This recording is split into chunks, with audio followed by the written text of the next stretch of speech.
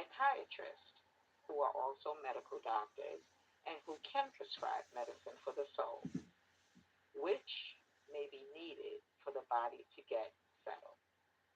Medicines can have side effects, which can cause sadness, depression, fatigue, and suicidal thoughts. So just be mindful and ask the important questions about your care plan. Both professionals will include follow up appointments to track your progress of their findings. Investigate and compare the two professions and make the best choice for you. When choosing to speak with professionals, ask if you can record your session. If they say no, then you may want to find someone else to use. Request that they speak with family members, friends, and coworkers in recorded sessions so that you can listen back on those conversations as well.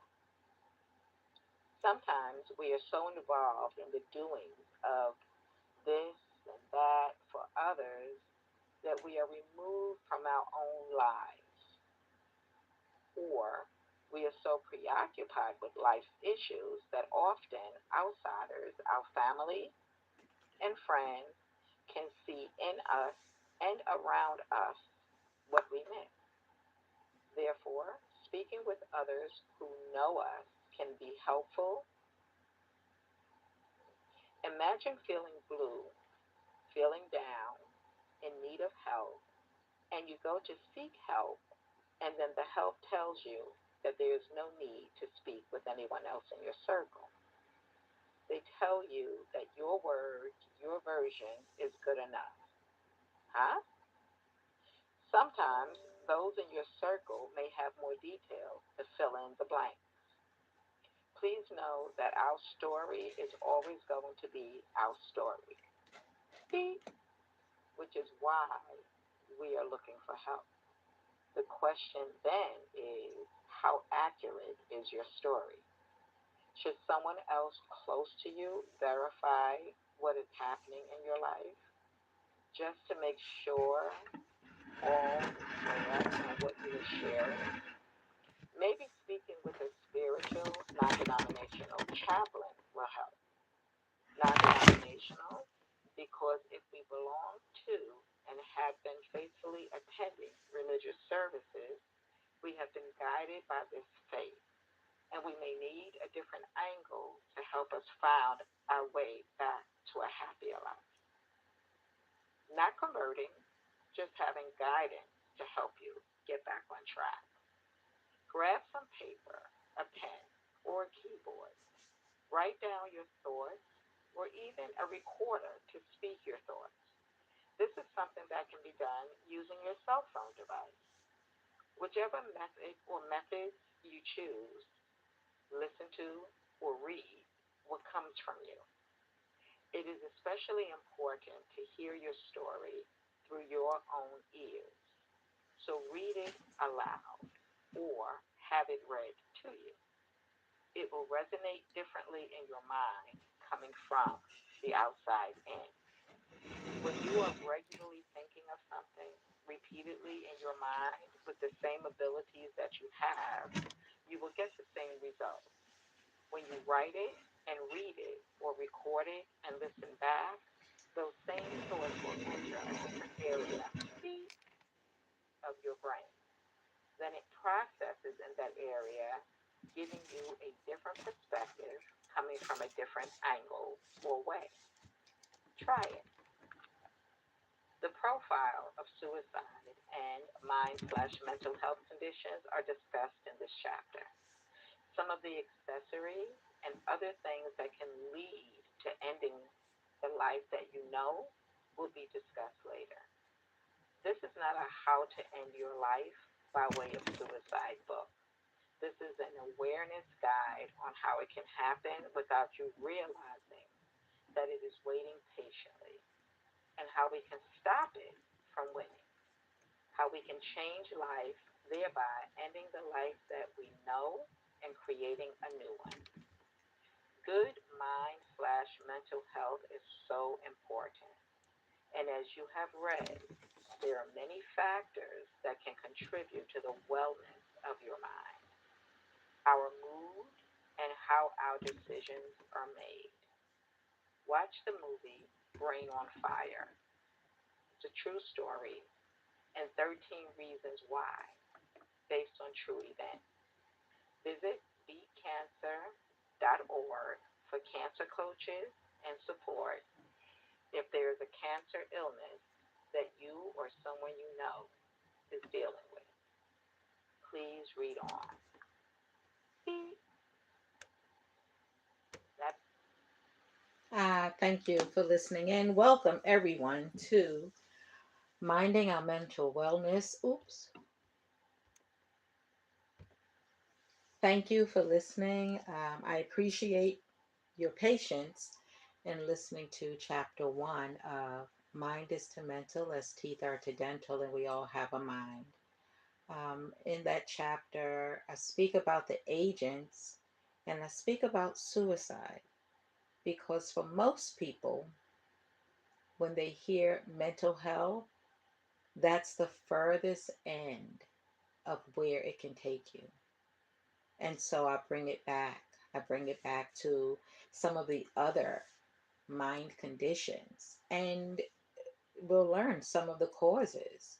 And we'll learn whether or not that diagnosis is actually correct. Because the medical industry has a checklist. And when you fit into the checklist, then they stamp you with a diagnosis and don't look any further for the real cause of your symptom. So I am Evadyne, and I'm opening up the floor, the line, to get some conversation going, and I hope you have some. Again, we are creating a 14 episode docu-series on literally life, our minds, our mental health, our physical health, our spiritual health. Everything matters to how we move day to day. So I'm opening up the line. Comments, questions, testimonies, stories, realizations. Let's talk about it.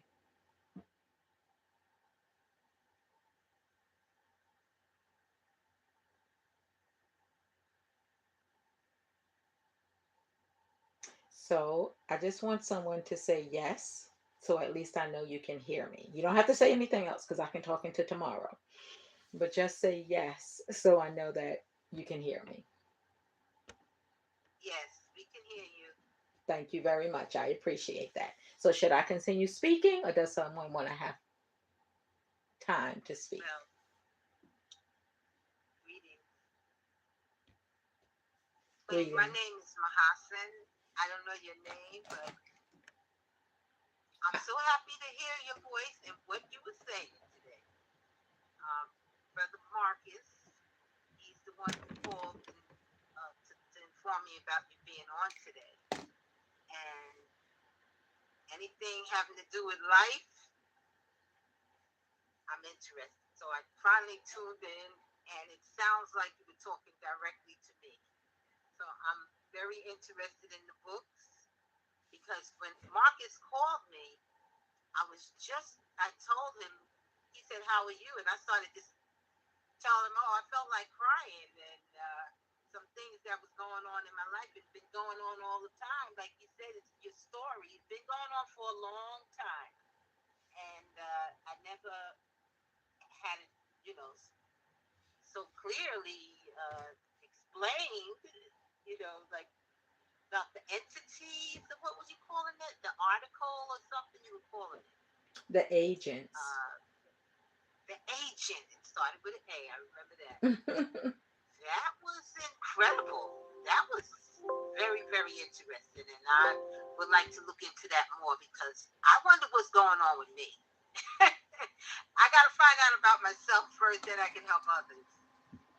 So I think that was very interesting. I have an issue, something I was talking to with my children. I was wondering. I even said to him, I said, "How did that get into me, my subconscious mind or my consciousness, when I'm so interested and involved in studying the conscious and the subconscious mind, But this, what you're saying, sounds like it involves the conscious and the subconscious too, but it involves agents, the agent. And I'd like to know more about that because, what's your name, Queen? What's your name? My name is Evadyne. Evadyne. Evadyne. That's right. He did tell me your name. Miss Evadyne. That was very, very, I think it's very meaningful, and it does matter, because I also have thought about how we, kill off ourselves by just, having the type of diet that we have. And, people don't just look at suicide as something where somebody just cuts their neck or shoots somebody or something, but it can be done in other ways. Yeah, and that was very interesting, and I'll keep you in mind. I mean, this is something like you said, we learn every day, and I'm so happy I tuned in. Thank you. I will share it with others too, and I'll like to continue to listen. I like how you said read to yourself too. Read out loud. And when you hear yourself, you'll hear different in your stories, and letting other people see let you know what they feel about you, because it helps. That was very thorough. Who is your teacher? Yes, Well, that was great, thank you. I appreciate hearing you, and it's interesting that you're saying indirectly, how are you a product of the product you're servicing people with? Because if I have that correct, you are one who is well aware of spirituality, well aware of consciousness. I listen to your show at times, and you are guiding people. But it sounds like, if I have that correct, that you see yourself absorbing, like an empath, absorbing something going on with your children that's kind of weighing you down. Is that correct? Could be like that, or is it going on with me? Because it's really serious. It's really like to the point where, I mean, my own biological daughter put me in the street, wants me to leave her house, like that kind of thing. Just knowing that I'm not freeloading, trying to come there to freeload off her, or I'm not on any, heavy medications and drugs and that kind of stuff. But and my son too, he's in Brooklyn, New York, and he's like, so what? You're my mother. What? Oh, don't we supposed to pull together, help one another? No, they just that's pretty serious, because I never even think of putting my mother anywhere. I mean, my mother, no way. Putting her out of my house because I got a house, and say, oh, you made bad decisions with your husband, this and that and the other. Oh, I don't. I could say that I don't like to blame anybody. I'm not trying to blame them, but I could say, yeah, they do have something to do with how my life is. Been here these last, I'll say, 7 years. That way now for exactly the last 6 years now. Mm-hmm. Yeah. So I haven't been with them. I haven't tried to live with them or be with them or anything for not for 6 years, but just for little periods of times maybe. And you're like, no, I didn't even think of that to save my mother. So if I may share, excuse me? If I may share, Certainly. So there are parents who become empty nesters, and they get depressed. They come who? They become. What do they come? Become empty nesters. That's when their children have moved out of the house, and they don't know what to do with themselves. They're lonely because they had been how do I say this? They had been delivering 80% of themselves to their children. Mm-hmm. And so when the children are Oh, now yeah. grown, and that is what we want. We want our children to grow up and become independent and Sure. move out if moving out is what, they want to do. But this is a reverse. This is a situation based on what I'm hearing where, so before I forget, if you have not yet, please start applying for, if you qualify, senior housing. If you qualify. Oh, yes.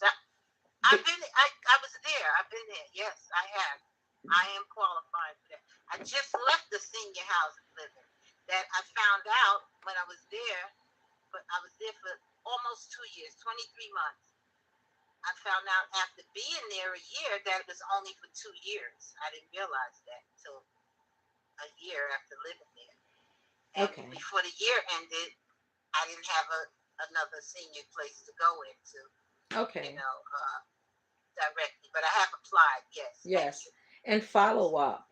Make sure that the ones you apply to are permanent senior housing this time around. Yes, absolutely. So Absolutely. I know I heard you also say you would have never asked your mother to leave your house. We are living differently. We are living differently, and it's probably no disrespect to you, though you might see that coming from a different generation, but they may want to be empty nesters. Your children may Sure. want to be empty nesters. It does sound like they're Yes. judging you. And so in my book, I suggest that people listen to Conversations with God. It's on YouTube. It is a book. He reads it, the author, and it's an 8 hour listen.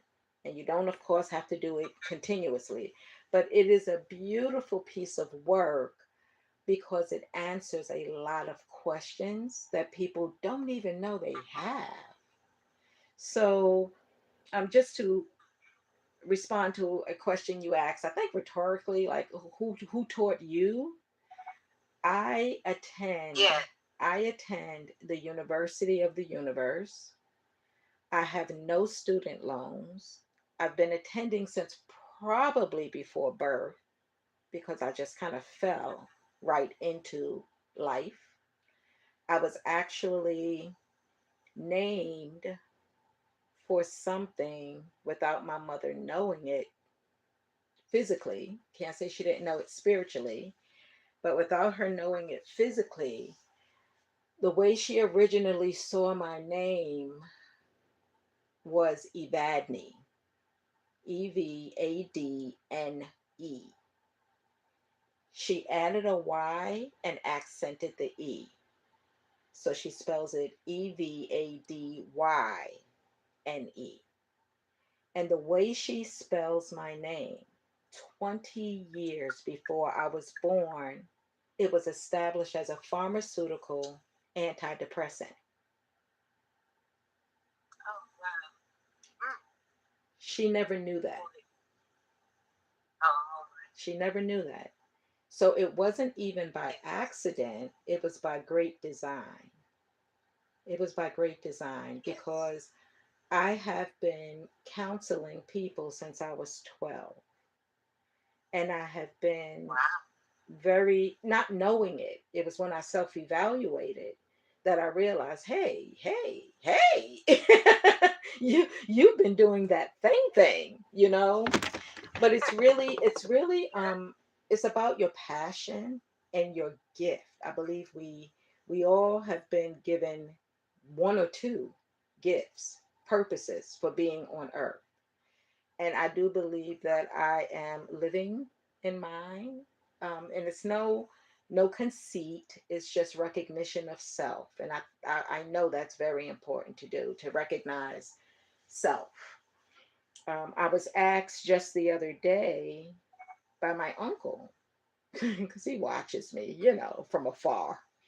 He said, "When you were young, what did you want to do? What did you want to be when you grew up?" So I told him first a teacher. That's what I wanted to be. In the second grade, I remember I wanted to become a teacher. I liked the deliverance of my Miss Jack Howe was my teacher at the time. First grade teacher was great. Pre-K, kindergarten, they were all great and influenced me to want to do what they were doing, but something inside of me knew I could do what they were doing. And so indirectly, that's what I am. Because the way I share information, I am doing just that. And I thanked him for asking the question. I also loved driving. My father, we drove, we rode, we did that thing. And when I first received my license, within that first week, I was driving livery taxi because I said, okay, wait, I have a license, but I don't have a car. So I saw someone I knew with a livery taxi in Brooklyn, and I asked him, okay, how do I do that? And within the first week of having my driver's license, I was driving taxi. And today, I do drive Uber, and I've driven city buses. The first time I got on the bus in training in the city, um, they said, "Who wants to go first?" We were up in Westchester Square in the Bronx, and you had to go in and out of the pillars of the train station, which was above head. So I said, "I'll go first." And I did. And he said, "Well, where have you driven before?" After my turn was over. And I said, "Never a bus." He says, "Wait, no, no, never a bus. But I have a certain vision. I see so differently. And I do my best to touch only the things that I want to touch. I try not to apply, really try hard, not to apply for positions that I don't really see myself in because I might just get it and then I'll be miserable every day, that kind of thing. Um, but I do pay attention. Mahasid, I spell your name for me because I say it and I know Joffrey or everybody tries to get it right. Spell it, please.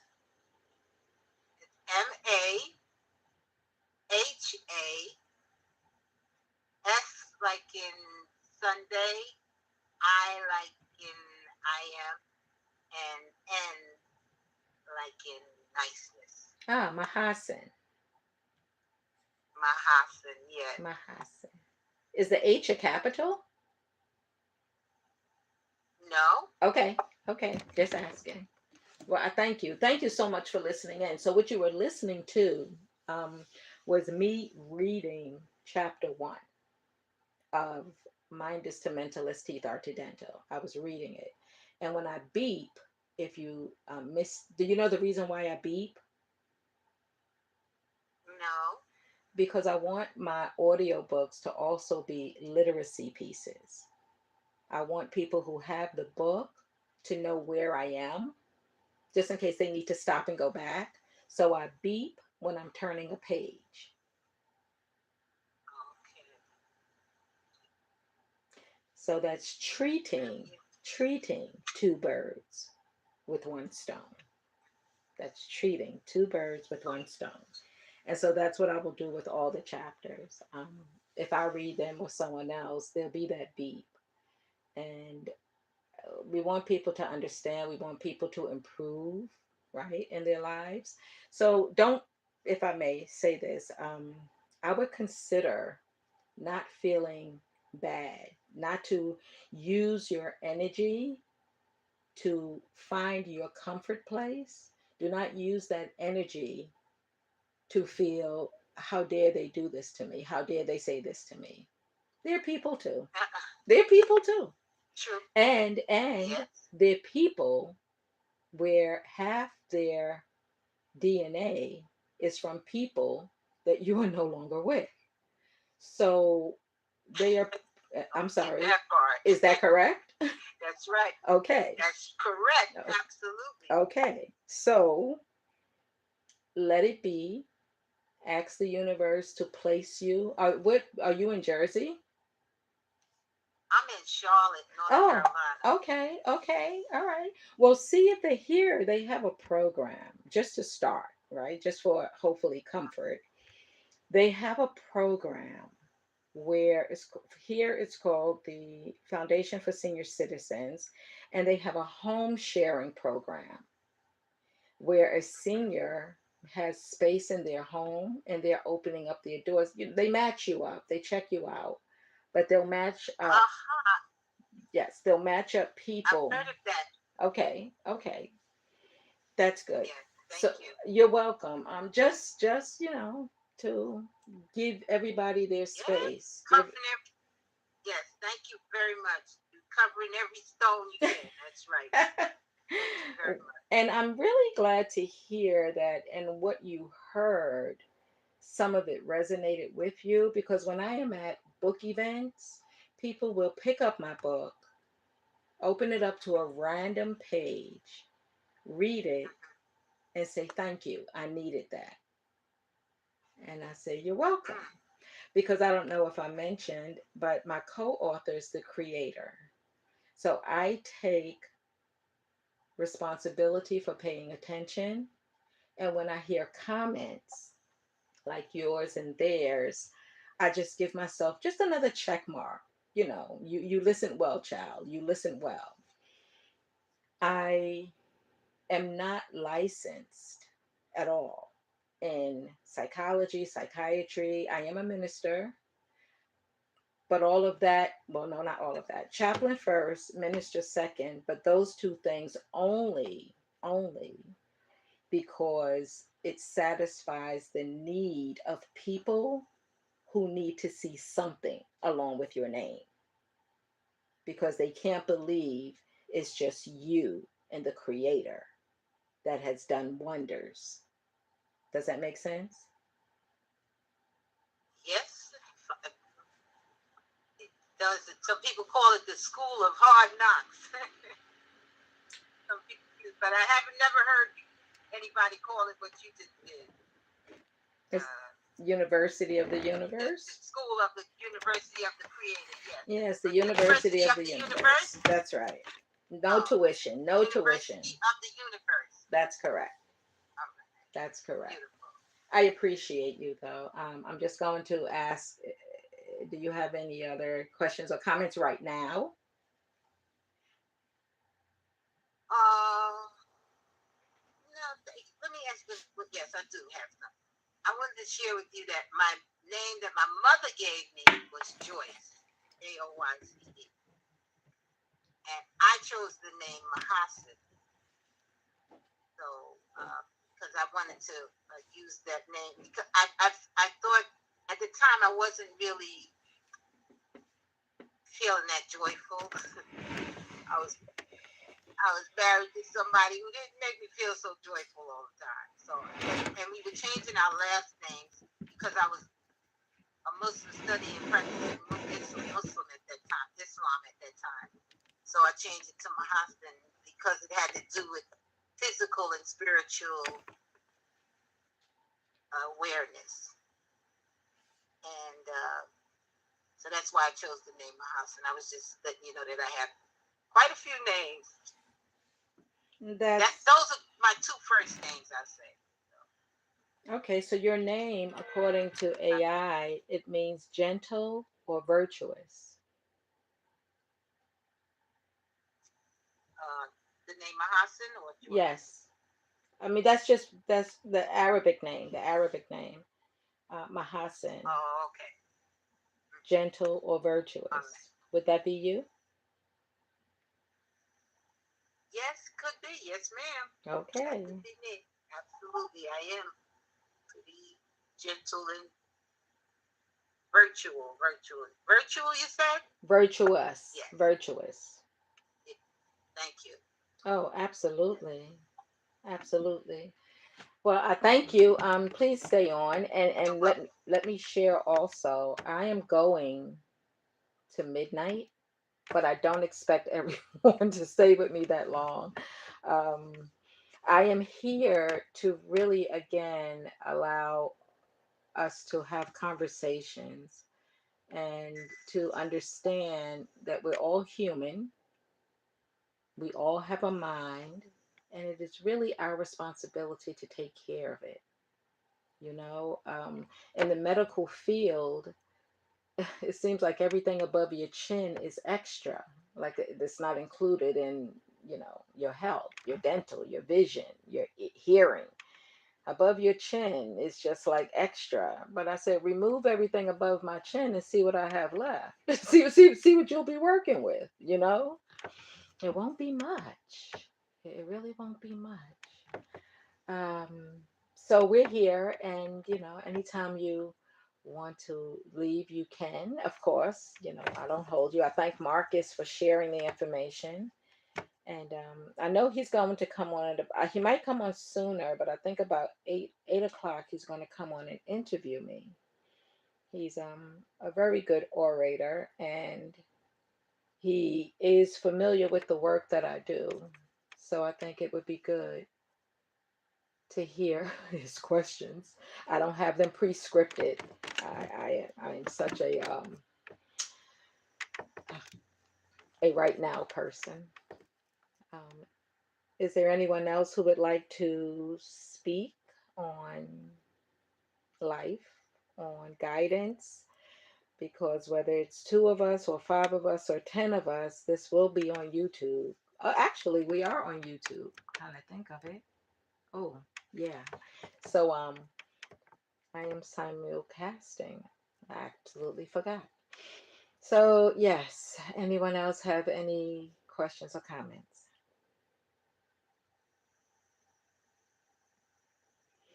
Okay. So I want to read the ask. I have an ask in my books. It says, I humbly ask our Creator to please protect our minds, bodies, hearts, souls, and spirits to be able to sustain good health and wellness, to please give us the strength and the ability to reach out and talk to someone about our feelings when not feeling good. I ask that we not be afraid to share life's lessons, good and not so good, so that our experiences can be a benefit to others. I ask that we take the time to record and write down our feelings as a way of clearing our minds and souls so that our bodies can remain whole. I ask this for all humans and humankind alike. Thank you. I have that in the book. Um, and it is, I have it throughout. The books are very interesting though, because I have pages, blank pages, note pages in between each chapter, because I'm a doodler. I like to kind of write things down. But I also know that when you're listening to things, you get a thought. That's why I don't understand how when we go to the movies, they just take out one ticket one time and then we have to go. Because outside of the movie, I actually watch movies 3 or 4 times. And when I do, I actually hear something or see something that I didn't see those other times. So it's a good practice for me. It's a good practice for me.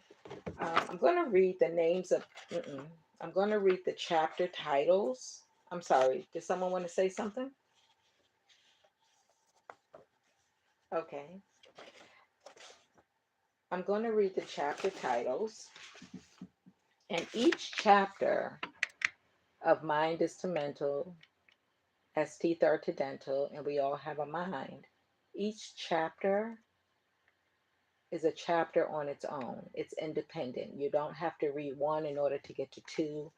Each one is separate, as life is separate. But then we pull it all together, right? So, chapter one, profile of these agents. Chapter two, we all have a mind. Chapter three, the traps. Chapter 4, botched attempts. Chapter 5, everything happens in its time. Chapter 6, transformation, the change. Chapter 7, being happy. Chapter 8, family and friends having their say. Chapter 9, don't forget to say goodbye. Chapter 10, stop what you are thinking. Chapter 11, elimination, the art of communication. And the subchapters in chapter 11 is verbal, the arts, silence, American Sign Language, cultures, body language, creative writing. And then we have notes from the author, thoughts on life moving forward, the good that we see, and resource recap. It's interesting. Resource recap. I give a lot of resources in the book, and so I bring them all to one page. The good that we see is speaking about post pandemic. In the first book, it's that chapter is titled "The Good That Came," because we talked about so much of the badness that happened with COVID, which was mostly death, unfortunately. But hardly do you hear about the good that came out of that period of rest, that period of pause. We were forced to pause, but it was a period of pause where people had a chance to assess their lives, to watch their children grow, to find out if they were in life where they really wanted to be. It was a great pause in spite of the losses. I remember seeing a young lady about 3 months in, and her skin was so beautiful. She was glowing. And 3 months in, we weren't going out, so she wasn't doing massages and facials and all of that. But it was just the break from riding the iron horse and going into work. That iron horse is dirty. It might be quick. Iron horse is the subway here in New York. It might provide you with a quick ride, but it is a dirty transportation system because every time those trains come in, so does all the dust, brake dust, and the dirt and the rat hair. I'm sorry. Yeah, yeah. But her skin, I'll stop there just in case it's dinner time. Her skin was glowing, absolutely beautiful, and I saw it as rest and relaxation. That's how I saw that, and I'm sure she's not the only one. That period of time was oh, I don't want to. So how do I say this? It's a question. Do you recall how and when people came back on to the streets through that pandemic? Does anyone recall or have an idea what happened that allowed people to break out of where they had been sheltering in?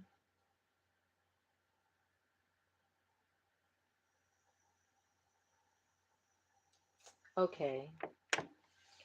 Anyone? Okay. So for me, because I see kind of differently, when the unfortunate George Floyd situation happened, I took that as the universe. And so when I say the universe, it's all the gods in a conference room. I'm not picky or choosy. Just do what you do. But all the gods came together and they were like, "Hey, what's going on down there?" They're like, "I don't know, but I ain't seen my people in a while." But looking down, there was not a lot of traffic. People were scared. The universe didn't like that too much. So, in my mind, George Floyd was used as a sacrifice. And it was when the universe said, "Can we use you?" And he said yes. The universe said, we'll take care of your baby. He said, okay. The universe said, let our people go. Let our people go. Because when that George Floyd situation happened, people were out globally, not just in his town, and never before and never again. People came out in number. They they came out like it was Christmas. They came out because, of course, it was a terrible thing done, but it was also a release. Release. It was a release. It was an exhale, and people haven't gone back in since. So the universe has a way of taking care of us. And again, that's just how I see it. I see very differently. I remember watching it could have been the Teddy Pendergrass documentary or a story online. And in the chapter, two things. Don't forget to say goodbye, and family and friends having their say. When I watched this, he had decided he didn't want to live anymore. He told his family, and they said, okay, fine. They set up a living memorial, had him in a beautiful room, candles, dim lights, typical Teddy, dim lights. And he was in his chair with a white sheet over him. And family and friends passed him by like they would if they were viewing him for the last time and told their story. And after that, he changed his mind. He changed his mind. And when I saw that, I was like, see, I know. And the book was already out. And so I get confirmation all the time that the words are valuable and that people hopefully will see these books and see life different. I feel like the books are major pieces to the solution puzzle, or they may be a new puzzle board altogether, because that other puzzle board has to be full. And if it is a new puzzle board, I'm hoping that more and more and more great literature, poems, music will come to enlighten humans on earth, to give them that that direction that they need. Um, hmm. So you were mentioning, name Mother Mahassan, that suicide happens in different ways, and you were correct. The chapter of botched attempts speaks about you're sick, but only you and your doctors know how sick you are. Your family does not know, which means you have no support, no new direction, different maybe from medicine. It's just you and your doctors and their staff. I call that a botched attempt because your condition is not necessarily getting better, but it's just between you and your doctors. Nobody else knows, so they can't help you. And they may see change, but if you are deliberately not sharing information, they can't help. When I see people put posts on Facebook, please pray for my friend, I, I post, what's wrong with your friend? I mean, because in my opinion, prayer, it's an exercise, but it's not necessarily necessary. Not if, we believe the way we believe that the Creator sees all things, directing all things, guiding all things. That's not new news. So it is an exercise. It's maybe you doing your personal ask, right? Your personal ask for favor. But I want to know what's wrong with your friend. And even if it's you, you could still say, well, a friend of mine went to my friend of mine went to the doctor and XYZDEFG and that, put it out there because social media, it's not your backyard. Social media is around the world. And so somebody may have an answer, may have a solution. I wanted to check the algorithm and I wanted to check and see who cared about me enough. So I posted one day, I went to the doctor and my PSA was 13. What should I do?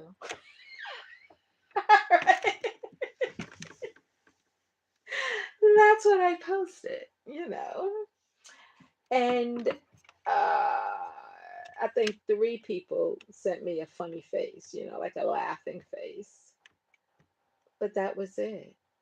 And I said, okay, it's either the algorithm or I don't matter, one or the other. But I just wanted to see who was listening, who knew, who cared. And then I followed up and explained, you know, that unless, I had a sex change, that I wouldn't have a PSA level. And what the PSA really means and how you get examined for it with men, because it's a prostate reading. It's a reading for your prostate. But I thought that was kind of really funny. Just checking. You got to check the folks and see who's with you and sometimes who's not with you. But I do wish, what are we in? October 15th. I do hope that by the 31st, Mama Hassid, that you have a comfortable place with no pressure and no stress and what you have prepared yourself for. You know, it sounds like you would do very well on a, I'm going to say a commune, but I know it's not. I hope it's not really that anymore. But one of wellness, something similar to the Blue Zone. Oh wait, do they have a Blue Zone in Carolina or is it in Tennessee? They do have a Blue Zone. I'm not sure if you've seen the Blue Zone, but on Netflix, there's a docu-series on living in the Blue Zone. People are living to well over 100 years old. They are hiking and fishing and laughing and dancing and they're doing that thing. They're lifing. They're lifing. So I do hope you find a beautiful place to live that resonates with your spirit. I Thank you oh very much. I'm working on that too. Definitely. I'm working also. I'm also at the moment working towards getting out of. People say they call it the comfort zone. I just really. Oh, that's what I'm working on too. So I know I could come up against some agents when that happens, because that's not easy to come up out of how you've been living and going to live some other kind of way, and even in another area. So I thank you for your best wishes. It feels like you're with me, and I'm with you too. Thank you. oh, you're welcome. You're welcome. And I don't know your income status, but if purchasing a house is an option for you, the Veterans Administration has a foster care program, if it is still in existence. There's a whole lot of governmental changes. But they have a foster care program where if you allow a disabled veteran to come and live in your home and you help to take care of them, they pay you tax free $3,000 a month. And Yes, I'm thinking in absolutely. Carolina that'll kind of work out. And you could actually bring someone in to take Yes. care of them. They could even go out to day programs, if you're out. And that's if they have a physical disability. If they have a psychological disability, it was 4,000 a month. Um, and that Wow. if the program is still in place, those amounts may have also changed. But it's really a great thing. I mean, when we share information, I believe it's maybe not for us, but for others. So you may come across someone who could utilize that. I share it with my tax clients, who are CNAs or home attendants, home health aides. Mhm. That if this is what you really love to do, they could even get a two-family home and then have the veterans in their own rooms in one unit, and and their families could live in the other unit. Um, all these things are possible. Absolutely. Yeah, because the one thing that is happening, thankfully, is that people are getting old. People are doing two things: they're getting born and they're getting older. Thankfully. So, going into a business, taking care of either one of those groups, hopefully, if it's your nature, then that's a good thing as well. What did you think of the chapter titles?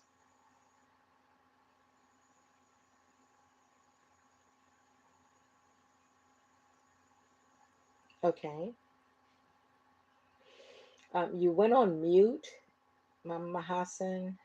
And if anyone else is listening or would like to share information, um, again, we're open. We're open. And actually, this line will be open until midnight. That is what I stated, and that is what I will do. So that's a good thing. There is a song I would like to bring up. Oh, I like this picture back here. I don't want to lose it though. I don't know if anyone could see the background. Visualization is very good, and to be described is just for those who are visually impaired. Just take a deep breath in and feel the coolness, and just imagine that coolness being water, and you're just relaxing in it, relaxing. I know we have some people who are visually This is impaired. the end of chapter 1, and we will Hey, discuss. you, hush, hush, hush, hush, hush, hush. I'm just trying to bring up something else. So we are here um, talking about minding our mental well, let's just say that minding our mental wellness with all that matters. What does that mean to you? Anyone? Minding our mental wellness with all that matters.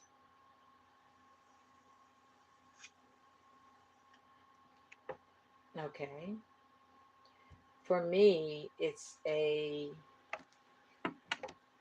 is a way of realizing that we are in control of our minds, right? We're in control of our minds. We're in control of our mental health to the degree of picking and choosing wisely.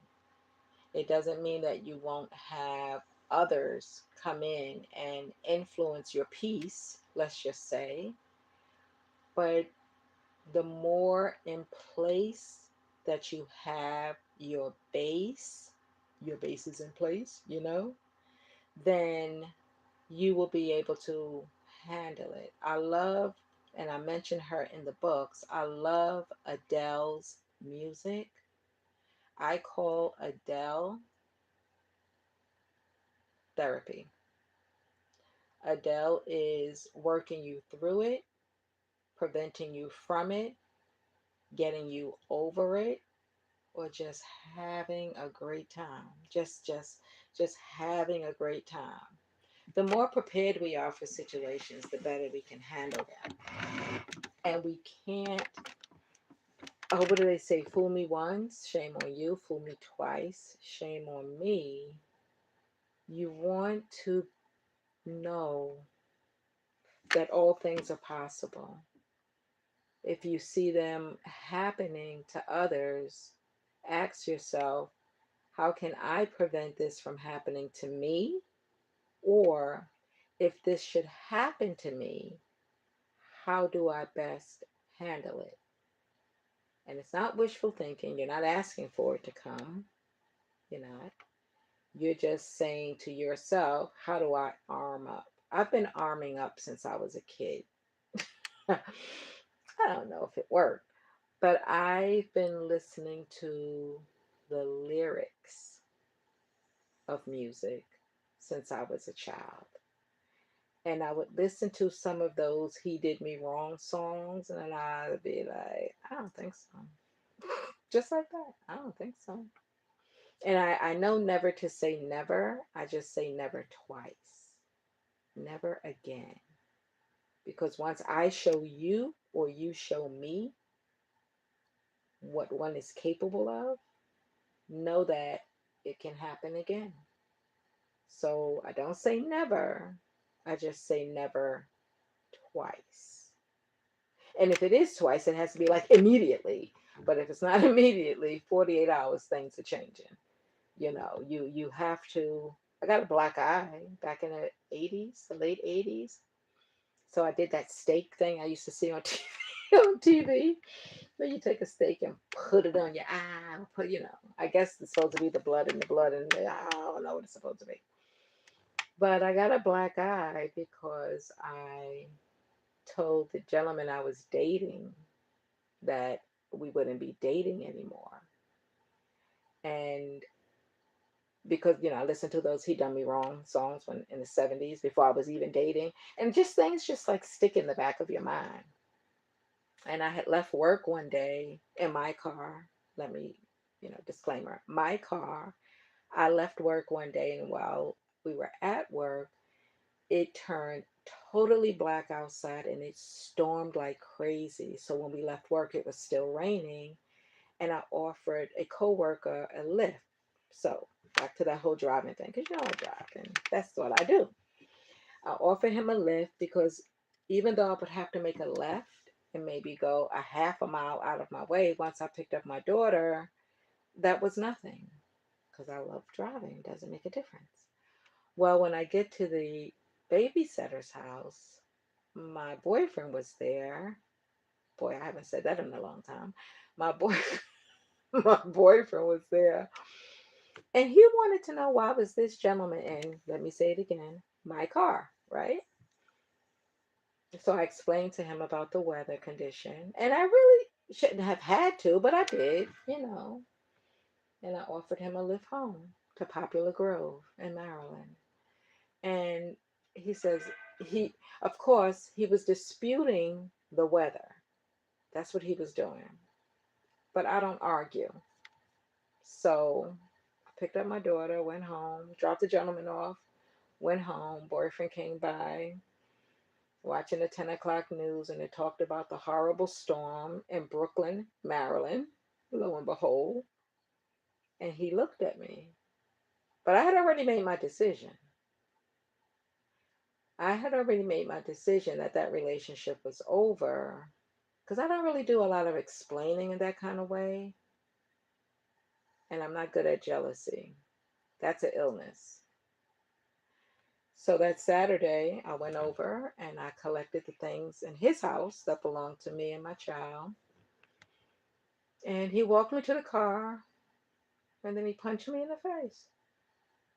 And then about maybe 15 years, she was about 14. About 14 years later, he came over to visit at my mom's, and he apologized. I told him there was no need to. Conditions like, okay, what is your apology going to do for my black eye 15 years ago? Anyway, no need to. It's okay. But people get emotional, they get hurt, they react. But my thought was that was planned because I packed up my few things. You walked me to the car. I'm sitting, or maybe he was scared of me. Maybe he didn't want to fight. Oh, okay, kudos to me. He probably didn't want to fight because you wait until I'm sitting in my car to punch me through the window. All right. Okay. I just figured that out. Yeah, he was probably afraid, which is okay. It's okay because I haven't lost my vision, and he's off and married and everybody's happy. You know, you get to those uh, intersections in life where you have to choose whether you go straight or make a turn. So welcome to Minding Our Mental Wellness with All That Matters. We are talking about life and how life happens. And we're talking about decisions that people make. We're talking about choices. And I'm going to open up the floor in 30 seconds to see if anyone wants to discuss a decision, a choice, life, if life is happening for you. If you're listening and life is happening for you, say, hey.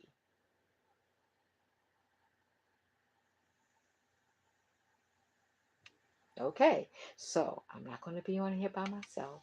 I'm not going to think I'm ghosted. um, I don't have the room locked because Mama Mahasa came in. But hold it. Yeah, no, no, no. Mama Mahasa came in, so the room is not locked. Okay. I love Huddle. When I was with Grown Folk Talking, I learned how to use Huddle. Something kind of glitchy here now because I'm not on video, but it's okay. It's okay. Me not being on video means that I'll be able to, well, I'm live simulcasting on YouTube, so that's okay. But not being on video on Huddle allows it to be a MP3 and probably the RSS feed as well. Well, I mean, they give you both. I'm sorry. Let me say this. They give you both options, but it's going to allow it to go on other streaming cycles as an audio. So that's a good thing. Hey, hey, hey. Hello. I wanted to acknowledge to you that I'm here, I'm listening, and I was on mute mostly because I just had a chance to sit down and eat something for the first time today, and I've been fielding a lot of messages. So if I don't say anything, multitasking, but I wanted to say, hey, yes, life is going on. So Life is lifing. Very good, Marcus. I appreciate you. And when you get it all together and you're ready to come back, we'll be here waiting for you. Um, Thank you for sending out the invitation. We have two of your guests on. Your invitees, Mama Mahasid and Brother Edward is on. Um, it's a good thing. I appreciate you. I went over the chapters, and so I was asking, if any of the chapters kind of like jumped out at anyone. And I'll just go over them again and I'll go quickly. I'll start with number one and then I'll just run down to number 11. Profile of these agents. We all have a mind, the traps, botched attempts. Everything happens in its time. Transformation, the change. Being happy. Family and friends having their say. Don't forget to say goodbye. Stop what you are thinking. Elimination, the art of communication, with subchapters verbal, the arts, silence, cultures, creative writing, body language, sign language. Those are the chapters in the book. Mind is to mental as teeth are to dental, and we all have have a mind. We all have a mind. So stop what you are thinking. So, for anyone who may be thinking of ending their life, stop. In that chapter, I give them the resource numbers and websites to get immediate help. And the 988 number that has been the new number for about 2 or 3 years, I do believe I influenced that change because in 2019, here in New York, police officers, there was a number of reported suicides in the police department, LIPD. And they came on with a commercial, the commissioner, if you're a member of service and you're feeling blue, text blue to this number. And I did, not because I was a member of service, but because I had a resource that could help, right? But when I text, I received back a text message directed me to agree to the terms and conditions. And it was just like, wait, what? So I saw Senator Mosley one day at a community event, and I shared with him my concern about that. He said, well, what would you do? I said, well, for me, once a person makes human connection, that should never be lost. And people should not have to jump through hoops if they're reaching out for help because they're already in a loop. So if they're already in a loop, they shouldn't have to jump through hoops. If they text, they should get a call back. And they should never be disconnected until a human was in their presence. Well, when they came out with the 988 number, no, I saw him toward the end of COVID, and I asked him, how things were going. And he told me to call his office, who to speak to. He said he put a bill on the floor to make the changes to that number. Not to the number, to the process, right? And I said, "Oh, that was nice. That's good." To myself. So when the 988 came out, I called it. You got to test the waters before you drown. You got to test the waters before you need them. I called. They asked for my zip code and they connected. No, they asked for my zip code and they were going to connect me. So I asked him, I said, well, what's the process? He said, well, once we get a call, we connect you to someone locally. I said, I don't have to accept your terms and agreements. None of that. And he said, no, all of that has changed. And I said, okay, I'm good. I said, nope, I don't need to be connected. I appreciate your time. Thank you very much. Um, One person could make a change for a whole lot of people. But go ahead, Marcus. Were you going to say something?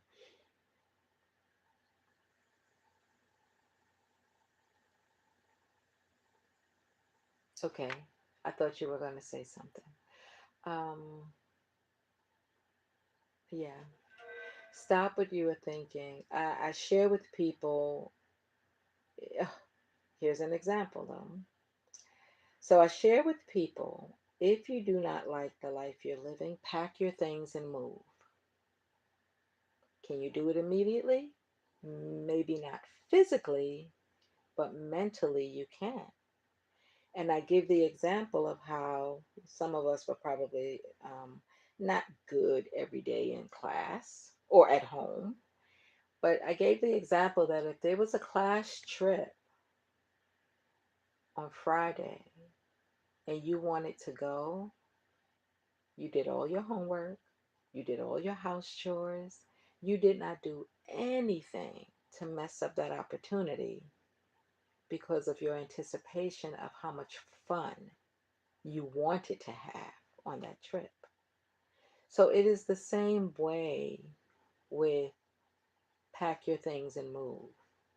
You mentally start packing, maybe sometimes physically start packing, but you're preparing for your exit and you're preparing for the life that you want to live. So I had a customer one day, older gentleman, he was a psychologist, and we were talking about the book, and he said, I have a question. How would you have helped this person? She was his patient. She had moved to New York to be with her sister years prior. Her sister passed. She couldn't find her bearings. She couldn't find her bearings. She just couldn't find it. She wasn't happy at all. Combination of things. So he said, what would you have told her? So I'm asking you all, the listeners, what would be your advice or suggestion for someone in that situation?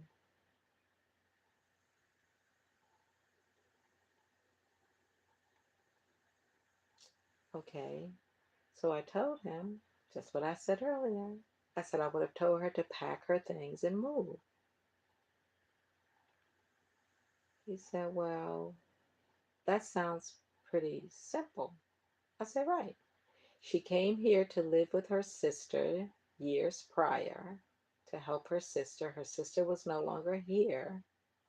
This wasn't her place. She came for purpose. Purpose is done. Time to move on.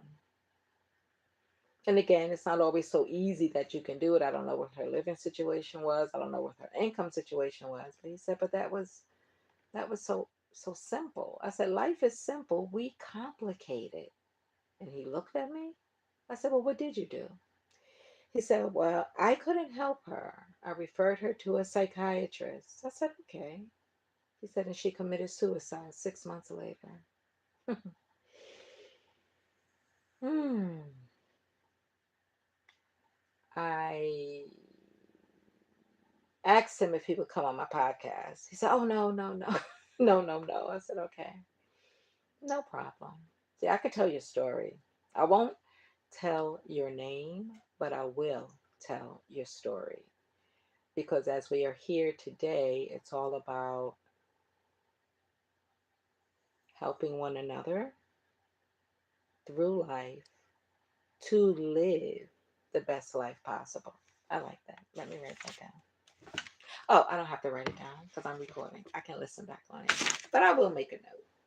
I like that though. Helping people through life so we can live well, live better, live our best lives. That's the purpose of arriving to live our best lives and to do our best for ourselves first. We are so number one. I don't know if everybody's going to agree. So, whenever you're listening to this, anything that you want to comment on, you can comment directly on the YouTube, or you can comment on the website, or you can comment by texting me, or you can comment by emailing me. You can email team, follow me at yahoo.com. You can put in the subject docu, and you could do docu number one, because this is when I'm first asking about it. Docu number one. And you can send your comment. You can send a video comment. If you're reading the book through and through and through, and you have a comment on any parts of the book, send it. Let us hear you. Share it. 24 hours a day, 7 days a week. You can leave a voicemail message on 347-649-7741. 347-649-7741. 24 hours a day, 7 days a week, any country, English only. I'm sorry, I must say that so I'll know, and you know that I can understand it. I am thrilled that we take the opportunity to share the information that we have across the board. You know, again, people talk about social media, but there's a lot of great content on social media and the internet where the podcaster had, you know, anyone who's listening, if you want to go on to a really good podcast network and listen in on what it is that they are sharing, you can call into 520-525-8633, pretty much 7 days a week in the evenings, Mondays and Fridays at 6 p.m., Fridays at 8 p.m. Mama Mahasid, let me know when you're on. I think it's Saturday early. Is it 4? Just call in and listen in. You can visit the Facebook page. It may help you. Grown Folk Talking, Express Yourself. No G on talking.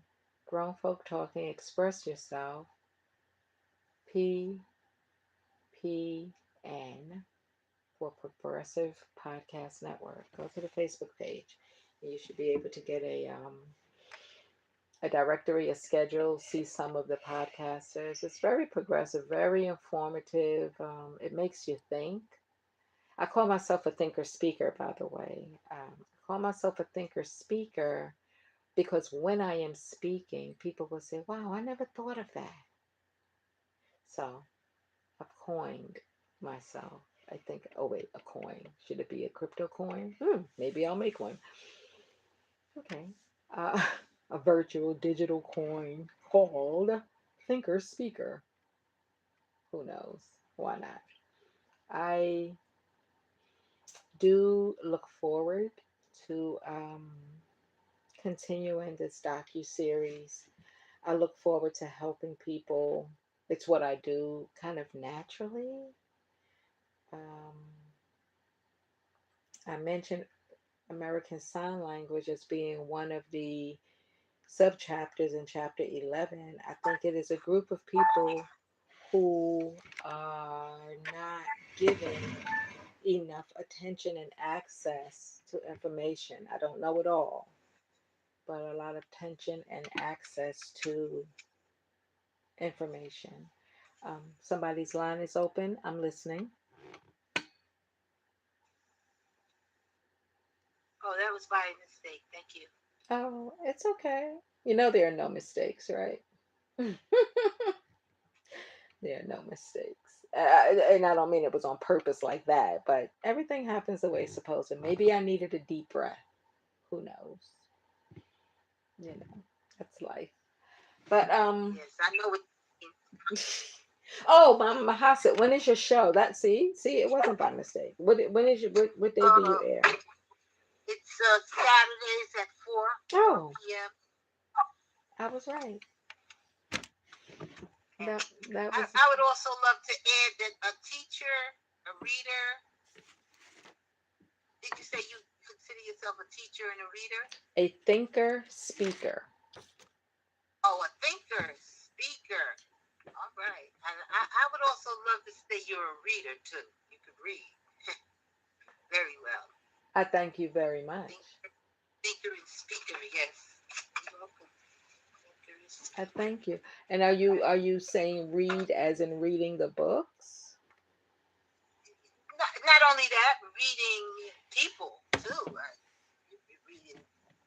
You're reading people because you sure read me today. Real talk.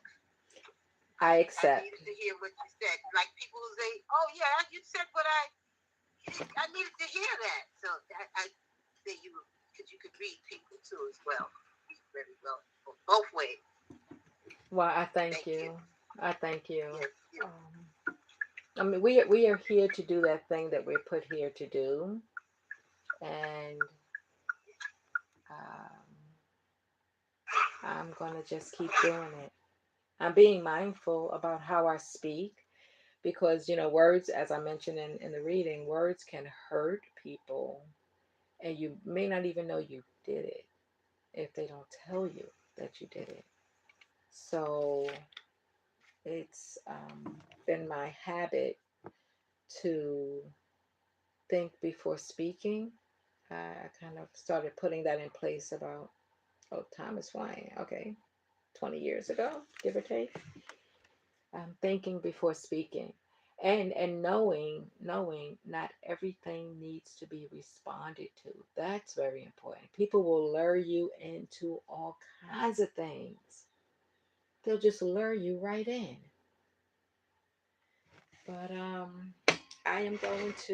want to share this video. Oh, where is she? And it's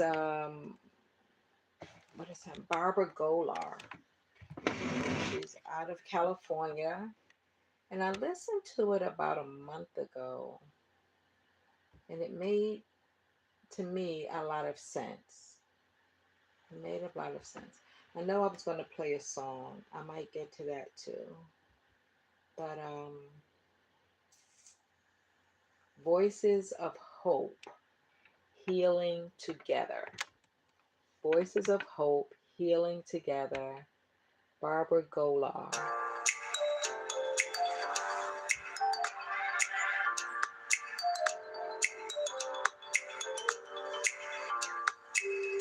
Can you hear that okay? Welcome everyone to Voices of Hope, Healing Together. I'm your host, Barbara Golar. In our past episode, we discussed generational trauma. Today, we focus on healing relationships. Trauma affects not only us, but also our connections. Can you all hear that okay? Can. You can. That's a yes?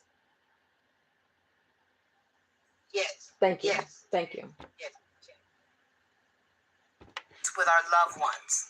In this episode, we will explore rebuilding trust and open communication to heal together.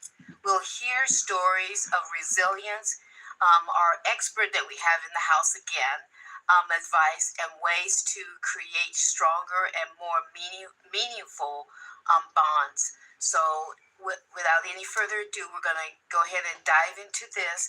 And so, welcome back, Ebony. Thank you. Yay! Thank you. I'm glad to be back. Yes. It was such an enlightening the last time that we were together. Yes. You know, I had a couple of aha moments. You did. You did. So, this also excited me because I'm thinking about restoring our connection Right. and healing relationships Right. after trauma. Mm-hmm. That is so powerful, Yes. scary, It is. and almost feeling like, do I really want to do this? Right. Right. Mm-hmm. And how do I start? Right. You know? Yeah. It's very scary. Part of healing, especially when you have a traumatic background, is opening up the things that make you feel the most vulnerable. And so a lot of times you see people who are fearful of reliving that trauma or even just having to think about that trauma, you know, and so that makes a lot of people hesitant. But when you actually go through it and you realize that there is a way to work through it and adapt to having that in your past, the healing, when you look back at it, the healing's not that bad. It's worth it. And then as you move forward, you start working on forgiveness. And then you realize that, okay, this is doable, but it takes time. It just takes time. Well, you know, I formulated some questions or, you know, theme-like things to again, on my quote research on dealing with this particular topic. It really came up. We actually had more, but I just thought that this was these 5, I think it is, that was the most tugged at my heart. Right. That's what I should say. Right. So the first one states that understanding the impact of trauma on relationships. Yeah. Trauma affects every aspect of an individual's life. And so when we think about relationships, we're talking more about every relationship you can have, whether it's friendship, intimate relationships, family relationships, you know, and even your role as a parent, that relationship. And so when you have someone that's dealing with significant trauma, they have behaviors that will trickle into each relationship that they have. And so trauma, it tends to have, it's like a blanket effect, you know, it can go over anything that you're involved with. So it doesn't matter who you are. If there's a trigger, if there's something that reminds me of it, if there's something that I'm not even sure that I know I have a trigger, I'm just reacting off of it, it will still be involved in that relationship. And so it's important for people to realize that, you know, when you have a traumatic background, it can affect every relationship that you have. And also it states here is a misunderstanding and emotional distance that's kind of and conflict that it also can cause. Yes. So a lot of times you will see there are tons of emotional conflicts. One, because, like, let's say, for instance, if we have someone that is struggling with a passive sexual abuse, well, when we look at that, we see intimacy as an issue.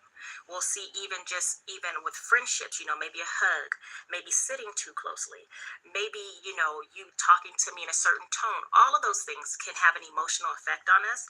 And so when we're in that relationship, that may cause us to either block out things. We don't want to have to be intimate with a person. We don't want to have to be open with our emotions with the person. So we put up walls.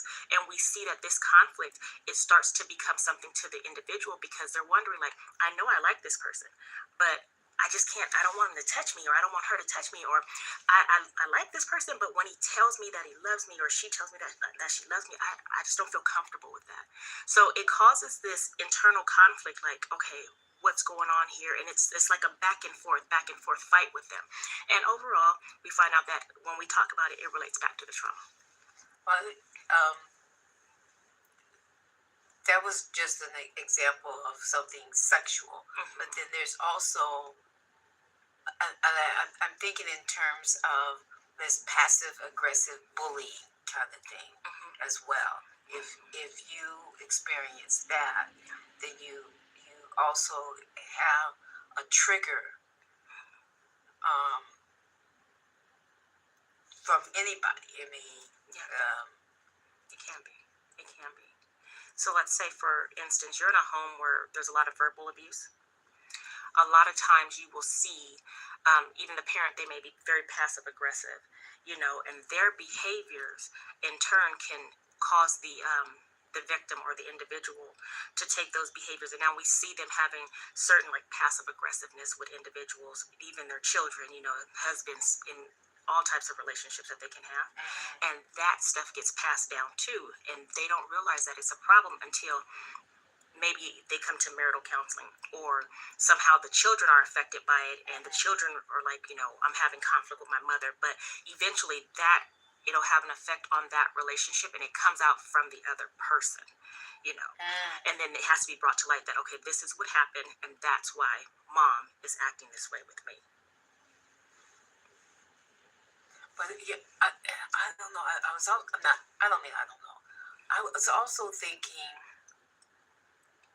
that not just in family situation, it could be at your job. Oh yeah. It could be, I mean, as a child, that your teacher, your coach, or something, someone else outside of the family can trigger something that that you had in the past and not even realizing. Oh yeah. Like I was saying, any relationship that you have, it could be. You can get triggered by TV.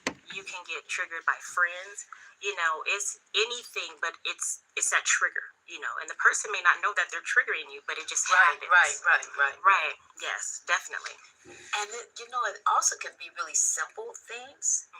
As you're speaking, I remember when I was living up north, I had a coworker, and she was having challenges with her live-in boyfriend, and I was having challenges with my husband, and that's how we bonded. And so, but it became too much for me, because it was like, I mean, in the beginning it was okay, because we were both, well, what did that kind of thing. Right. But then it got old, because there was no solution. And I'm a solution-oriented person. Right. I'm gonna vent, and the venting for me goes so far. Now the action is okay. So what am I gonna do to rectify this? Right. You see. Right. But that kept on. The other thing that I realized with her was, whenever I was around her, I would eat. I don't care what it was. I had to eat something. I would go over to her house. I wanted something to eat. I had no idea, but she triggered that for me. I have no idea what it was. Wow. Actually, as I'm thinking about it, which doesn't make sense, but at the time, I'm thinking back, when I was eating, it's like I tuned her off when she was speaking Right. about her mate. Wow. That just hit me right now. Wow. Well, thank you very much. Because I'm thinking, Wow. wow. Mm-hmm. Wow. Wow. You'll see that, once there's like, so everybody, Now, this been years right, you see, ago. and when you have things like that that's happened in your life, you'll have that light bulb moment like, oh my gosh, that's what it was. It was related to that. So when we go through therapy and we talk with people who have traumatic experiences, that's what we're hoping for, is that light bulb moment for it to just go off and you realize, oh, that's That right. is so interesting. Yeah.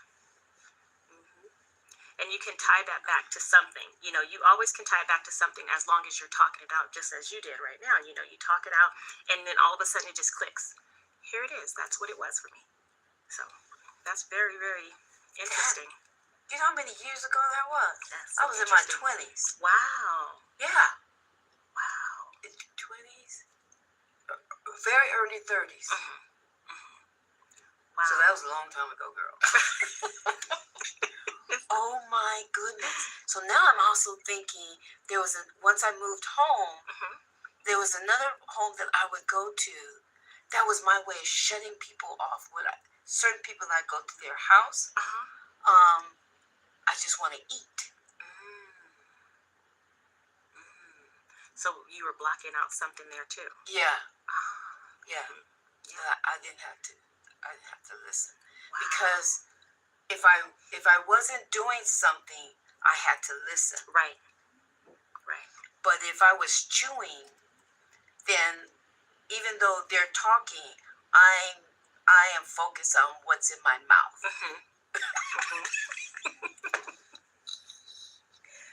Oh my goodness. Well, this is good therapy for me. Thank you very much. See? Mental wellness. Right. Oh, wow. And the next thing, well, actually also, still going back to what we said in the previous shows, is really in finding a therapist that you can trust. Yes. It's interesting. I'm going to pause it there just for a minute, just to see if anyone has any comments. That was a very interesting breakthrough. Very interesting breakthrough. Any comments, anyone so far?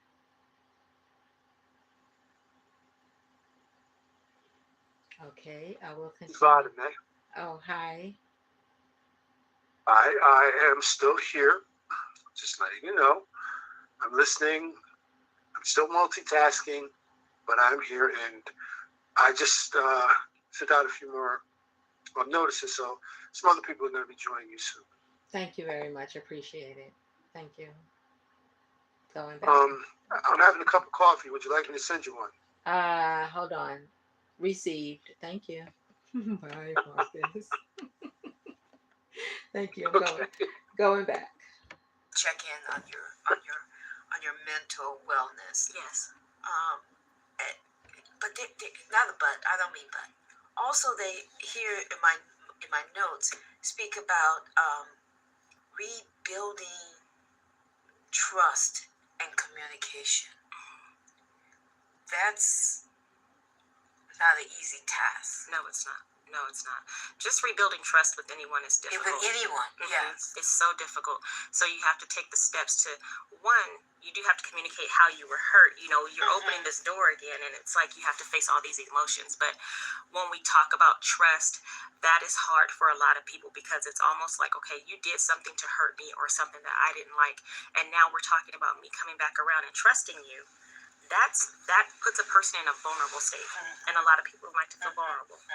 And so trust takes time to build. But once you go through your therapy and you walk through healing, and you're trying to get through healing those relationships, you learn tools to help you start to build that trust and how to become vulnerable again. And not all the time will people want to trust a certain individual, and that's up to them. But when you want to do it, you do learn how to do it, and you'll feel good about it after a while. And and also, as you're speaking, I think these are baby steps. It is. You know, maybe might not be baby steps for some. Maybe you can just jump right into it. Yeah. But to keep in mind, you have to go at your own pace. Yes.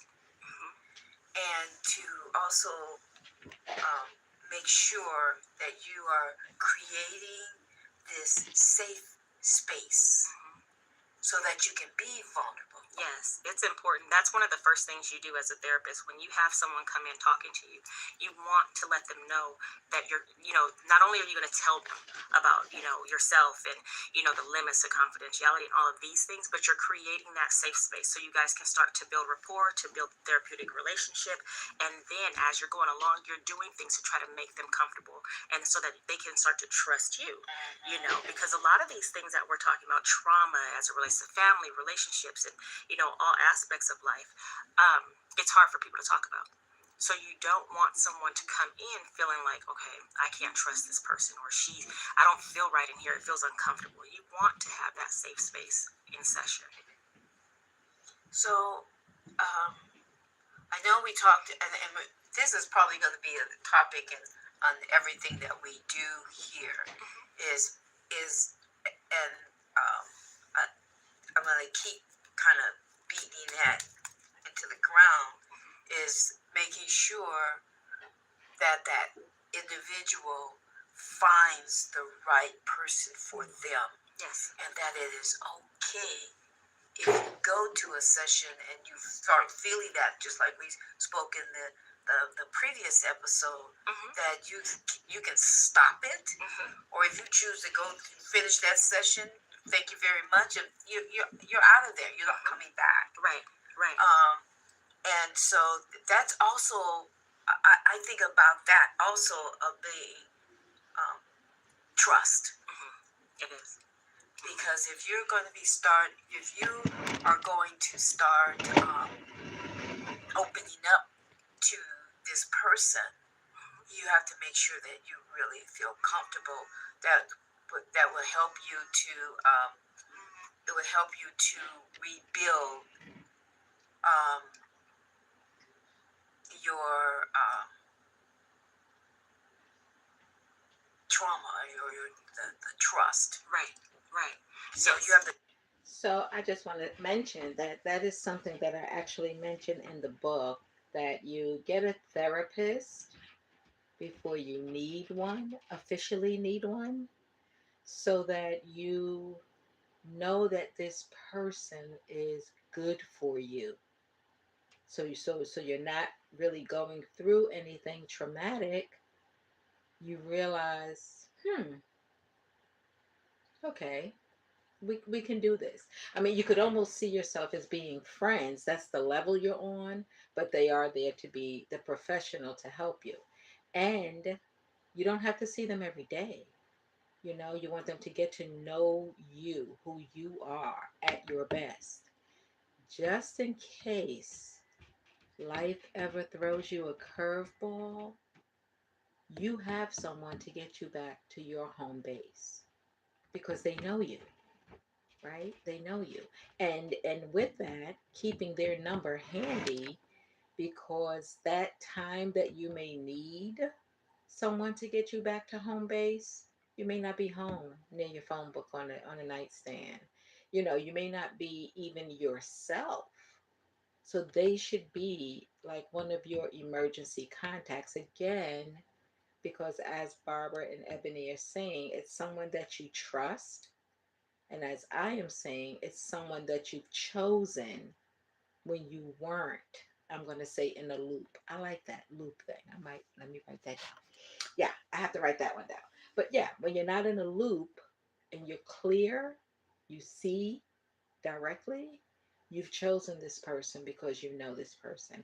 I'm going to go back, but I had a person, a customer, she was about maybe 28 or 9, and she was telling me that she was bipolar and schizophrenic.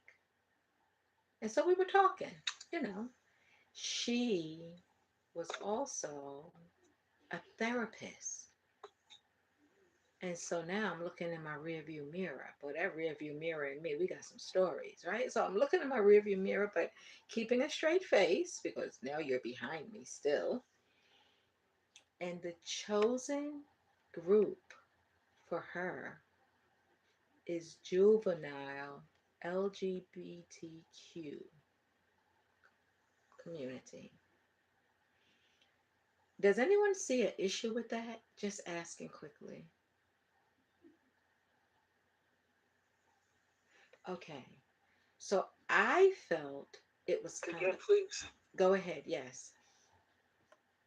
Repeat that question again, please. Yes. Thank you. So a customer that was riding with me expressed to me that she was bipolar and schizophrenic, and she was also a therapist.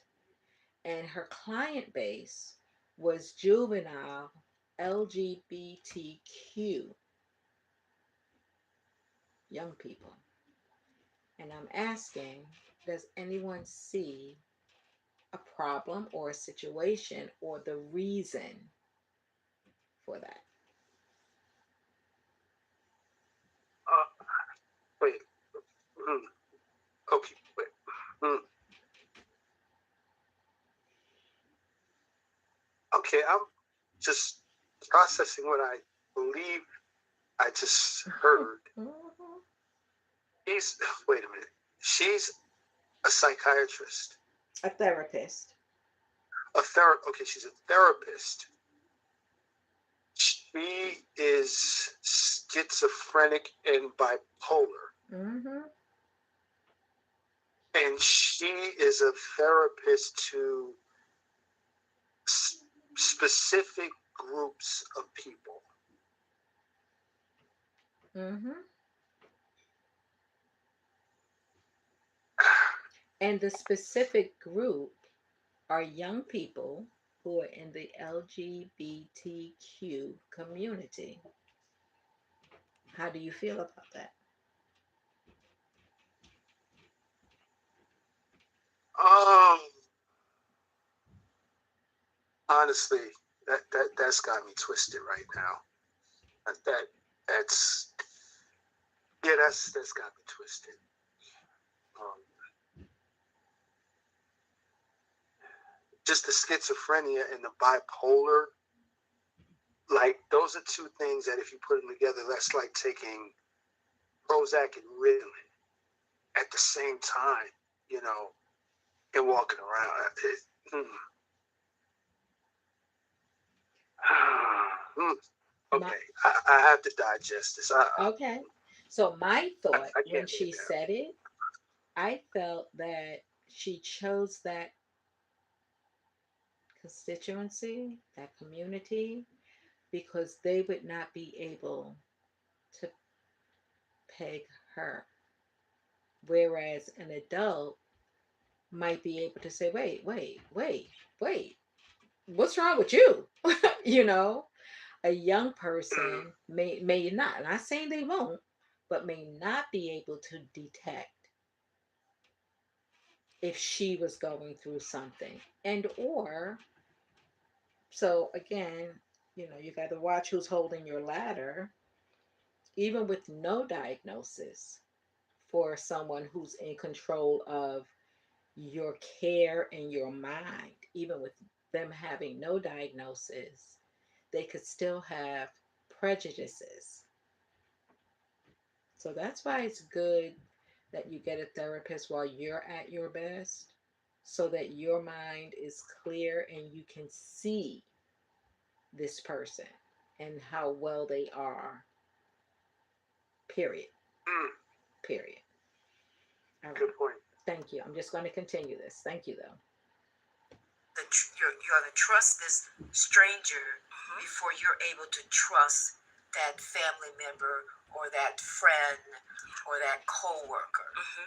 Yep, and that falls back into being vulnerable. You know, and I think that's why a lot of people, they tend to not want to come to therapy because they realize you do have to be vulnerable. But again, if you don't feel comfortable with your therapist, if you don't feel comfortable, if you walk in and the vibe is off, or whatever your reasoning is, you do not have to continue with it. You know, that's so important for people to understand. You can walk away. You don't have to come back, and you definitely don't have to give a reason why. You know, they also go into, and I think this is a tough one too, is forgiveness. I think you touched on that a little bit in the last episode. I'd like for us to go into it a little bit more here, because again, when we're restoring and healing, that forgiveness plays a huge part. Yeah. Because it's not, I think, now, again, this is me speaking, my opinion. Right. That really, in order for you to heal, you have to forgive that person or that individual or that group of people or whatever, so that you can heal. Yeah, forgiveness is huge. I like to teach that it's actually not for the person, it's for yourself. Yes, exactly. Because if you think about it, you're walking around with this heavy burden. Heavy burden. And so you go through therapy and you talk about it and you're feeling good about it, but you can't forgive that person. So in a sense, you're still holding on to what has happened. And so all this therapy that you did, you have to realize that you want to heal, you want to be better. You have to let it go so that you can keep walking and not hold the burden. Now, we're not saying forget it, it never happened, or just pushing it under the rug. No, we're acknowledging it, but we're adapting to it. And that's really important, because I think people forget. I mean, I don't know if they forget or don't understand the difference between forgiving and forgiving the individual, but you don't forget. Yes, right. Right. You don't have to forget. No. And, you know, if anything, you want to make sure that you remember, okay, this person did this to me. You don't have to be friends. You don't have to talk to that person. But ever again. Right. But what we're doing is we are not going to hold on to all that negative emotion. We're not going to hold on to feeling like you can't do certain things in your life because it's a trigger to you. You know, we're going to try to empower you, and by empowering you, we're going to talk about forgiveness. And so it's important that you focus on being able to let go so that you can move forward.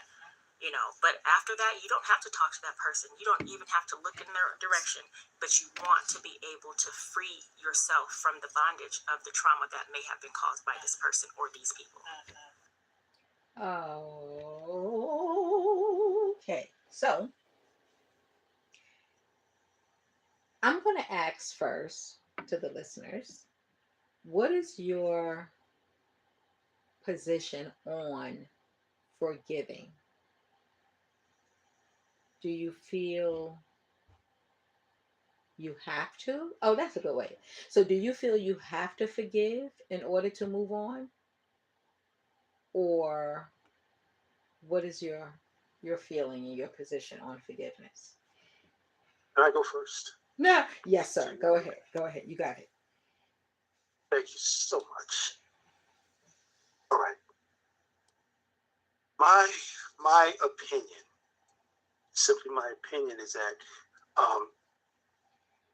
to forgive can help you to not relive the situation or whatever nonsense it brought to your psyche over and over again. If you just forgive it, it's like just like throwing it out with the trash, so to speak. Now, do you have to forgive? Well, like you said, that's conditional. I believe that anybody can do anything they want to do, but if you want to move forward, it's always best to purge dead weight. And those things that happen to us that were good could be dead weight. So forgiveness, I think, can do that. Now, do you have to reconcile to those people? Absolutely not. You don't have to be friends with them. You don't have to talk to them. You don't have to, text them. You don't have to take no phone calls from them. You don't have to say their name. You don't have to be, if they're in the same room with you, you don't have to speak to them. You don't have to acknowledge them, because you realize that they are the toxic thing that caused some things to inflame, in others. And possibly in yourself. So those people you distance yourself from. You say, all right, sayonara, see you, wouldn't want to be here. Don't let the door hit you where the good Lord split you. Keep it going. So that's just my opinion on it. And with that, I'm going to land right there so somebody else can chime in. But thank you. You're welcome. Thank you. Anyone else? Your opinion on forgiveness? Okay, Come so on. I ain't the only one. Come on, y'all. well, they will. Maybe they have to start six. But here's my opinion on forgiveness. Someone, if something happens and you feel wronged and it was deliberately done by the other person, I don't feel like you have to take the responsibility and the energy to forgive them. You can recognize what they did and you can trash it. And you can choose whether or not you want to deal with them again. But at least, as I mentioned earlier, show me who you are, I'll know who you are. Fool me once, shame on you. Fool me twice, shame on me. I feel that that word forgiving puts a lot of onus on the person who was wrong, and especially if they continue engaging with the person. So they did something to you. Accidental is different, but deliberate is what we're speaking. They did something to you, something that offended you. You communicated it and you know it was directly done. Okay, that's done. They did it on purpose, for purpose as well. If you have to forgive them and you have to say you forgive them, you tell them, okay, I forgive you, and you're still engaging with them, when you now see the signs of something else happening similar, and before it happens, you kind of bring it up and say, hey, that's that same light blue shirt. Just as an example. And then they will say, because if this is their character, they're very defensive, wrong as a doorknob, but very defensive. You said you forgive me. And every time I turn around, you're still bringing it up. Well, I'm forgiving you for something that I didn't know you were doing, but now that I know you're capable of doing it, and I see that you're easing back in that direction, I'm just, trying to halt it before it gets there. So you say something, then you're being accused of always throwing it back into the person's face. If Now, you don't say anything, right, then you're feeling the pressure internally, mentally, physically in your liver. You feel like, dang, I know this is happening, because you didn't know the signs before, but now you're seeing it, right? So fool me once, shame on you. Fool me twice, shame on me. But you don't want to say anything because you don't want to get accused of always bringing it up. No, the person who was wronged, in my opinion, should not have to do the forgiving. If you're going to continue engaging with the person, it's the person who wronged you who should have to use all their energy to stay on the straight and narrow. That's just my opinion. Go ahead, someone else. well, Hi, Yvonne. oh, I'm sorry. Go ahead. No, no, go ahead, Marcus. No, I was just going to ask you if you can clarify for me if there is a difference between forgiving someone for what they did and forgetting, them altogether, like what they did. In other words, if you forgive them for it, should you not forget what they did, or should you forget it altogether? Is what I'm asking. Unless you lose your mind, Can I you're try to tackle that? one second, Joffrey. Unless you lose your memory, you're never going to forget it. So there is a definite difference between forgiving and forgetting. And the good thing about not forgetting it is that when you see signs of it coming, you have to see signs now because you know this person is capable. When you see the signs of it coming, after you have forgave them, again, you now hold all that pressure in your system, whether or not you should say something and cause an argument, or, because of course, if they're doing it again, that's just their character. I don't think you should have to forgive.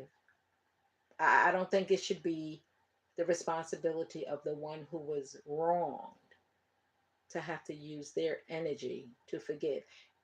You can move on with it. You could, do whatever you're going to do, because you're going to do whatever you're going to do with that person anyway, whether you're going to trash them or just keep your eye on them. But go ahead, Joffrey. Yeah, I think the one that was harmed or wronged is similar to a round cake pan. Imagine a round cake pan that you drop on the floor. It causes an indentation in that cake pan. So no matter how many cakes you bake in that cake pan afterwards, it always has that defect. Okay, so the person that is wrong, though they may forgive someone, they probably will never forget it. They just don't harp on it and think of it constantly. Now, like Evadyne said, if they notice similar things coming back up, naturally it's going to bring that what was done to them to the forefront of their minds, and they can't be held responsible for that. So the person that did the wrong, it is incumbent upon them to do everything that they can not to repeat the same harm that they had previously done. Otherwise, they're not worthy of the forgiveness that was issued to them. I yield. Thank you. Okay. Thank you. Anyone else before we go back to it?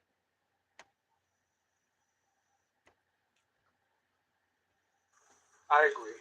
So also along with forgiveness, they spoke about reconciling. So that's also uh, to reconcile with someone is also hard. Yeah, yeah, it is. Now, it depends on the situation because not everybody wants to reconcile with a person that's done certain things to them. Right. You know, Because it depends on what it is. Yeah, it definitely depends on what it is. And so I tend to leave that up to my client. Like, listen, whatever you want to do, if you want to make this relationship work with your mom, let's say mom had alcoholism. And that's traumatic to some children, having to watch their parent walk around, drunk and, maybe using drugs and having different behaviors, that's traumatic. So in that situation, yes, we can talk about reconciling that relationship. And so when you do that, you want to make sure that you understand that person was dealing with their own mental illness. There's things that's probably been haunting mom or haunting whoever. And so we recognize that. Not that we're making an excuse for whatever they did, but we're going to recognize they're dealing with their own stuff too. And so we take small steps to reconciling, and it may be 2 steps forward and now we're taking 10 steps back, but it's always a process till you get to a point where you're like, I feel better just by having this person around me a little bit more. I can call my mom and say hi to her. Now, I may not hang out with her, but at least I'm picking up the phone now. And that's progress for somebody that has dealt with trauma, But again, it just depends on what the situation was because certain things, you may not want to forgive that. Right. And so along with that, but I don't mean to say that. But I mean, also along with that, I think that probably between those two is probably forgiveness is the biggest. It's huge. Excuse me, because just like what you just said, is that reconciling with someone, depending on the situation, might not be a good thing. Right. Right. You don't want to put yourself back into a situation where you can be harmed. Exactly. So I'm looking at forgiveness is the bigger in my brain. That is the biggest of the two, because that has to do with you and your healing to move forward. Yeah. In order to be able to move forward, you have to forgive. Yes. You know, and it's like I said, you can forgive the individual and not have a relationship with that person, but you do it so that you're not carrying this heavy burden. Because if you forgive, then you can move into reconciling, depending on the trauma. You see, so a person can always work on forgiveness. That's huge. But can you reconcile that in your own brain? Depending on what the trauma was, it really depends on what the trauma was. So that you don't have to deal with it with the individual or the situation. It really depends. I love these aha moments I'm having.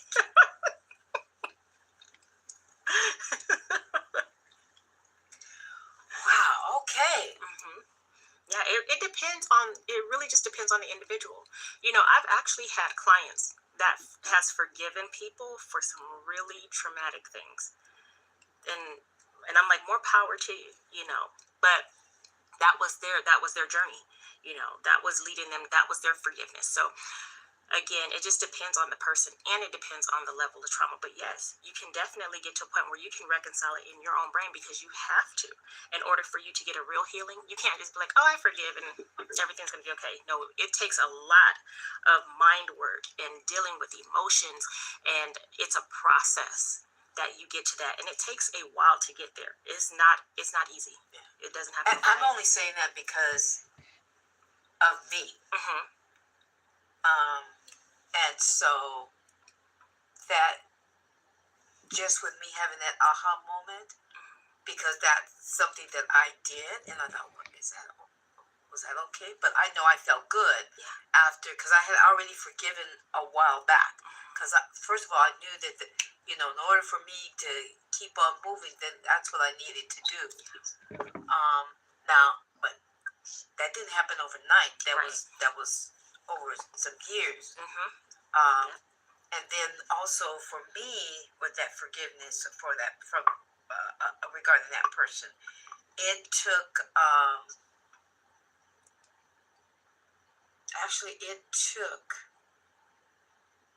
when my younger brother was out of school, because then I felt that even though I had already moved away, but I didn't have to protect them anymore. I don't know if that made any sense. So then, if anything like that happened to me again, you better look out, because now, actually, no, that's not true. That happened. Wow, that was a long time. That happened after my father passed, because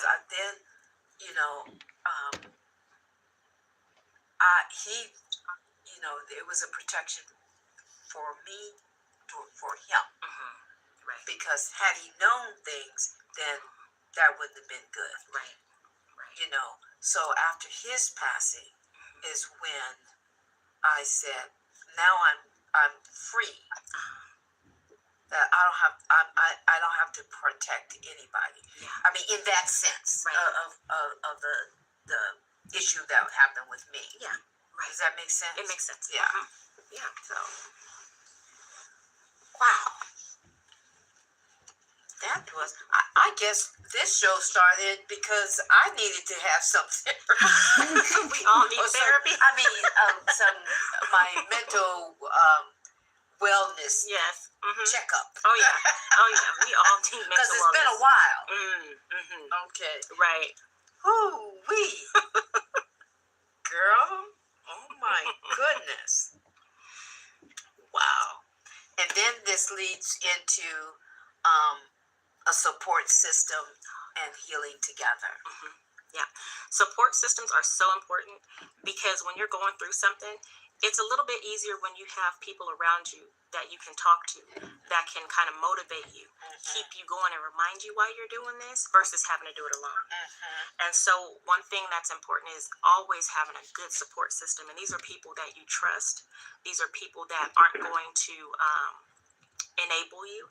These are people that are going to help you keep going even when you want to stop, and support systems are so helpful because in between therapy sessions, when you're not able to talk to the therapist, you want to have something you can rely on. And when you build that solid foundation with people that you can trust and they support you, you end up still going on your journey without your therapist. And that's important. You want to be able to process and go through everything without your therapist, And so when you have those people, it helps you continue with the things you're working on in therapy. Because ultimately, I have a friend that is also a therapist, and she also talked about that's not where you want to live.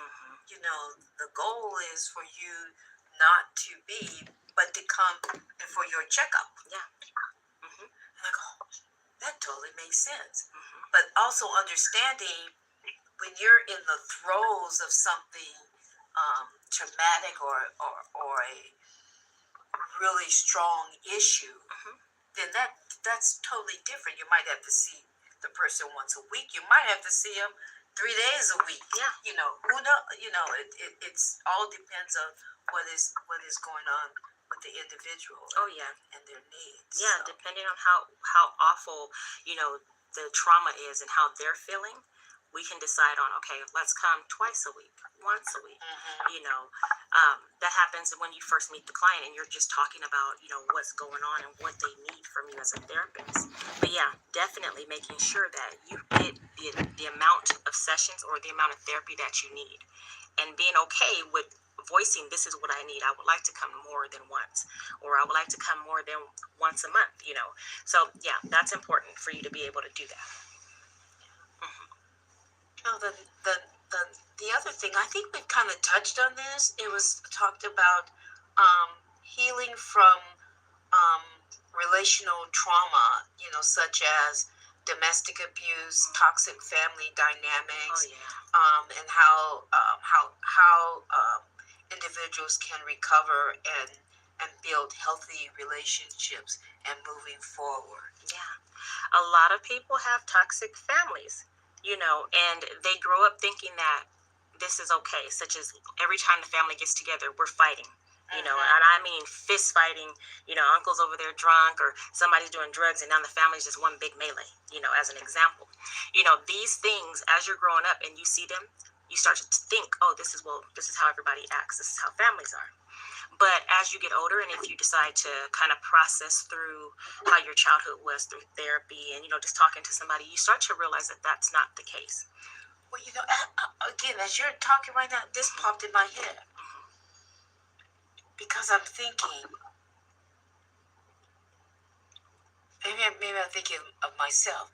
If you're coming from a home, you have mom and dad, but they don't speak to each other. There's no interaction.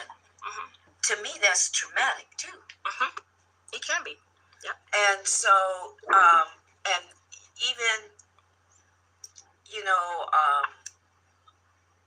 having family gatherings, nobody is really having a real conversation with each other. Right. And so, therefore, you don't learn how to communicate. Right. And then so when you go out to school or out in the real world to work, that you have to talk to people. Everything that you see as a child, it teaches you how to interact with the world or how to be with other people. And so when you have dysfunctional behaviors in a home, and it's with the parents or maybe siblings, whoever, the child takes that on as, oh, well, this is how I interact with people. And so you start to see behavioral issues with this person. And then as they get older, they start to have relationship issues because they thought this was all normal behavior. But it turns out that it's not. Wait, here's another thing that clicked in my head. Because we're in the age now of phones. I got my phone right here. but I have my notes, because now you can take notes, Right. and which I do like that, but I also like paper. But this is gonna be thrown away, so I'm thinking the trees, all this stuff, Right. recycle, all these things. But I remember a friend of mine. We went out to lunch. There was a family of 4, a mom and dad and 2 children, adult children or teenage children. They came in, and where I was sitting, they were across like that. They came in, they sat down. Do you know they never said a word? They picked up their phones. Yeah. They're on the phone. Yeah. I go, what? And I'm thinking in my head, why did y'all come out? Yeah. You could have ordered in. Yep. And went to your separate rooms. Yep. The only time they talked is when the waiter came, and the dad said, "Well, what do you want? What are you getting? What are you getting?" That's when I heard voices.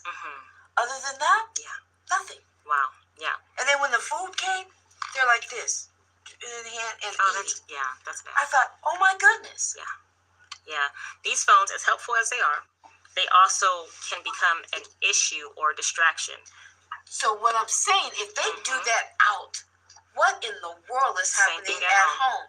So again, for me, then how am I going to have a conversation with you? You have no language. Right. There's no communication at all. Nothing. And then we find that those are like the families that, somebody is suffering from depression. Yes. Yeah. There's issues going on that they find out happening. So again, like when you were saying, so for me, there was more than domestic abuse or toxic family. There's no talking family. There's families that do not talk to each other. And I mean, to the point where really having conversation with each other. Yeah, definitely. They have nothing to say to each other except for maybe, hey, how you doing? Yeah. What's for dinner? Stuff like that, like surface level things. But you find out that, oh, well, this person was dealing with depression. This person was thinking about suicide. This person over here is having a hard time in school. This person's being bullied. There's so many things going on, but because there's no communication, they'll never know. Well, that was the first thing I thought. I go, if these 2 children, again, they were either teenage or adult children, but even so what? When my dad was alive, I would still call him. When I was having issues, going through my divorce, I called my daddy. You see, because we had that kind of communication with each other. Right. And my siblings that have children, they'll do the same thing just because of the relationship they have with their children. So then these children, like you said, could be in some kind of trauma or issue, it doesn't really have to be an issue, but I just want my mom's advice, or I just want my dad what he thinks about this. Well, you're not going to even think about doing that, or you're going to text them. Yep, and everything gets mixed up in text, because you can't hear the tone. You don't understand exactly what the person is trying to say, So when verbal communication is important in families, because it helps you keep up on what's going on, especially if you have kids. You want to talk to your kids so you can see, okay, what's going on at school? What are your interests? Are you struggling with anything? What's going on with you? And then same for parents, you want to just be able to talk to each other, the mother and father. How are you doing? Let's talk about our marriage. Let's talk about life, But when there's no communication, nobody has no idea what's going on. And we see that there are internal issues in the family that aren't even being addressed. So this is very interesting because once again, we go back to having that mental wellness checkup. Yes. Yep. It's so important. Like everyone, parents, children, everyone should be able to have access to mental health and be able to get a wellness checkup, because you don't know what a person is going through. Sometimes people don't want to talk about what's going on with their family or maybe even with friends. But if you have access to going to just talk to somebody, a therapist, counselor, whatever, you may feel open to talking to that person and revealing, like, this is what I'm struggling with. So it would be nice if we were able to, like we said before in the previous episode, having a mental wellness checkup like you would a physical. That would be great for a lot of people. People can voice what's going on, and maybe we could help a lot of people by doing that too. Yeah. There was something else that just popped in my head about restoring connections and healing relationships after trauma. I think also just picking up the phone and just saying, "Oh, hi, how are you? Yep. I was thinking about you." Yeah. Instead of sending a text. Yes. The communication, verbal communication, is being lost through text messaging. Yeah. People are sending messages back and forth, and it's like, but are you really able to see that this person is okay? Yeah. Well, it's really interesting because I have a friend that he had a stroke, and when I got word at the time, it was really bad because this is like his third stroke. His first two that he had was in 2011. But this one, I got word that he can't talk. So I thought, oh my goodness, I texted. I said, I don't know if he's receiving them. I don't know if somebody has his phone or what. So I just was texting and sending prayers and saying, putting him on all the prayer groups that I'm involved with. And then all of a sudden, I mean, he would give a thumbs up or whatever, but then all of a sudden I didn't hear anything. So I thought, oh my goodness. And then I got a text message from him. And then I go, I only heard that he couldn't talk. He's not able to. I said, I'm not really sure. So we've been texting. Good morning thing, good afternoon, good evening. Right. But then something said, I want to come out to see you. I want to know if you're well. Then he sent me this picture of him, this great big old smile that he has. So then I sent it up to another friend of mine. I go, this is what I just got from him. And so, but again, everything is through text. And so I'm not, and then I have asked, maybe I can come out and we can talk. But that, he hasn't responded to that. He'll just send me some kind of a meme, a happy meme, or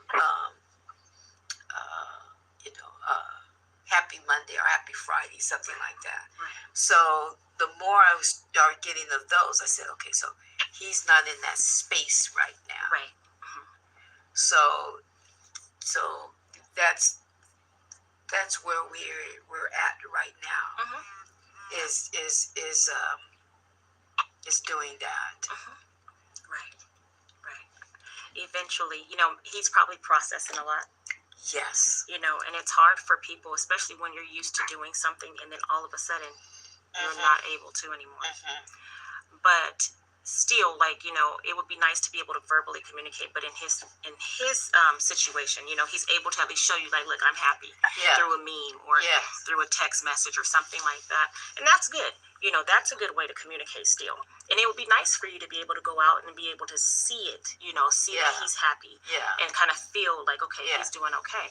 But until he's ready, he's processing and he's going through, and he's not at that point yet. But, I think that the communication through the text message in those situations, that's fine, as long as he continues to keep it going with you so you can check in on him. Yeah. And I remember also that I reached out.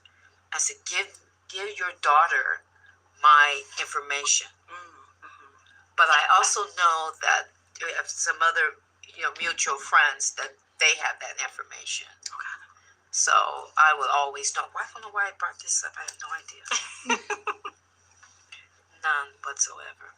But it just, I think, yeah, because I have been thinking, and so anyway, I totally got off track. I think what got me off it was talking about text messaging.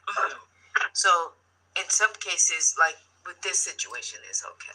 Yeah, because he can't. Yeah. He's unable to talk. Yeah, in certain situations where a person, you may have a deaf person, and they can't speak, and they can't hear, but they have the TTY, the typing. Yes, and talk. right.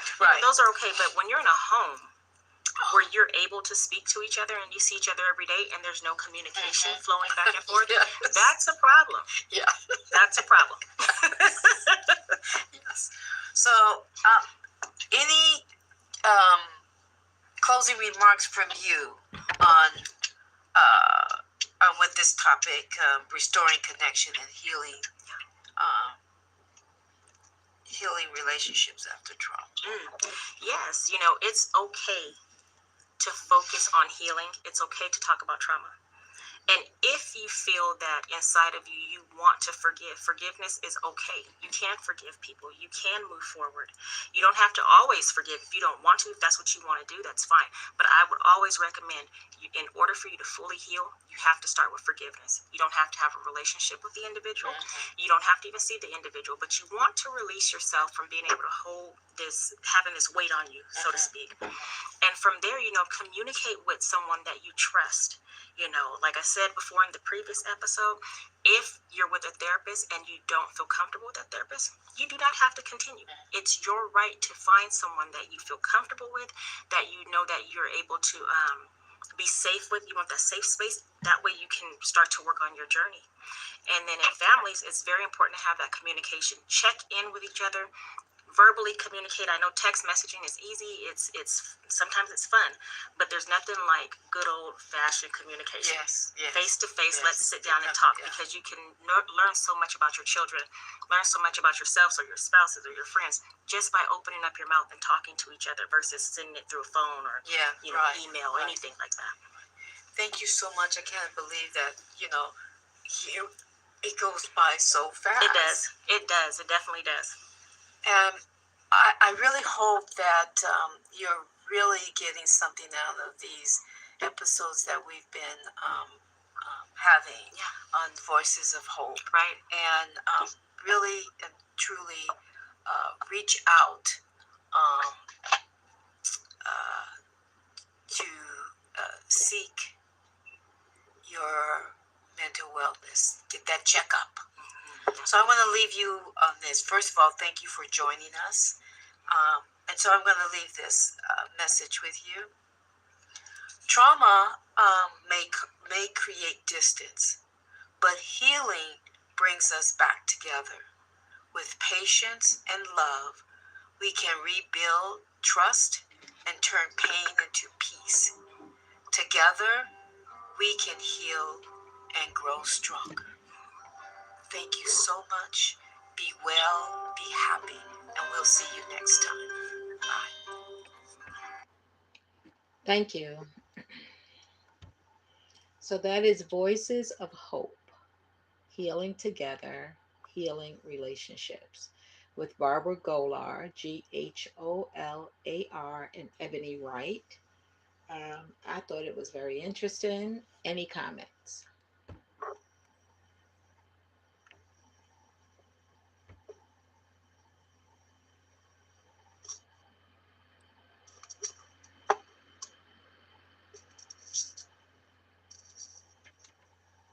Hello? I am here.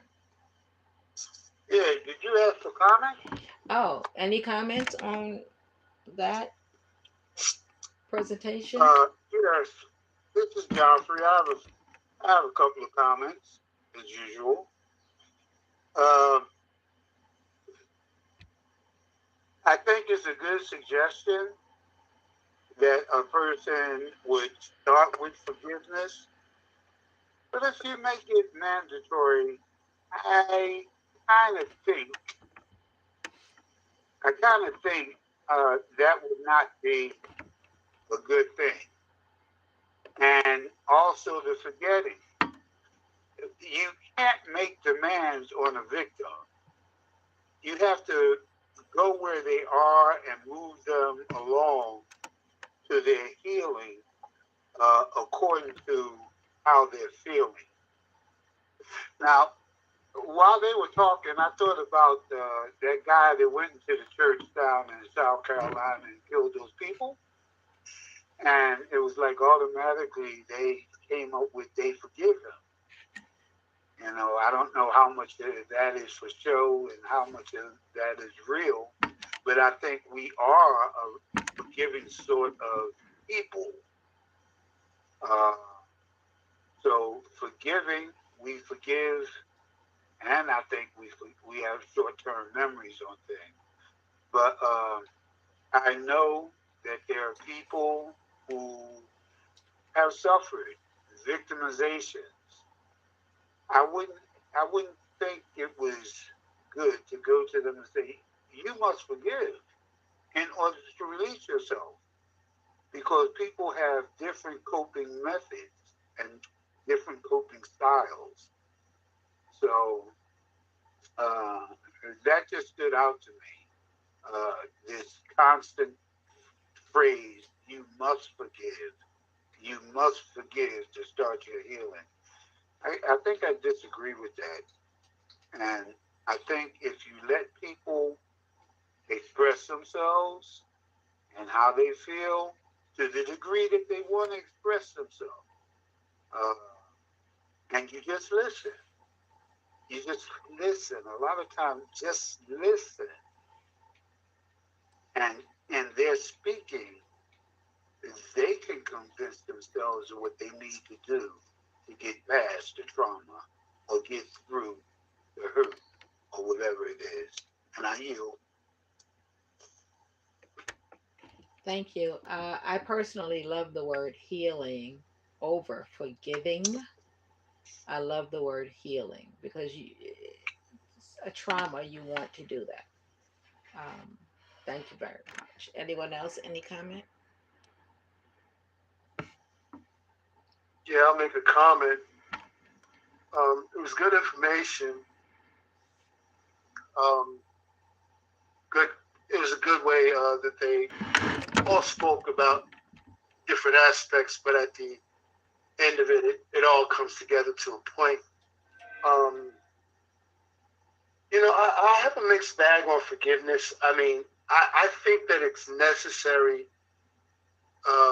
in one aspect to not relive the trauma.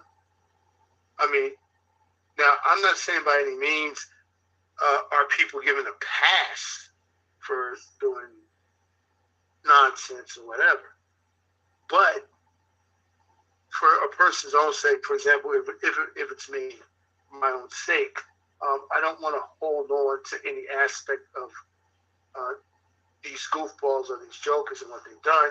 So I may just choose to, let's just say, escort them out the door of my mind. So I won't call it forgive, but I'm kicking them out of my head. They're not going to live in my head rent free anymore. Forgetting, like you said, I agree with you.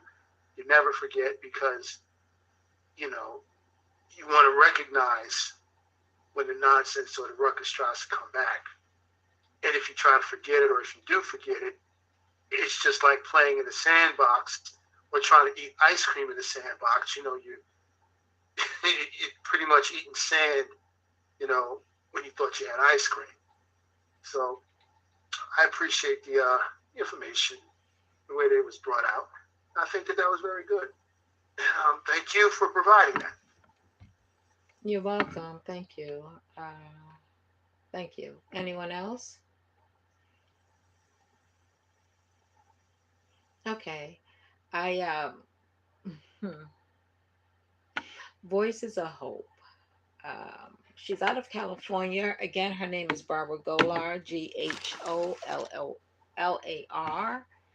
Ghollar. We may be collaborating in the future. I'll keep you all posted. And Ebony Wright has the LMFT Wright Foundation, WRIGHT. Um, I think they did well. What I found extremely interesting is that Barbara Golar was actually in a therapy session. She continually had personal breakthroughs. And that's the power of what they mentioned, which we talked about earlier, communication, opening up. Somebody could say one word that, well, if it's not the greatest situation, it could cause a flood of tears. Just one word can bring back a memory. And sometimes it's because those memories, well, that effect could be because the healing wasn't complete. Can't say not started, but I will say not complete. So we have to be mindful of how we are affecting people and how they are or have the power, without even knowing it, of affecting us. And getting a good therapist, somebody who you trust and can rely on. I appreciated listening to that the first time because it's well done. It's well done. It kind of generalizes a little bit, but how trauma can affect, and generalize, not to minimize, but generalize it so you can easily understand it. That trauma exists. There is I have a theory since the 90s, and I was thinking of working on it with the oldest child, only child syndrome. Sometimes children are the only children for such a long time, and when someone else comes into the picture, they they can't handle it because they've been in position for so long, and that other person coming into the situation could be a matter of a single parent who has now found a partner, or a new baby is arriving, a second child is arriving, and you, as the oldest or only child, have been used to not having to share. It's been all you all along.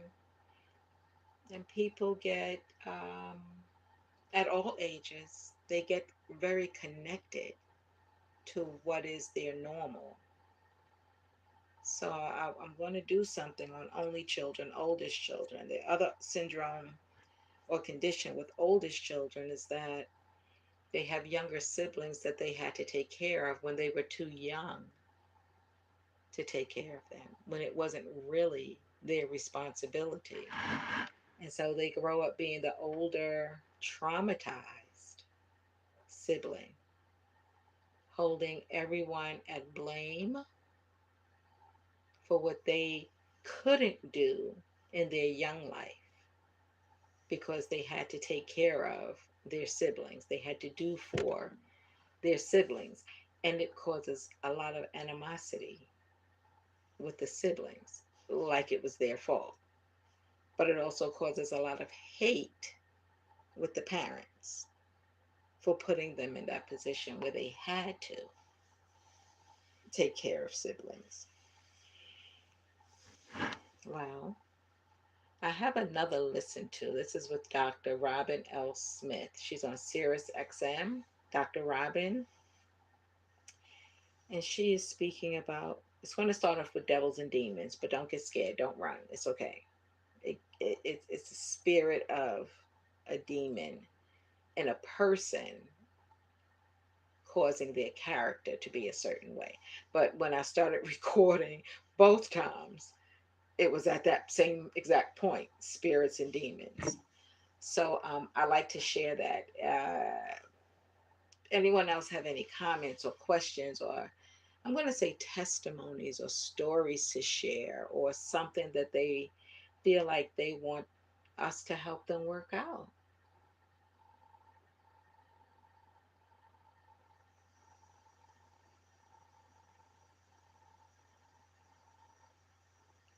If that's a no, I'll move on. Okay.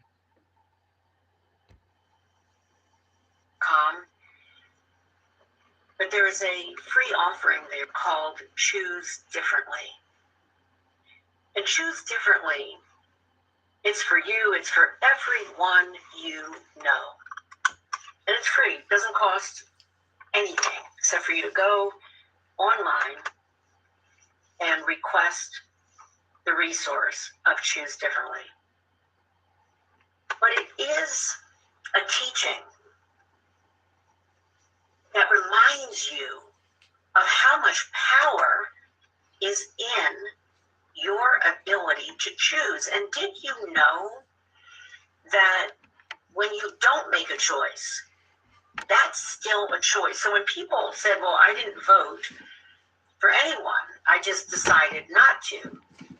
Let's underline, I decided, I made a decision, I made a choice not to vote. And when you make a choice not to vote, you are choosing to let someone else choose for you.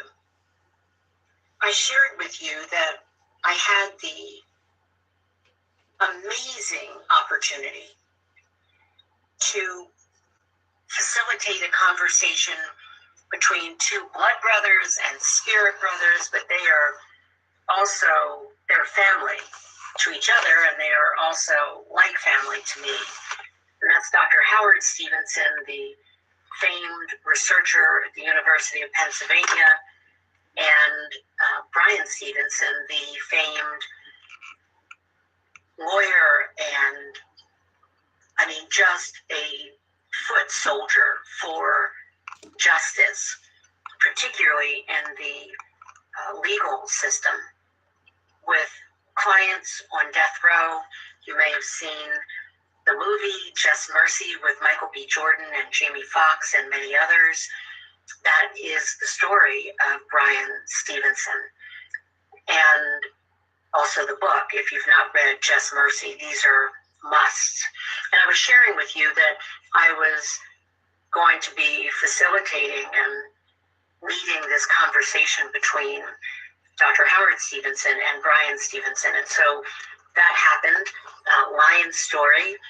You can go to lionstory.org and you'll be able to see, at some point they will be posting, I'm sure, parts of the interview as well as maybe the whole thing. And I think they're going to allow me also, you can go to my YouTube channel once it is available, and you'll be able to watch it on my channel as well. So make sure you go to my YouTube channel and sign up there for all of the offerings that I am specifically creating for you. But this Lion Story conversation was so powerful to listen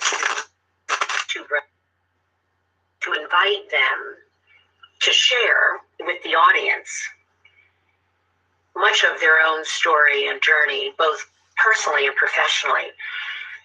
But we talked about, I asked the question, what does it mean to love yourself when others don't love you, when others dislike you, when others hate you? What does it mean? And is it possible when there are haters, whether it has to do with race or sexual orientation and or identity, whether it has to do with ethnicity, this question of your own identity. And that's why I was sharing with you this story about the demon-possessed man and how people saw him when he was demon-possessed, how they dismissed him, how they ignored him, how they did not take him seriously. But when the demons were gone, that's when he became a force of fear. Not because he was going to hurt anyone, not because he was dangerous physically or psychologically, but because he was sound and he was grounded and he was in his right mind. She was sound. She was grounded. And you were in your right mind. And so what I'm asking today is, what is in the way of you choosing differently today? What's in the way What lie have you attached yourself to that tells you that you are stuck being who you are, who you used to be, that you are stuck living in a particular way that causes great suffering for you?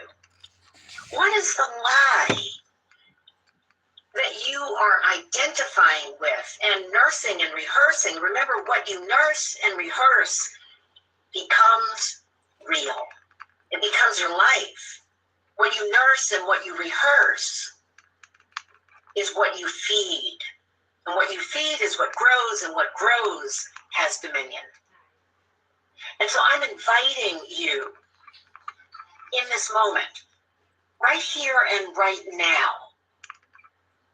to call yourself out, not with anger or shame or blame or meanness or unkindness, but to call yourself to the floor of your own life, to call yourself out with love and with great intention, with softness, with kindness and gentleness and with courage, to call your name.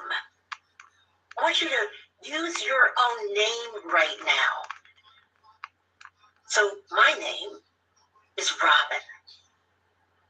So Robin, I'm calling Robin to the floor of my own life, to the sacred floor of my own life, for active duty, so I can choose differently. Because I want a different future than my present or my past, and the only way to do that is to take myself seriously, become sound and in my right mind. That's the only way for you, John, or Jamila, or Jackie, or George. It's the only way for you, Camille,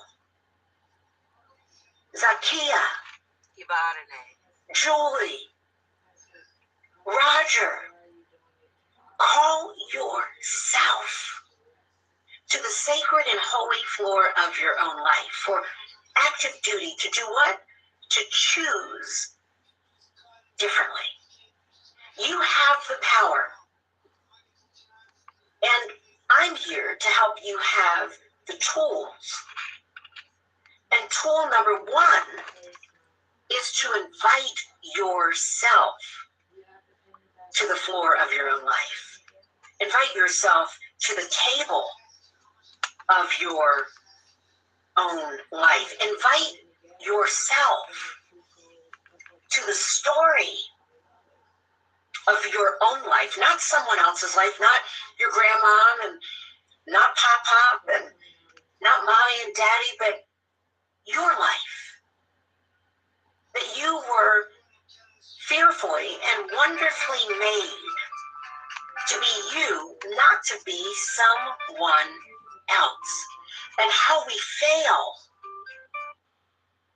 how you fail, how I fail, is when you try to live as someone else. When you try to live your life to please someone, instead of asking, who is it that you were born to be? How can you today claim that you want to be sound and in your right mind? Yes, you were betrayed. Yes, you were hurt. Yes, someone disappointed you. Yes, over 300,000. Yes, that's right. Over 300,000 Black women have lost their jobs. Many of them unfairly, unjustly. That can't be the reason that you give up on your divine birthright. I hear that you are battered and have been badgered and have been broken by terribly unfair and unjust and in some instances illegal behavior. And I'm here today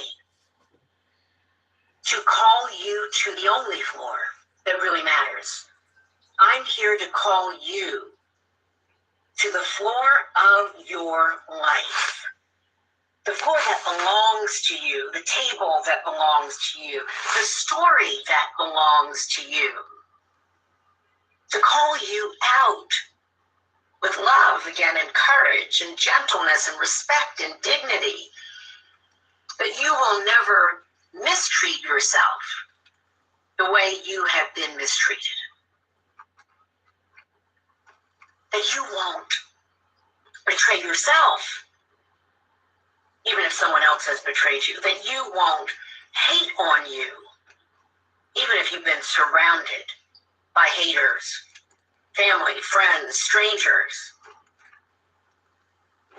So stay with me, and I'm going to just take a quick break, and I'll be right back. But this is it's your moment. That whatever happened in the past, and whatever the present may be that is unacceptable to you, you want more. You deserve more. Today is that day where you decide to choose differently. You can go to drrobinsmith.com and take the free offering of Choose Differently. Stay with me. I'm Dr. Robin. This is the Dr. Robin Show on Sirius XM Channel 126, Urban View. I'll be right back. And this is Evadyne bringing you another, this is Evadyne Smith bringing you another piece from Sirius XM, Urban View, Channel 126, Dr. Robin Smith. I hope that when you hear this message, when you hear her information, one, that you reach out, go to her website and get what she's offering for free, and do not believe that free equals no value. That is not at all true. We have been guided in certain ways to believe certain things, and some of those things are just not true. We are not cookie cutter. We are not the herd. We are not, definitely, as you know, no doubt, all the same. So no one can tell another one 100% of what they should and should not do, could and could not be. Definitely not how to feel. Go into yourself. You're listening to this most likely on my YouTube. Look for my talk, Spiritually You. Regardless of the date it was recorded, the information still has value to someone. I don't know when you're going to be listening to this. Today is October 12th, 2025. On October 15th, 2025, I will be recording. So here we are on that day recording. What did you think of Dr. Robin's presentation, if you have any thoughts on it? And we are here with Minding Our Mental Wellness with All That Matters. We are looking to enhance, to inspire, to motivate each other through lessons, through conversations, and sharing of information. Anyone have any thoughts on Dr. Robin's conversation?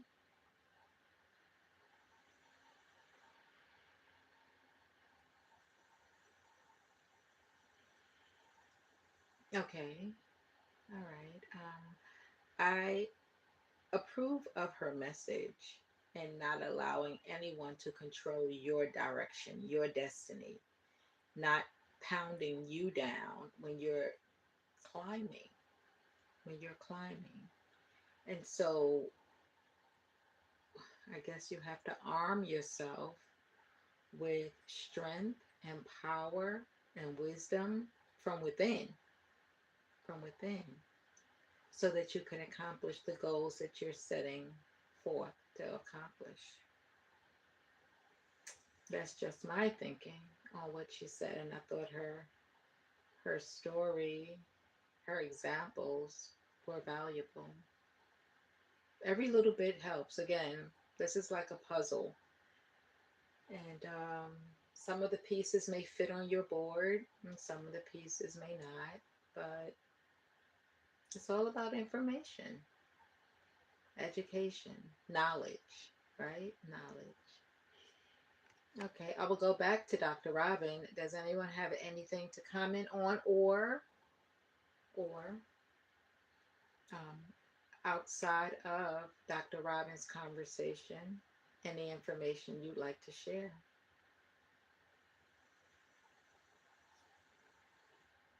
Okay. The slave owner to value their life. They did not. They valued what they could do for them, how they could exploit the enslaved. They valued what they could get for nothing. That's what they valued. But what is so powerful, empowering, and we call it miraculous, but it actually is a miracle that enslaved people had high self-esteem. They thought about themselves and about grandparents and their children. They saw themselves as dignified human beings, whole human beings. Yes, they had holes, like all human beings, Holes, longing to be whole, Whole, which is a holy, Holy journey. But enslaved people, because they were physically limited, it didn't limit their ability to dream about freedom. It didn't limit their aptitude to strategically figure out to look at Dr. Robin tree offering. Brothers and sisters, Asian brothers and sisters. I thought about Irish brothers and sisters. All the people who have suffered and for themselves. And they did what? They learned how to choose differently. And so I'm inviting you,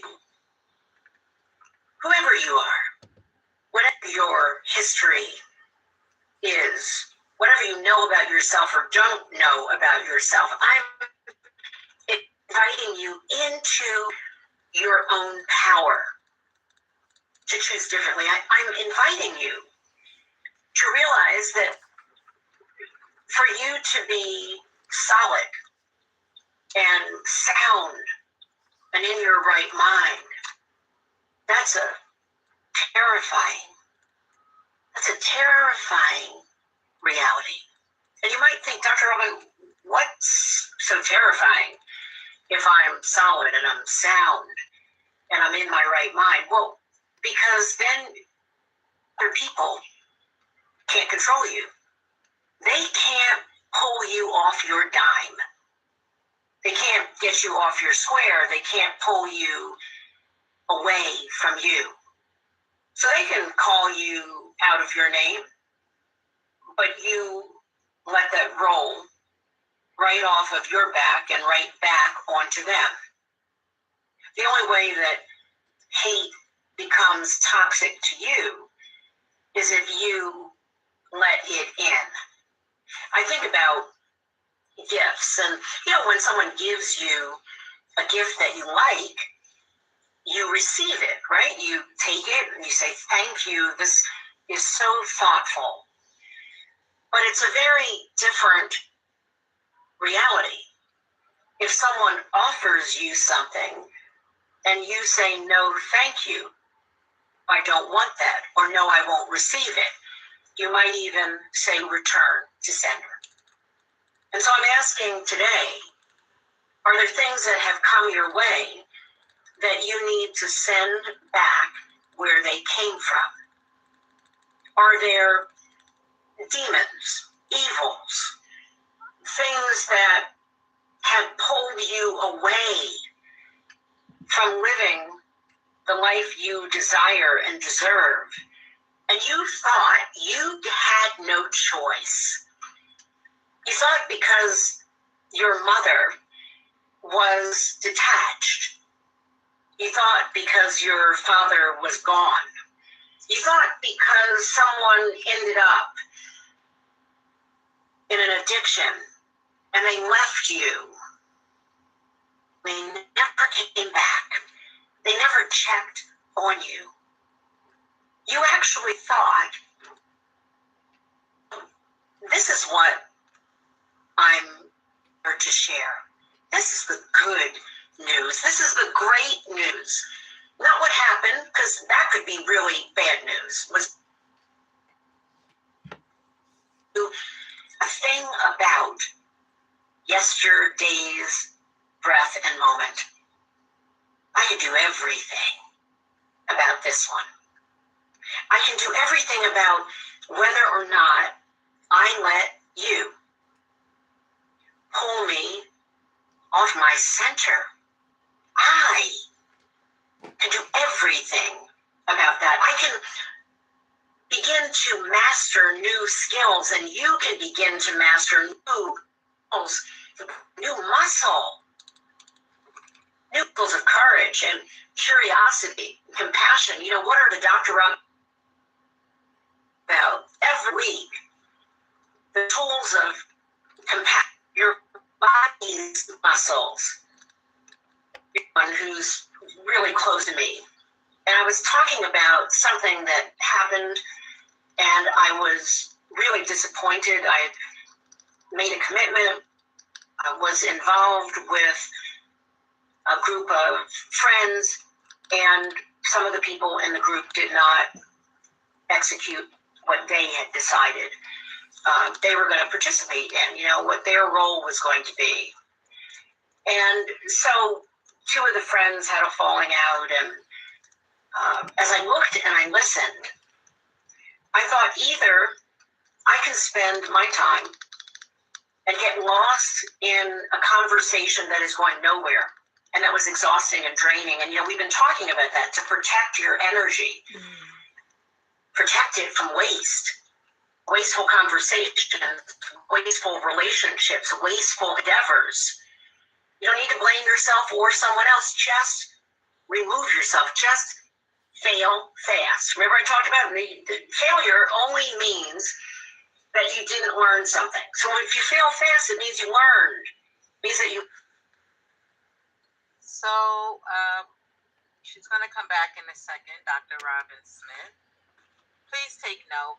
So I'm giving you about maybe 37 minutes of, and again, not everything is for us per se. Let those books and the words in those books work for you, with you, 100% and for sure. Asking yourself questions that things in your life that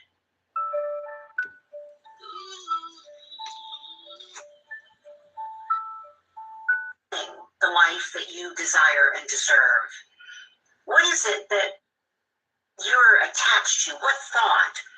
Maybe you're asking yourself questions that always leave you blaming yourself. Maybe you are asking questions that always have you blaming someone else. What I want to do is point you to where your power really resides. And that's in your ability to choose differently. You can go to my website, drrobinsmith.com. The free offering of Choose Differently is there. And take it, use it, work with it, share it with friends and family, and examine where are the thoughts that you need to dismantle, disconnect from, so that you can plug yourself up and into what brings power and purpose and passion to the life that you are longing to live.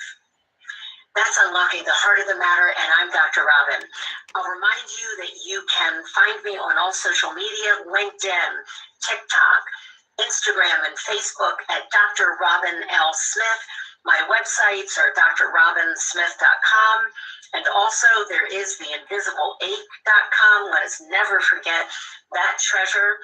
And go to my YouTube channel and sign up, because I am creating content that is directly meant to inspire, to remind you of who you are, your divine birthright to be fully and wholly you. I was just in the studio recording videos, and all of that is being done for you and will be on my YouTube channel soon. So go there, check me out. Let's stay connected, and I will see you right here next time. Remember this: take care of yourself first, and then from the overflow, you can give to others. I'll look for you right here next I love that last statement. Take care of yourself first, and then with the overflow, you can help others. Any comments on what you've heard from Dr. Robin L. Smith?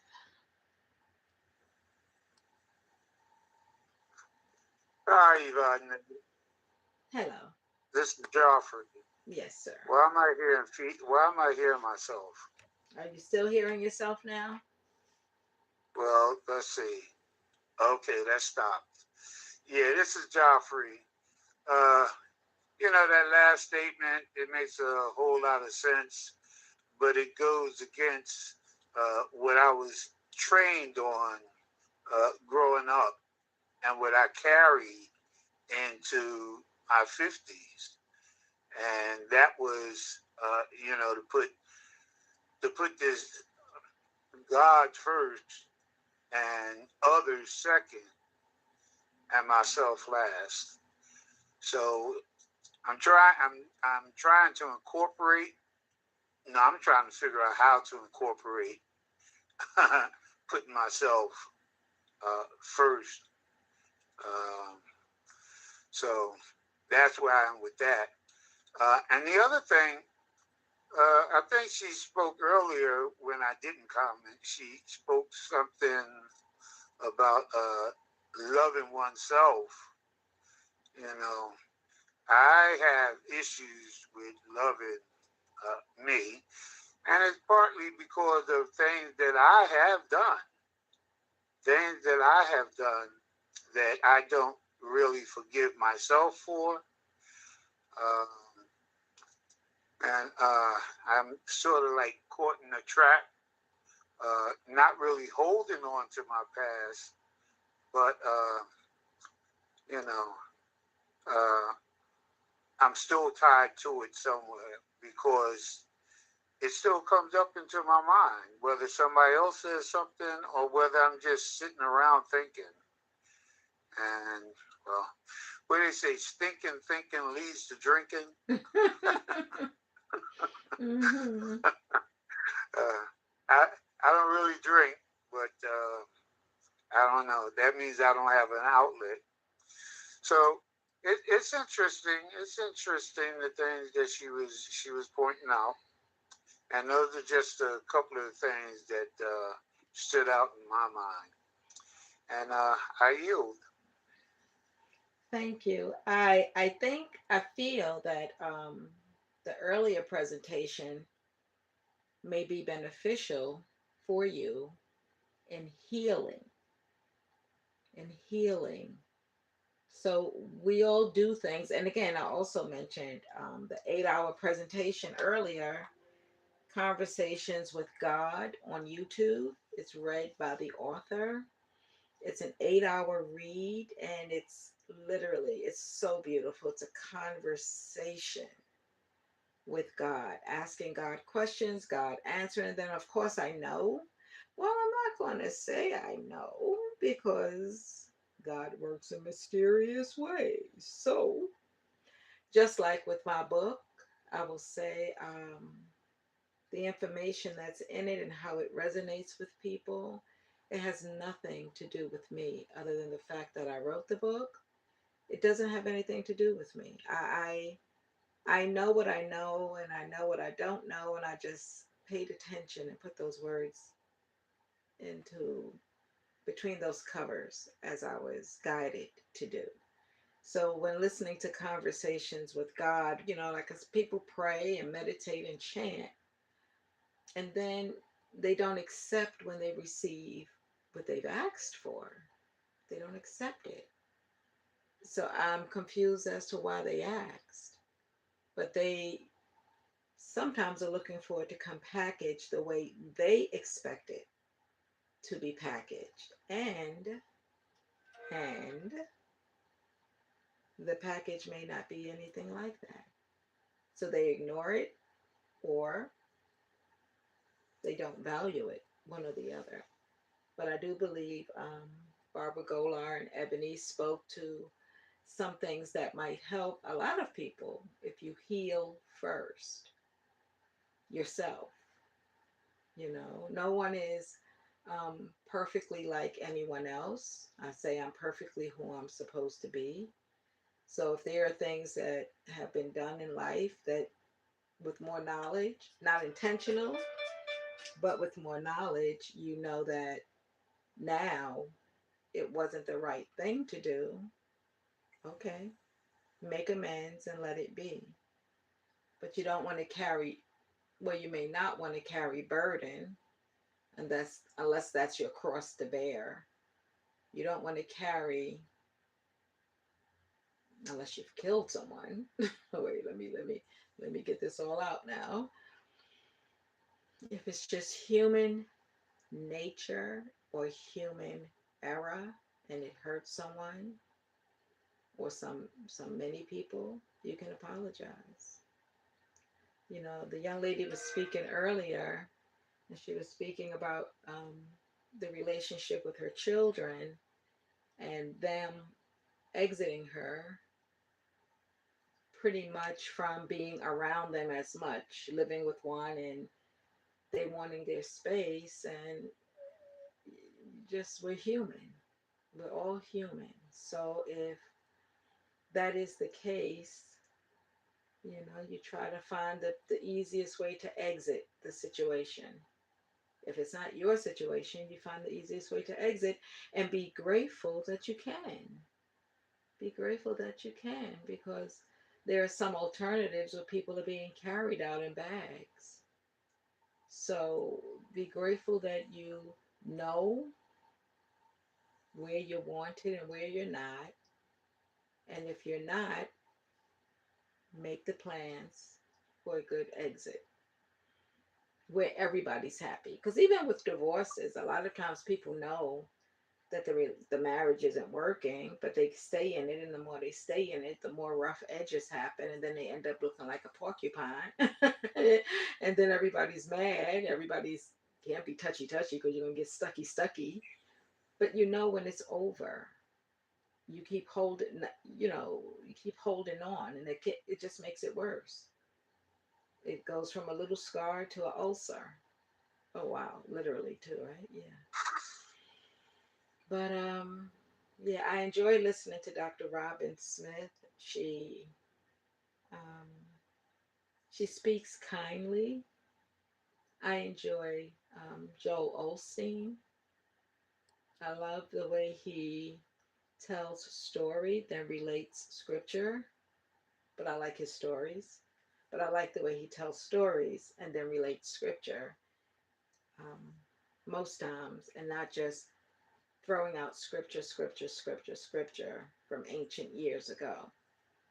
But telling the stories are now stories, relatable stories, so people can see the connection. Thank you. Thank you for listening and thank you for commenting. Anyone else or any other comments? Okay. All right. So we are here. Mind is to mental as teeth are to dental, and we all have a mind is book number one. TOO as in also. Mind is also mental as teeth are also dental, and we all have a mind. And suicide is a serious killer. Let's end it today. Those are the two books that this whole docu-series are focused around because it's about opening up conversation. I am Evadyne. I am the official author, but I say co-author is the creator. I take credit for listening in. Um, Years ago, what year was it? Let me look and see. Oh, I thought it was 92. In 1998. Oh, my goodness. Oh, my goodness. Wow. 2 days ago in 1998, I was on Broadway with a production called Group Therapy. I'm just looking at the invitation on my vision board, and it's October 13th, 1998. So that was my whoa, whoa, whoa. That was my whoa, whoa. Group Therapy was a production I produced on Broadway. And what we did was people wrote down their issues anonymously when they came in. And then I facilitated with the help of the audience, which was the group, helping them, and we didn't know who, work, start working, maybe find a final answer to their issue. And how can we do that? Because we're all human, many of us experiencing these same things. I don't think there's anything absolutely new or unique that someone else has not experienced at some point. So we can help one another as long as we have that open communication, as Barbara Golar spoke about with Ebony, and knowing who we are, as Dr. Robin Smith said. That was a great year. Wow. It was a great production. It was very interesting. And it's just the beginning. We do what we do until we can't do it anymore. Any comments? Not a real comment, but a request. Can you Continue. speak a little louder? Oh, I sure can. Is that better? Yes, that's better. But not I mean, perfecto? I'm really trying to be in tune, but your voice is so soft and gentle. Hmm. I'll make a note. Uh, I'll make a note. Is this better though? Yes, that's a little bit louder. Thank you. Oh, you're absolutely welcome. So you were straining to hear me, but you were able to hear my last comment? Right. Okay, I It apologize. has been a training, but I, I think I got most of it, the gist of what you were saying. You mentioned the two books, and that's the focal point of the beginning of this docu series. Uh, and you shared a few other things, but I guess I'm getting old. I haven't nourished my mind that much, so I have to wait for it to come back to me later. It but will. definitely listen to Conversations with God on YouTube. You know you're at the right location because it is 8 hours. I'm understanding they also created a movie from it that's a little shorter in time. I haven't watched that. But it's, And you again, say conversations with. God, God. Mm, okay, I'll try. And once again, I was going to say, well, we know it's not really God, but then I had to hold my tongue because the author may have been inspired to have such a conversation with such detailed Q&A. We're used in so many different ways, and so the author may have been used to answer the questions that many people have. So yeah, it's a good thing. Uh, I don't know. I find it difficult to have a conversation with someone who's not responsive. You And know, I don't know how to have a conversation by myself. say it again. You don't know I don't know how? how to have a conversation by myself. Really? So when you say have a conversation with God, I don't hear responses, and so it's difficult to have that conversation. But Well, I'll make an attempt please to do. watch the YouTube video. Please do. Because here's a question. Do you ever stand in front of the closet or your dresser and say, okay, what am I going to wear today? You went too soft. Do I ever do what? Stand in front of your closet or your dresser and ask, okay, what am I wearing today? What am I going to put on today? Uh, no, I don't think so. Oh well, okay. Sure, I go to the closet sometimes and try to figure out what to wear, but I don't pray about it.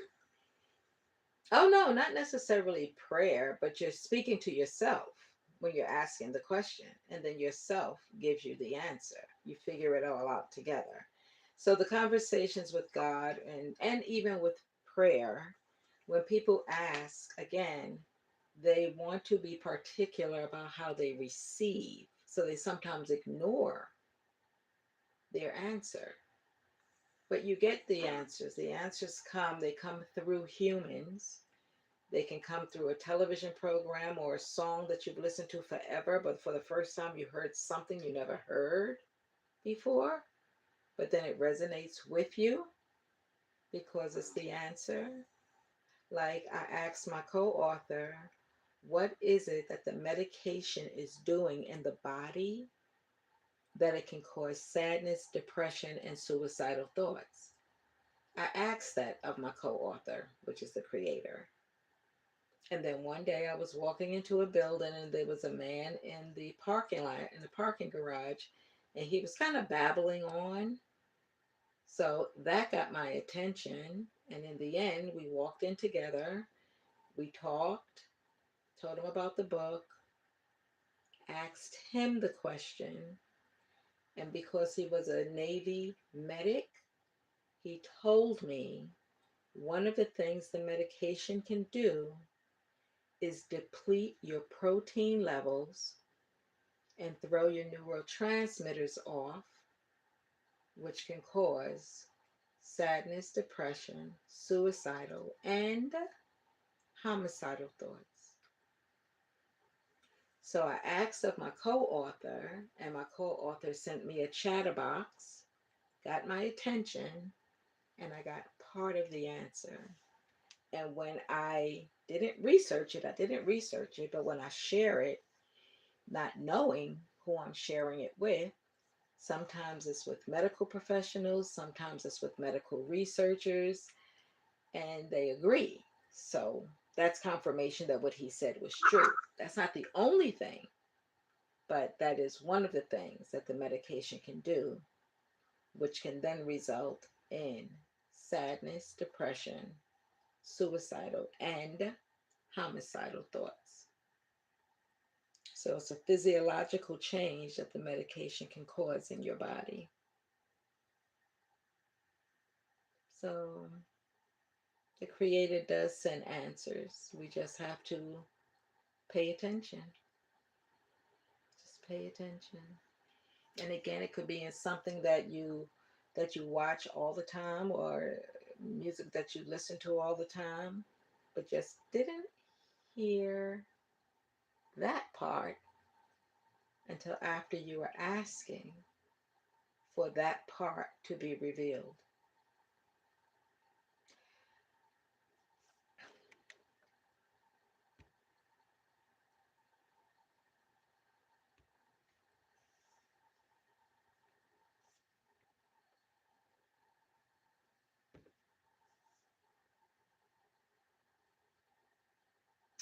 So I got the. Hey, welcome to Minding Our Mental Wellness with All That Matters. This is going to be a docu-series that's going to focus on life.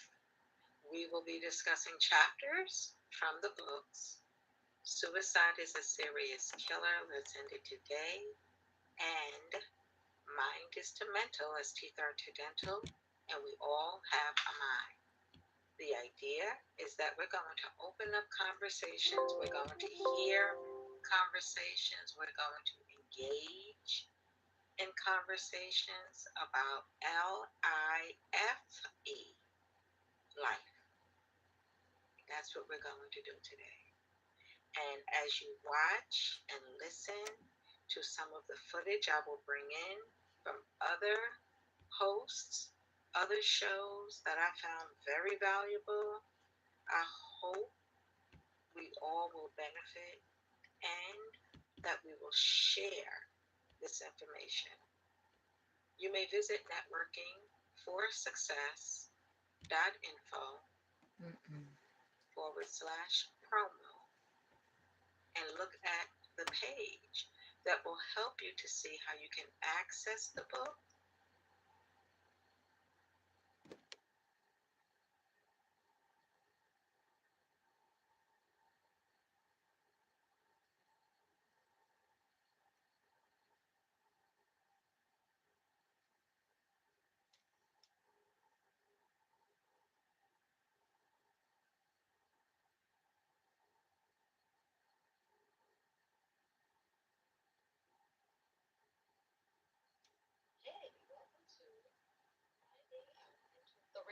Get started.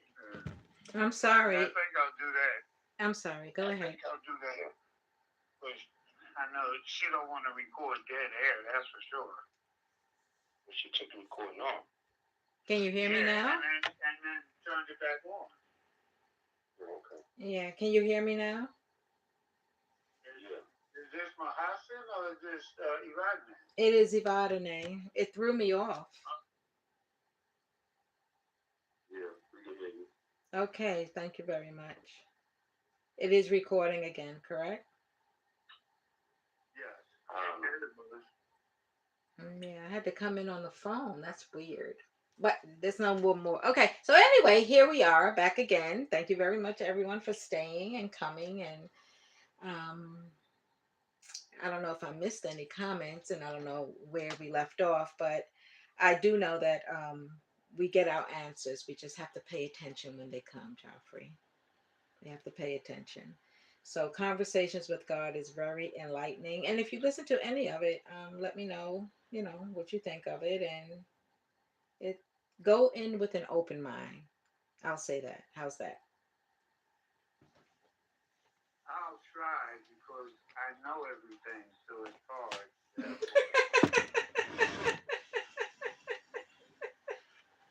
Well, for the man who knows everything, I would just love to hear what one thing was new. Just one thing. Just one. If you get one thing out of 8 hours, touche. Okay. Thank you.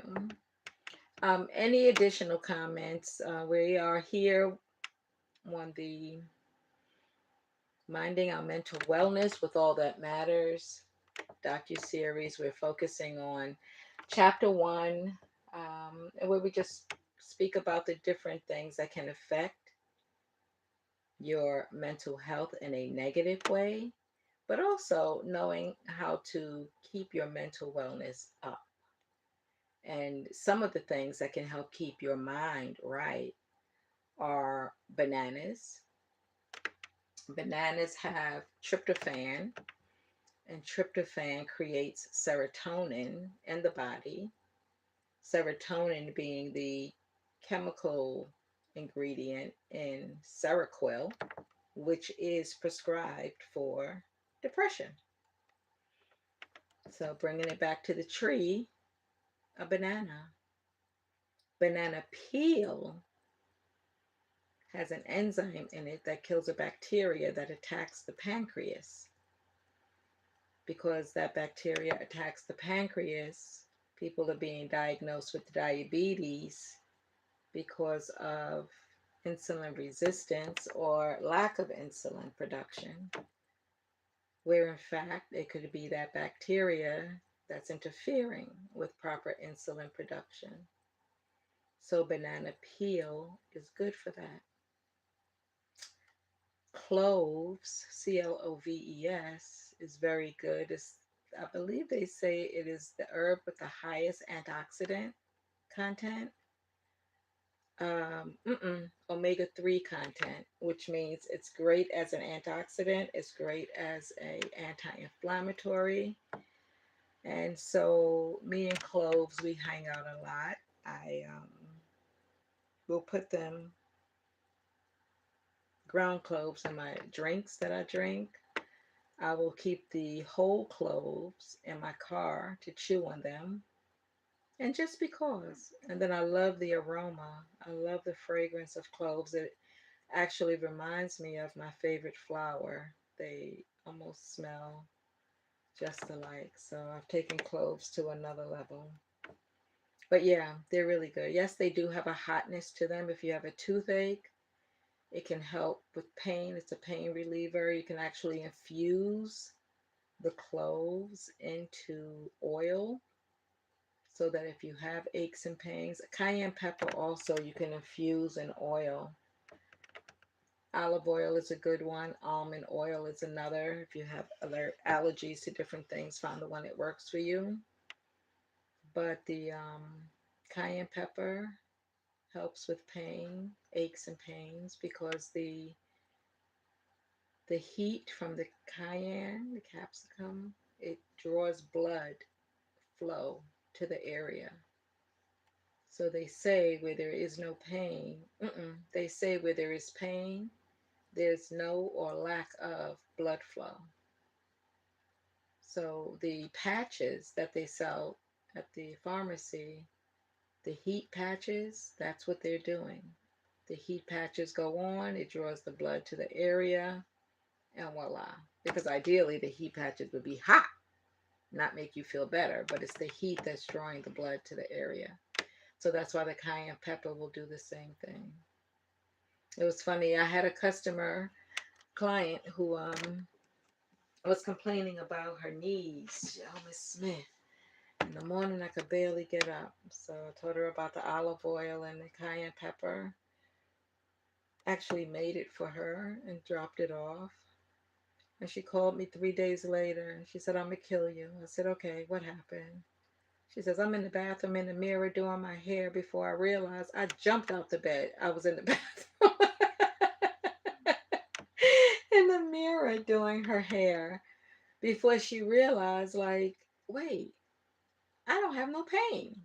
It's something how your body could get used to something, right?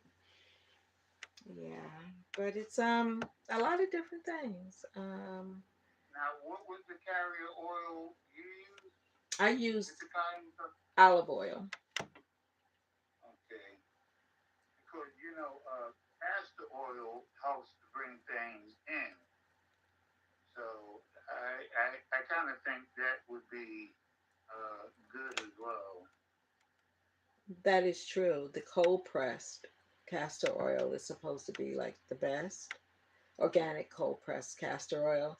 And it itself by itself is also an anti inflammatory. So, definitely, if you're mixing it with something else that has a good property, it absorbs into the body very well. That is, I agree. I agree. I had heard something about the banana peel, but I lost it. Now you just brought it back, but I don't really know how to utilize the banana peel.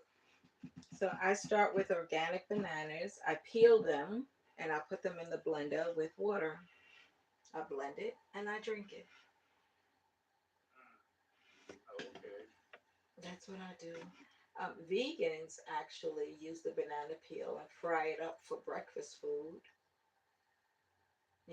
I guess it mimics bacon for them. So they clean it. I don't know how much they clean it out, but I know they like season it up and then fry it. Um, Oh, okay. but again, I start with organic, and I've learned to wrap my bananas now in parchment paper and freeze them, and they don't discolor as bad, but they are great frozen. Oh my God, it's such a great frozen treat. When you take them out, you could just slice them little round coins and eat them, and they're just beautiful. You can't get any closer to banana, frozen banana treat than that. Straight banana, no chaser. And it's good for you. And bananas are low glycemic for people who are watching their sugar. They're low glycemic. Um, Learned from Dr. Stevenson, Dr. Africa's wife, that even though agave, the sweetener, is low glycemic, it's highly concentrated. So it's not as good for us as we were thinking. Yes, it enters your bloodstream slowly, but it's highly concentrated. You were going to say something, Jeffrey? Yeah, the bananas full of potassium, and I remember being in the hospital and them telling me that my potassium level was high, and how that was going to cause this or that. I don't remember exactly, but I'm not truly fond of listening to what allopathic doctors have to say, because I know they based a lot of things on trying to scare people into using their drugs. And so it's hard for me to really trust what comes out of their mouth. But I often found we need to make sure that we kind of balance our potassium intake with our magnesium. But then I hear there's so many different kinds of magnesium, which makes that kind of confusing. As well, I know the health man. You can find him, those who are listening. You can find the Health Man Show on YouTube, Brother Abdul. Very knowledgeable. And he spoke about, I think there was 7 or 8 different types of magnesium. And yes, potassium. Bananas are high in potassium. But it's funny because bananas can also help regulate your blood pressure.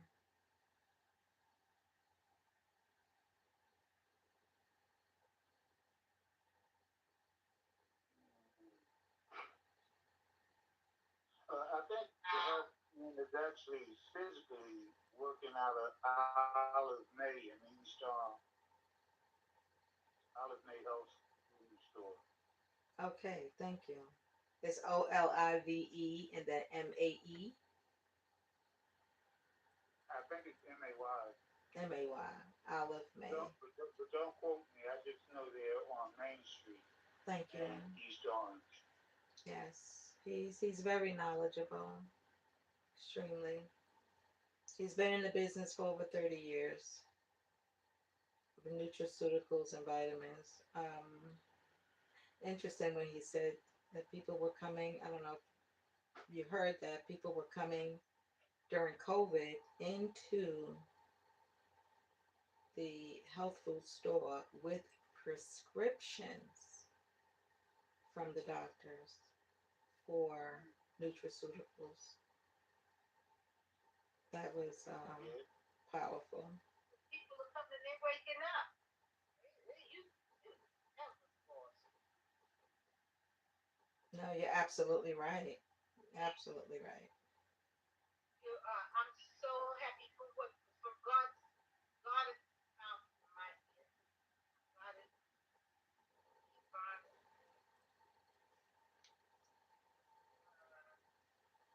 I forget your name, Robert. You have Evadyne. Evadyne. You have said about a whole lot, and I thank you very much for sharing. It was very informative. I love how you connected the bananas and how they was snack. What a great snack to get out of this other stuff you see in these stores around. Oh, absolutely.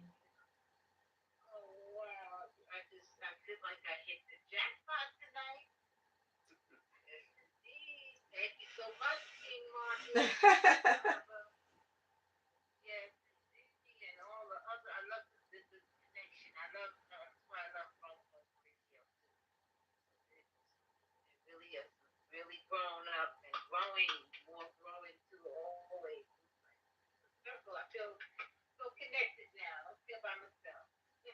Like I do sometimes. I can't feel that way. Well,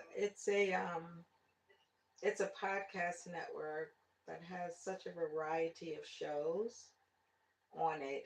I used to be on it. We're not on it now, but of course, you were Yes, here. You were here with us because of grown folk, because of exactly, Marcus, and it's exactly. all about That's networking. it. It's all about networking, and we are we are supposed to network. We are absolutely supposed to Yes, network. We're supposed to know our power and connect our power like an extension cord. yes, absolutely. Destiny. I Abs- believe in the African tradition. That's what we did. That's what the passing down information from generation to generation, sitting and talking. The men going out and sitting in groups and sharing information and whatnot, coming back to the house and dispensing it and all that kind of stuff. We are indeed supposed to communicate with one another and put out within the village, the tribe, whatever you want to call it, community, in order to empower each and every one of us. I think that's the way it should be. Yes, it allows us together to get really close to one another too. Like living in the same area, same atmosphere, same environment, and just grow. I just want to chime in on that. I want to say, everybody, uh, it's good for us to remember, stay connected. You never know what somebody's going through, and connections can actually help us through anything that has come to us to help others. Yeah, What are we trying to or really. I believe it's thankful for everybody responding to tonight. In just a little bit, I will step up to interview Missy McBride on this docuseries tonight. If you all stick around and consider we'll play something for you. It's really loud. Not something that you can take and share with other people tonight. So if you would take a night and prepare, I'll give it a little for everybody after quickly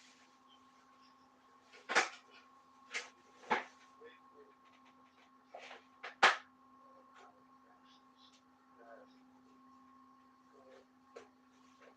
good. My name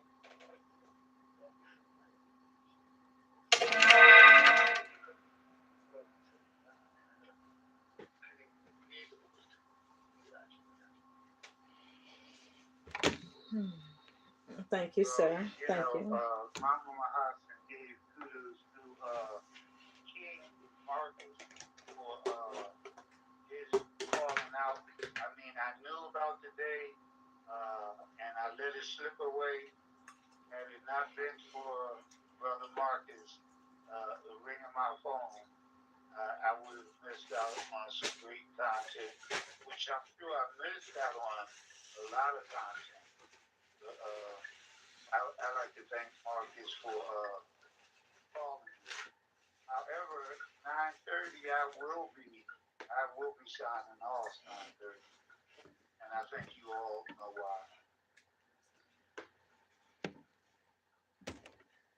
So we invite people to go to the Grown Folk Talking website, Facebook, Grown Folk Talking with no G. Express yourself. and then PPN, Progressive Podcast Network. Go visit that Facebook page and get a lineup of the different shows that are on that network. And so Joffrey just mentioned he'll be leaving for CCC. He'll be traveling to Louisiana for a good hour and a half. They have great content, very interesting information. Every week they bring a different topic. Um, but let me give everyone an opportunity to talk about what they do. And I spoke about grown folk already. So, Leon, if you are available, please tell us about Eyes with a New Vision.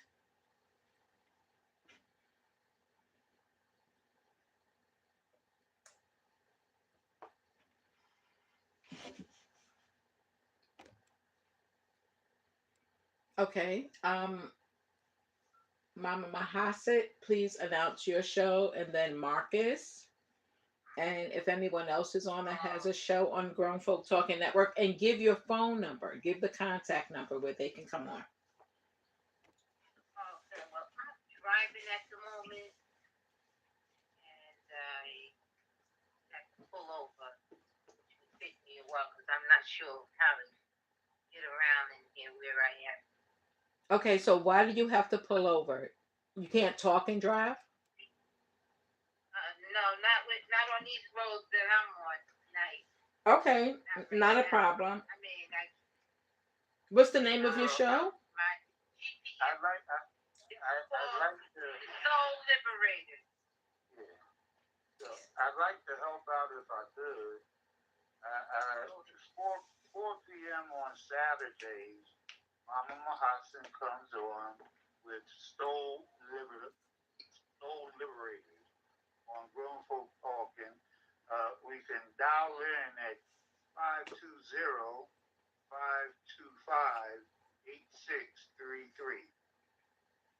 Now that's the best I can do to help you out, Mama Mahassan. You take it away. That was great. All right. Yes, that was a big help. Thank you. But it has gotten a little dark here, and I didn't know where I'm at. I just moved to a new area. Yeah. In what town? I'm in North Carolina. Oh. No, I can't help you down there. Yeah.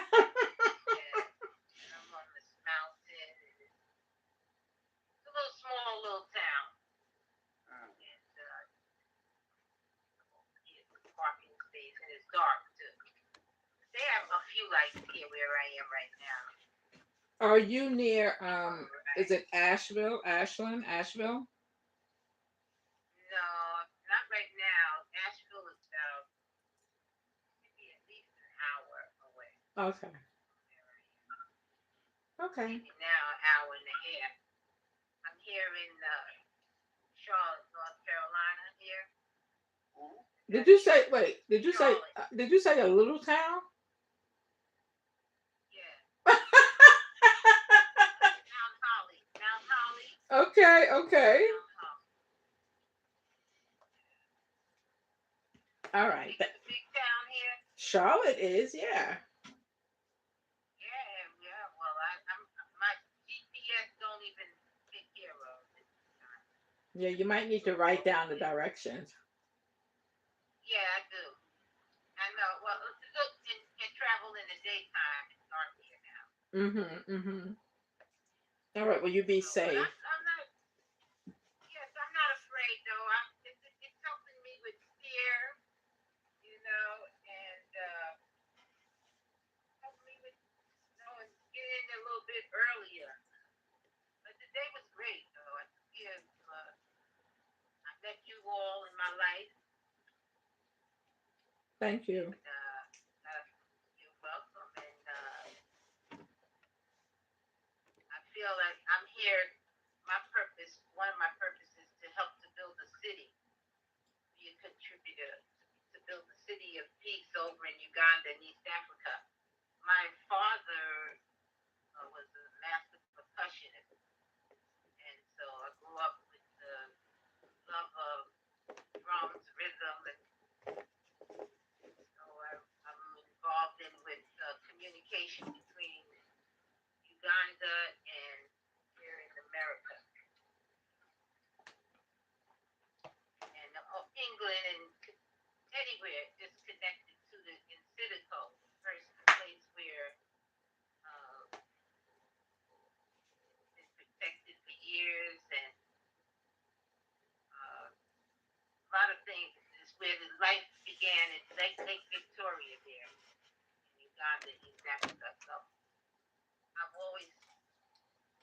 why my name is Mahatman.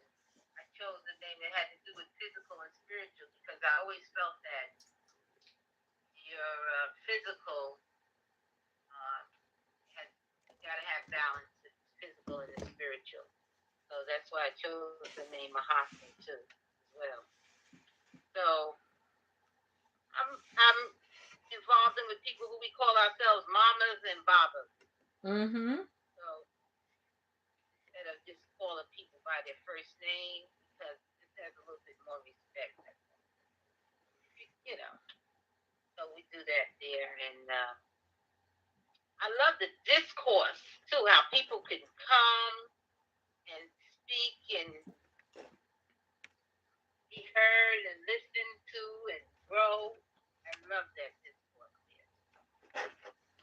Connection, the collaboration. So I'm thankful. At least I got on this evening. It's about 7:40. I don't know how much more I gotta be here. I'll be here in this area here either. So I'm gonna tune back in, and I thank Marcus for giving some encouragement to me too, because I'm moving right now. I'm moving towards Uganda in a very short time, hopefully before this year is over. Mm-hmm. Secure a place for having my own home building from the ground up. And place. But they say, hey, my father's house is in many mansions though too. So we're involved in with traveling with anybody else who would love to go visit, see the safari, to see the discourse circle, the land that's there for us. We're also asked to come back home. You know, where life began in the beginning. As it was in the beginning, so shall it be in the end. That's why I always say that one. So anyway, that's what I'm doing. My purpose, I feel that's one of my talents or my purpose in life here. This time here, and I'm looking forward for it to be the last one. Wow. Yeah. You stay steady. Stay steady in the plan, Stay steady in the work. Oh, yeah. Absolutely. Thank you so much. Thank you, too. You're more than welcome. Who is this here? This is Evadyne still. Evadyne. Oh, your voice sounds different now. Yeah, the app threw me off, so I had to come. I had to come in on my phone. All right. Okay, yes.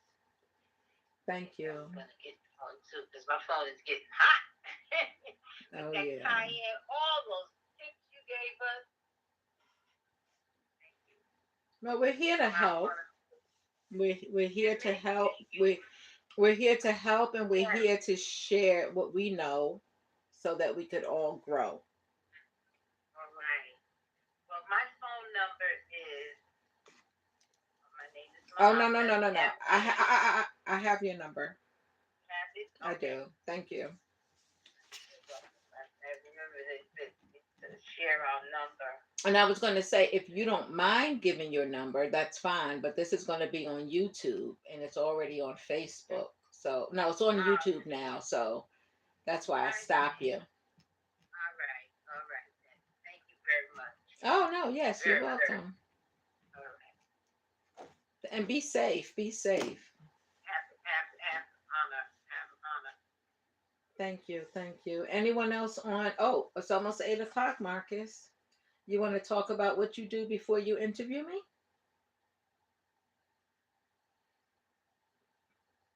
Give me a moment. Okay. All right. All right, I'm here. Okay. Well, at this time, what I do, it's more well, podcasting. Those of you who know, have heard me on the Grown Folk Talking Network, Mondays and Fridays at 6 p.m. And recently, I've renamed our podcast show to Extra Hype Connection. And what we do is under that we have Positive Prosperity on Mondays, and we have Cool Talk on Fridays. Basically, we're building now. We're building under an umbrella, so we're networking with other agencies, organizations, coalitions, cooperatives, groups, associations, assemblies, even. Um, and we're just pitching everything under an umbrella so that we're all protected from what we would call the downpour. But we all have a place under the umbrella, and we can all be connected and help, help where we can. So right now, we've got some we got website building going on. It's actually a membership site, which is great, and we're encouraging people to go and sign up now and get with us. Um, we're also going to be doing some other things that may help out in the long run. So one of those things that may help out will be local currency, which basically in Ithaca, New York, that's one of the biggest examples of a local currency, the Ithaca hours. Um, there were also a few other places that have or had local currency. Right now, there's a place, another place in New York. They've been running a local currency for about 2 or 3 years now, and it takes a lot of the heaviness and the burden off of consumers and producers. And it helps you to actually, you know, pass pass over all of the most of the tax obligations. But it's very simple. But we've been looking into that too. The purposes of bartering and trading and exchanging, and also keeping the other national currency as well. You can float that as well. But we're looking into a lot of different things. We're networking.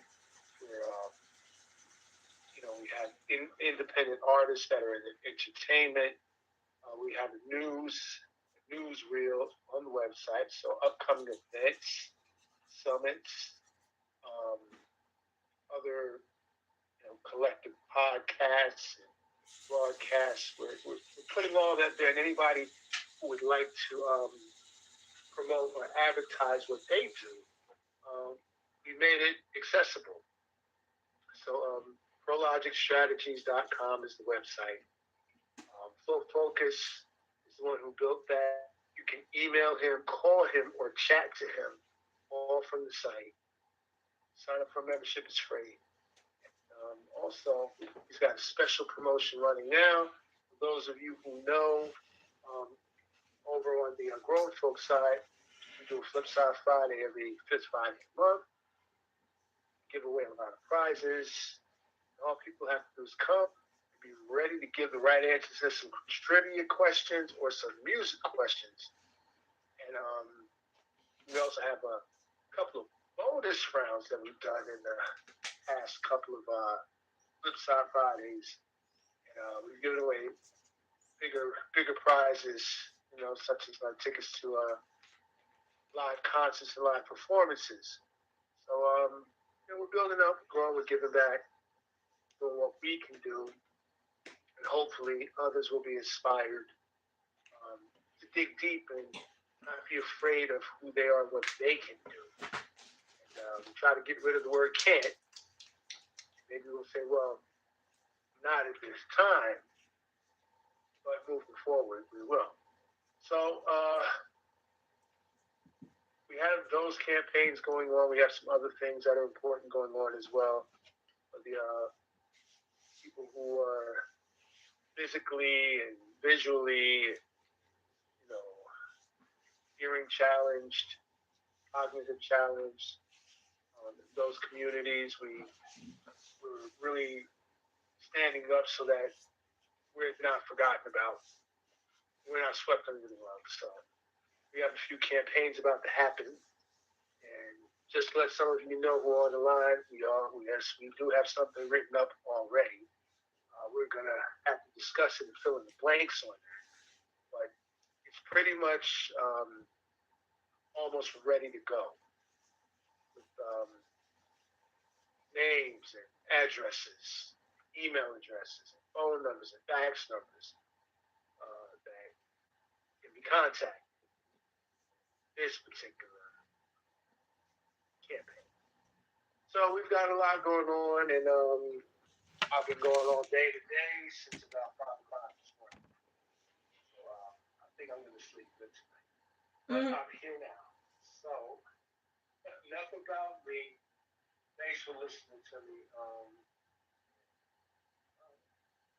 By May, whenever you're ready, say the word and we'll take it from there. And the word is and the word so again, you're listening to Minding Our Mental Wellness with All That By the Matters. way, this coming Friday at 6 p.m. Extra High Connection. We have a podcast on our Grown Folk Talking side. You can call in at 520-525-8633. And on November 14th, everybody mark your calendars. We're going to have a holistic, natural path health, wellness podcast with some panel hosts who are practitioners, others who are into the aftercare aspects as well as the involvement, real time nutrition, supplements, and other healthy practices. So we're gonna have this podcast with about 5 to 6 panel hosts. It's gonna start at 6 p.m. and it's gonna go past 8 p.m. We've already worked that out. So we're looking at about maybe 6 to 9, maybe longer, depending on the response and the amount of people. And we're gonna have a really immersed time with information and with those who have dealt with things such as diabetes naturally, eye health and wellness naturally, and even one clinician who deals with a whole host of eye issues naturally and non-invasively. So that will be happening November 14th. It's Friday, 6 p.m. I'm gonna get interviewed in about Hope everybody will decide to chime in on that. And I think it should be about 8 o'clock now. It's Can you confirm that for me? 8:02. Okay, 8:02. All righty. Well, everybody, definitely want to say hello to you. This is Marcus from Extra High Connection. And I don't know if my other half, my partner, my co-host, Prince, aka Phil Focus, is in the building. He might be a little tired, he might be here, but I'm here with you guys tonight. And tonight, as we are here live on this docu-series discussion and live recording, I want to let you guys know a little bit of background about the that I'm interviewing tonight, um, she is what I would say is the definition of limitless. And I say that because I have not heard her say that it was impossible for her to do something that she had already put a mind to. I've known her to say things that she wanted to do, and she went on ahead and she did them. And even if other people had raised objections or concerns, I should say, it didn't slow her down. It just fueled her and her passion to move forward and get it done. And when she focuses, when she puts her mind to something, she has the same power and the same strength as a freight train, a locomotive freight train. And get out the way because she's leveling the ground. You don't want to be in the way when she's straight ahead on that path. So if it's anybody that is an inspiration, it gives encouragement. I want to say it's Miss Evadyne Missy Smith. Hey, welcome to Minding Our Mental Wellness with All That Matters. This is going to be a docu-series that's going to focus on life. I am here. Can you hear me? Discussing chapters from the book. We can hear you. Thank you very much. So, thank you, Marcus. I appreciate that. I guess I got to keep myself plugged in now as an electrical vehicle rather than that my locomotive moving. Thank you. Indeed. Yes, indeed. So, once again, I just want to say to everybody who's listening, thank you for being here. Thank you for supporting Evadyne. And she's put this docu-series together, and I think that this is wonderful. And please, there are going to be others to continue in the series, so I don't think that this is the only one and done. Um, you hear, heard, and make sure that moving forward, um, you keep it in mind, and when it comes around again, bring a friend. Bring a friend. Lots of things talked about here, but without further ado, Rodney, if you are ready, I would like to ask my first question of you. I am ready. Thank you. Can you hear me okay? You're loud and clear, as far as I can hear. Thank you. I am ready. Okay. Well, thank you. All right. So I wanted to ask you, when it comes to the host of campaigns that you have been successful at, what is it about authoring that draws you, that also brings out more of your passion? Uh, so everything that I do is within my passion. Um, I try my best not to touch anything that doesn't have value so that offering it to others is easy. It's easy because I'm offering value. With the campaigns, like the 1 million books into 1 million hands, hearts, minds, and homes, that is our latest campaign that we've launched October 1st. And it goes through the end of this year into March of next year. So it ends the donation season and it begins the new year of donation season. But the idea is that if we can get 1 million books, and it can be digital books or the paperbacks, into the hands of 1 million people, that will ultimately affect at least 10 to 20 million people, because each person who has a book who reads it, they are going to be affected by it positively, and that's going to spread to everyone they know one way or another. Doesn't mean everybody's going to buy the book, but the results will be shared. And that's the goal, that we improve life for as many people as possible. Now that's excellent. That's an excellent plan and also a very worthy goal.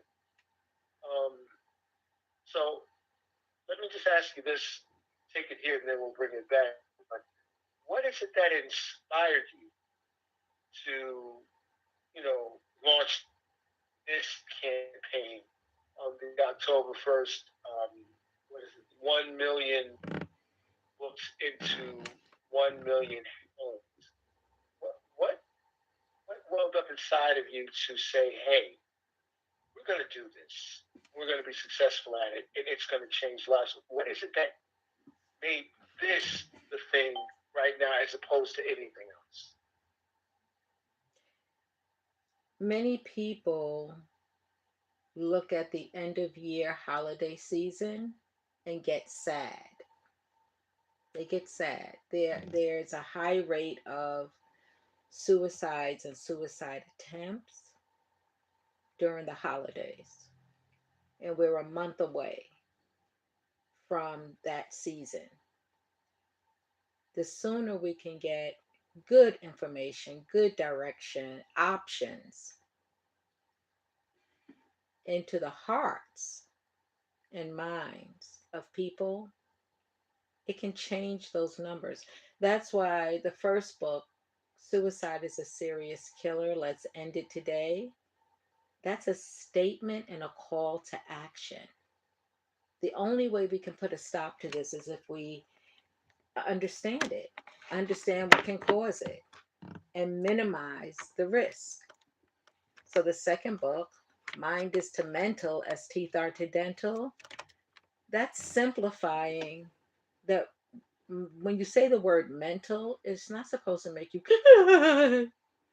it's supposed to say, hey, I'm good. My mental state, my mind state, we rolling, if you understand it that way. So actually, both of my books and the campaign is to rebrand the understanding of mental and overall health and wellness. And this end of year is really important because over the years, we've noticed that that is a time where people start reflecting on their lives and sometimes choose to end it because it's not what they used to be, because people who were in their lives are no longer in their lives for different reasons. Holiday time is a funny time for people. Hey, hey. Now, with with the books that you have written so far, um, I'm quite sure that there are resources that are valuable in each that can, I guess, be, a benefit and of value to people who may not even know that certain things are there for them. So, have you noticed or have you heard that many people have no clue as to what is available to them when they're going through certain situations? And how did that play into you putting things into quote unquote print, whether hard copy or digital? I say you don't know what you don't know because you don't know that you don't know it. And that's not you and you and you and you. It's us. It's us. We have the information that's always been given. We have the direction, but who created that system that directs in that direction and who provides the information from that source? It's not enough. So I've been, um, health and wellness has been my appeal since I was a kid. I subscribed to the Prevention magazine when I was like 11 or 12. And with the help, of course, of my parents, started purchasing supplements and equipment for juicing and different things like that, again, before I was even 14. So, with the help of my parents, it's my nature to help. It's my nature to provide resources. So the book, literally both of them, have a lot of information, a lot of information. But I say I'm an appetizer. The main course is behind me. I can give you a little bit of a lot, but enough that it can spark your interest, whet your appetite, and send you to go get more. Or I might be giving you just what you need because you had it all already.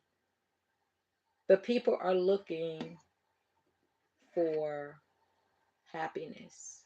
They are looking for happiness from all walks of life, from all financial,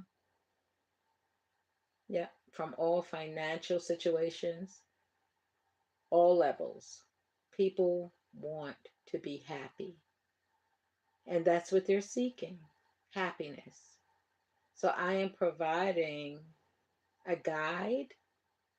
I almost feel like it's a Bible because my co author is the creator, but I am providing a guide too. Very good. They're actually Siamese twins. I needed a softer title that wouldn't scare people since the word suicide, until my mission is accomplished, until the word suicide doesn't cause people discomfort just reading it or hearing it. I needed a softer title. And so that's when mind is to mental as teeth are to dental, and we all have a mind. Literally, it was thrown back at me. And I say thrown back at me because for 4 days I kept saying to my co author, I need a softer title. And my co author came back to me and said, it's right in front of your face. And so then I asked myself, what's right in front of my face? Until I was speaking to someone, and when I said to her, mind is to mental as teeth are to dental, and we all have a mind, the way her face lit up, she was like, oh my God, that makes so much sense. And it dawned on me that's what was right in front of my face, a statement I had been saying for a while. And then when I looked at my YouTube, which is at like, share, subscribe, ring.com, when I looked at my YouTube, like 3 or 4 months, maybe 4 months prior to that aha moment, I had recorded a video with the same exact title. So my co author, my creator, was speaking to me loud and clear, saying, it's right in front of your face. And it was right in front of my face. I just had to, I guess, wipe off the pain. Oh, pain, like window pane. Thank you. I want to get that clarity in there. Okay, okay. I like that. I like that. So let me go here to the other side of things here now. You do a great networking and connecting with others and bringing them value, bringing them resources that they can use that are useful in everyday life. And I do recognize that you are business minded, and you make connections with different people who are entrepreneurs, or business business starters, or established in business. So, what do you find with respect to your networking and your connections that what do you well, let me put it this way: what do you recognize with respect to the networks and the connections that you make? Like, what do you realize about who, or the groups that you connect to? I find that I can be verbally overpowering to the point where you cannot get enough of me. And this is not to mean anything differently, but that's in person when I present, which is one of the reasons why I'm moving toward public speaking. Um, I've been told, almost demanded, not to do the different book events I've been doing, with going out to different events and setting up the table with my books. They say you need to start speaking. Your power is in your speaking. And so moving forward, I began to do that. Um, if I go to an event, I must have at least 5 minutes to speak. And it's happened that when that happens, then the connections are made more effectively, because I meet people all the time, all the time. The follow up is even getting better for me, because follow up is key to business. You meet them, you lock them in. But things are changing, and I'm grateful. I'm paying attention, you know. My email is teamfollowme@yahoo.com, and the one outside of my business. And I would always say I'm not a follower, but I'm learning how to follow, how to listen. Not that I thought I knew everything, but the connections with the groups, with the businesses, um, when I when I'm out and sharing and making connections, I always give I call it my times page, my business times page. And it has all of my businesses, front and back, of what it is that I do. And it's been good. It's been good, and I see it getting better. And I'm ready for it. If that makes any sense. I'm truly ready for it. People want, I'm sorry, go ahead. No, please finish. People want what I offer. And they want what I offer because I offer quality services that satisfy need.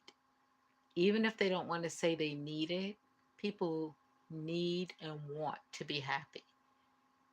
They need and want to be happy. So once they hear what I'm offering, the door isn't shut. It's, oh, oh, oh, that's what it is. Go ahead. I'm sorry. Oh, no. You were fine. I thought you were finished, so I interjected prematurely. So I apologize for that. I wanted to ask you though, with respect to dealing with people and seeing what their needs are. I know you give a lot, of yourself in those situations, but what do you find to be the most rewarding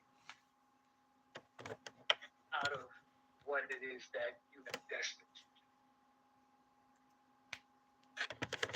Hmm. The most rewarding is when, after speaking with a person about what it is that I do and what I may have that can help, their gratefulness and their recognition that timing is everything. Literally, timing is everything. Second to that is when I'm speaking and I literally can see the hair on people's arms stand up. I'm grateful for that as well. And it's very effectual to me and to them. They can't deny it. It's, the hair standing up on their body. I can see it and they can feel it, but it helps each of us to recognize it's real, that what we're sharing and what we're doing is real. Well, I tell you what, at one of your future speaking engagements, please make sure you let me know. And if there's a ticket price, whatever, I want to make sure I'm in the front row so when you speak, I can have the same experience with the hairs on my arm standing up. Okay? Make sure I get a front row seat. Mm-hmm. All right? Yes, sir. But also, oh man, I tell you, I might pay for that one, but it's okay. It's okay. No, but it's Um, true.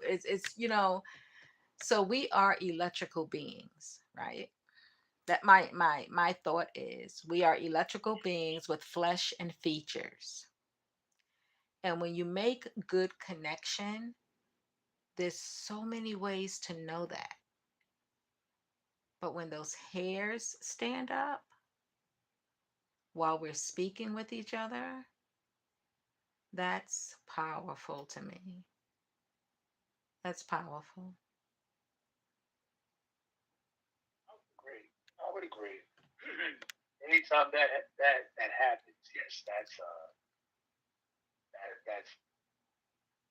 transcending power. I would say that's a gift. That is a real gift. All right. And I would like to know, out of everything that you do. Now we talked about your books, how you author, and you had time to write, think, and put things down, and then you have other business endeavors and campaigns.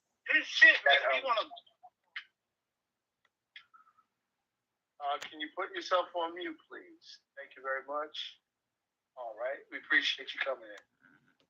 But you have campaigns that you have done successfully. You speak at different events, and you encounter different people, different circles, different situations in all walks of life. But what do you do for your own,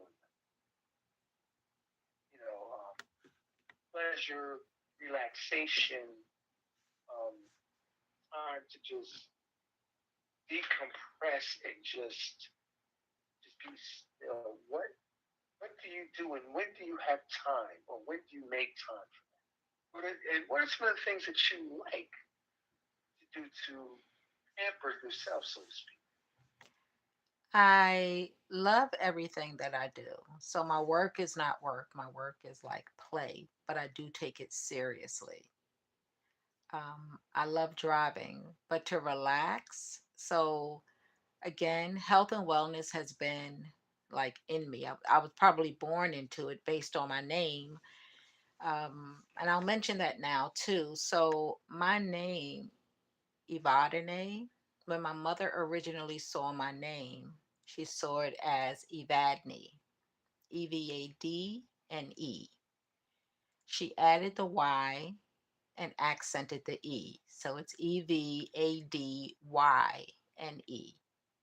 The way she spelled it with the Y, 20 years before I was born, it was established as a pharmaceutical antidepressant.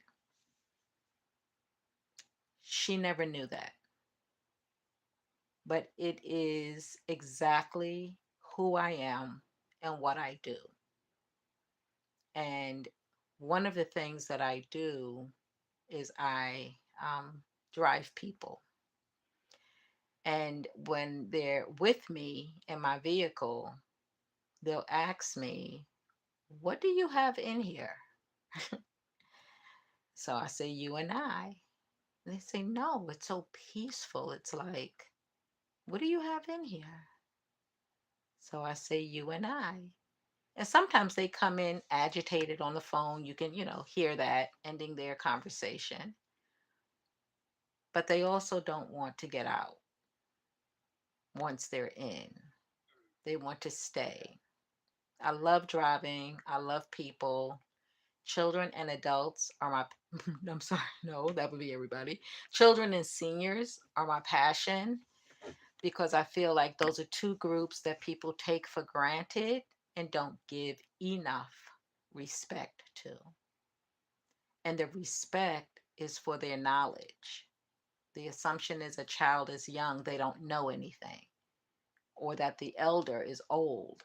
They're old. And yeah, they are, thankfully. And yes, they are new to the world.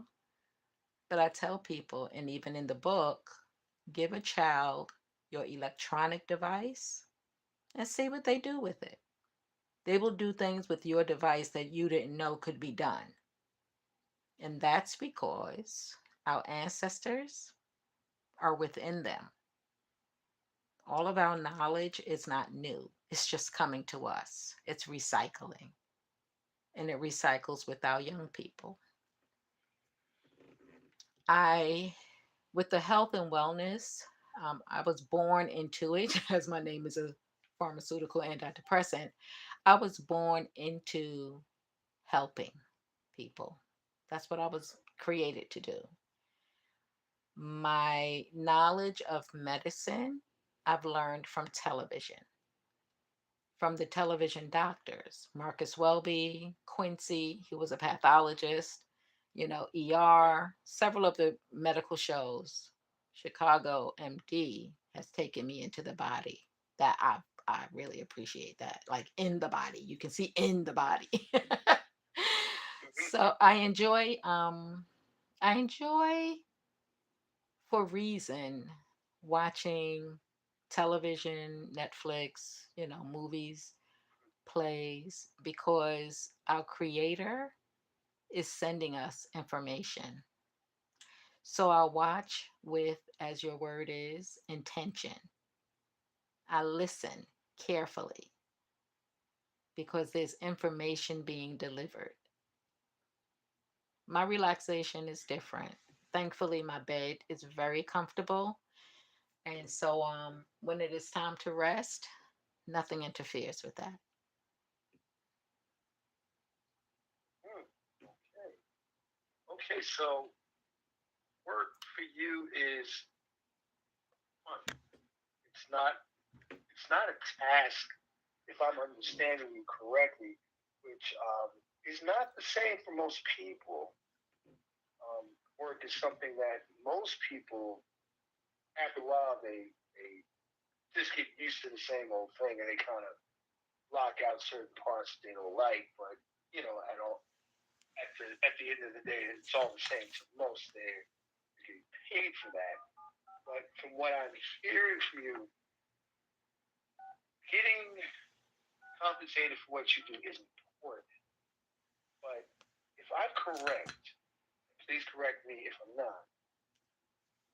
Your your drive is not just the compensation, and that is important. But the most important thing to you is showing the quality, the dedication, and the attention that you pay to making sure that everything you do is memorable and that it's on point and that people will refer what you have given to them to others.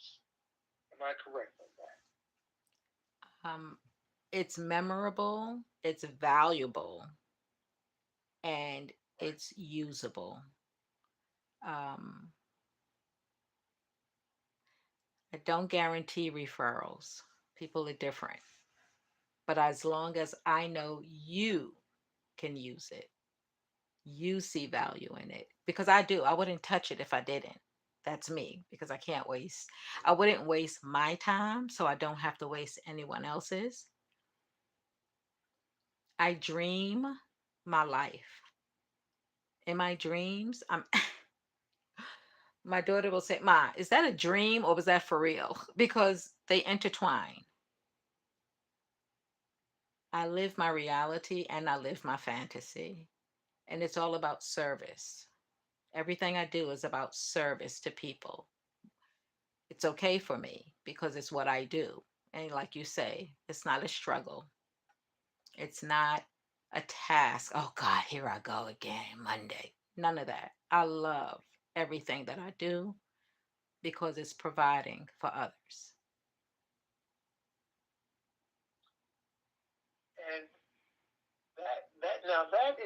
that's unique, in that not a lot of people may have the same type of attitude or um, involvement in that way.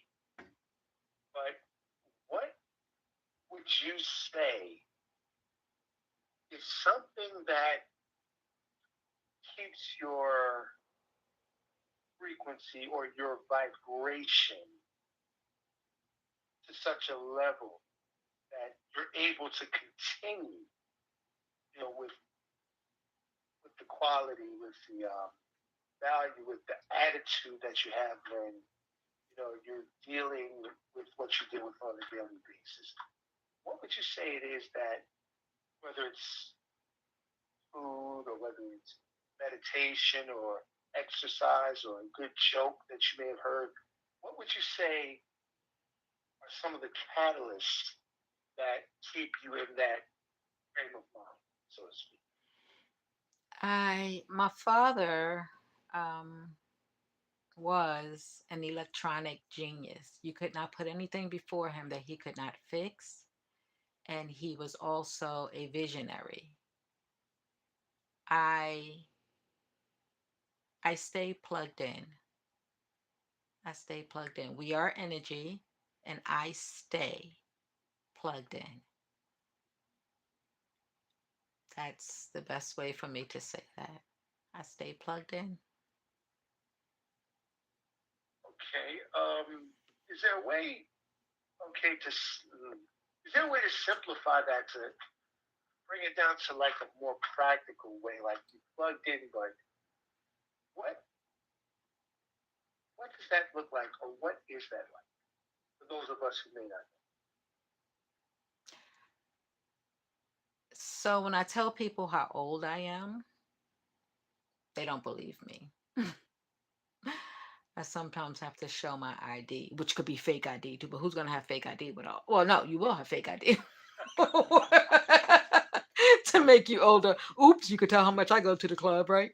So I share with them. So according to them, I look maybe 25, 30 years younger than what I am. I tell them it's genes and I have not messed them up. I haven't messed them up. No smoking. Not to say it messes up everybody. I'm just saying I haven't messed up the plan for my purpose, know? my reason for being here. And when I say I stay plugged in, well, I do. But I don't, I stay plugged in to positivity. I don't allow myself to be drawn in to negativity. I hope that makes sense, right? It Yes, it yes. exists. It exists and it may come my way, but because I'm such a great dancer, I'm good at pivoting. I'll step out the way before you even knew I did. I don't get involved in altercations. I don't argue. I may raise my voice on occasion or say it in a certain kind of way, but I stay plugged in to my passion and my potential, and I'm always believing in what I do. And the fact that I'm servicing people, it's a good thing. So, along with the 1 million books into 1 million hands, hearts, minds, and homes, and anyone who's listening, please, if I may, Marcus, send me an email, teamfollowme@yahoo.com, or go to the website, networkingforsuccess.info/promo. Order the books to give as gifts. Order the books to give away on corporate year end events. Bring me in, if I make any sense, to share a story, and I will come with books. My ask isn't much. You have people who question, um, it's so cute though. You have people who question my credentials after they've read and appreciate the information in the book.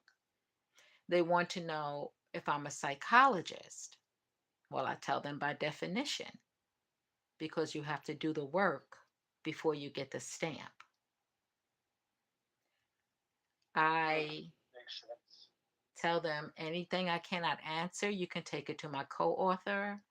My co author holds an associate's, a bachelor's, a master's, a PhD, a doctorate, and a doctorate of divinity.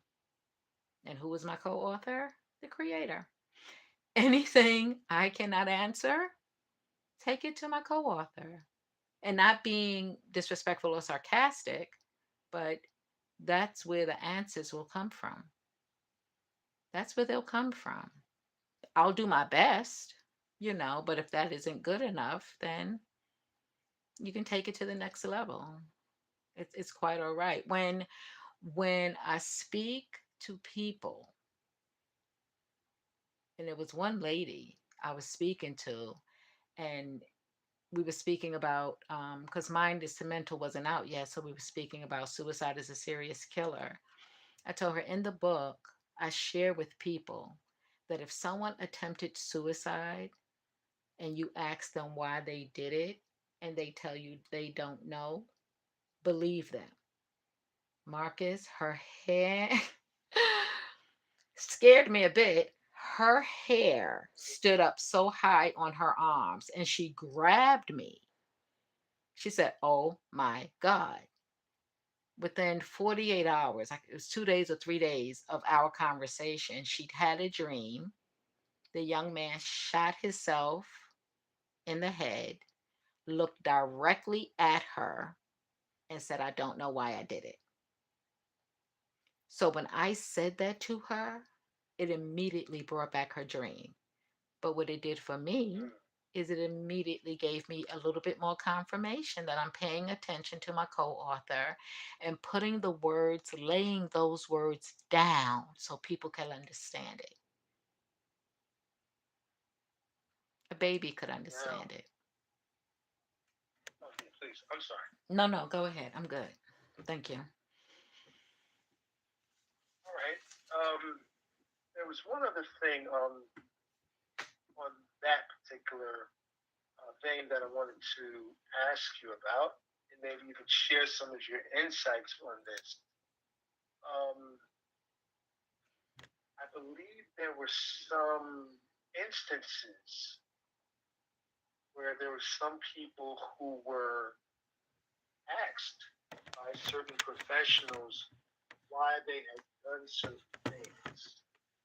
And the response, I believe, was similar to the response that the young lady shared with you, which was, "I don't know why I did that." It was wasn't just certain types of situations, but it was all across the board. Um, I want to say this in the most respectful way that I can, but some of the professional practitioners and the recommendations that they, let's just say, prescribe. Um, have you noticed from people's conversations, actions, thoughts that um, they've experienced a lot of what we would like to call psychosomatic episodes? Experience them from what? From the let's just say the things that they are recommended to Oh, take. I'll see. So are they getting psychotic thoughts from psych meds? Is that And maybe others. so we Have know you noticed that to be a thing? I okay. So we always see and hear the possible side effects of medications. And those side effects can happen based on the individual's body chemistry. Not everybody will experience, of course, the same thing. That's why they'll say can cause, not will. God, I hope they never say will, but they say can cause hallucinations. There's a show, a movie on Netflix, Brain on Fire, where they were trying to commit her, this young lady, because of her behavior. They assumed she was on drugs, and it was really her brain misfiring. There are people who have pseudo seizures because of they don't have epilepsy. No, none of the tests indicate epilepsy, but they do have seizures, and they say they're pseudo seizures. They're created. Seizures create. I'm sorry, not laughing. Seizures created in their mind, almost like a person who is hypochondriac, right? Mm-hmm. Um, I do know that we should be mindful because they cross use chemicals. There's chemicals that they use in medications, that they also use in cosmetics, that they also use in cleaning products. So we have to be real mindful. And that's one of the reasons why it's a lot of people are going natural. There are people who are diagnosed with mental health conditions, and it could be parasites in their body, but they're treated for mental health because the checkoff sheet indicates it's this diagnosis. It could be parasites, it could be blockages. I mean, there was a man diagnosed with Alzheimer's who, when the family was out, decided he wanted to change a light bulb and fell off the ladder. He had a diagnosis of Alzheimer's for 5 years. Well, they went to see him in the hospital. He knew everything, he knew everybody. He did not have Alzheimer's. He had a blockage. And when he fell, it unblocked. So, yeah, we have to be very mindful, careful, and cause them to dig for the true cause of different ailments. It was told to me by a gentleman that males between the ages of 17 and 21 are diagnosed with schizophrenia, when in fact it is the symptoms are caused by dopamine imbalance. Because dopamine imbalance, one way, can cause Parkinson's, and the other way can cause schizophrenia.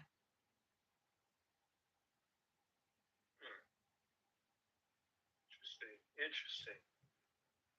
And I would say that, or I would say or mention that due to your focus and your attention to many different details, as well as your experiences through life, dealing with other people, and having conversations, that this has led to a culmination of the resources that you have made available for people, such as your books, as well as your audios, your videos, and your podcasts.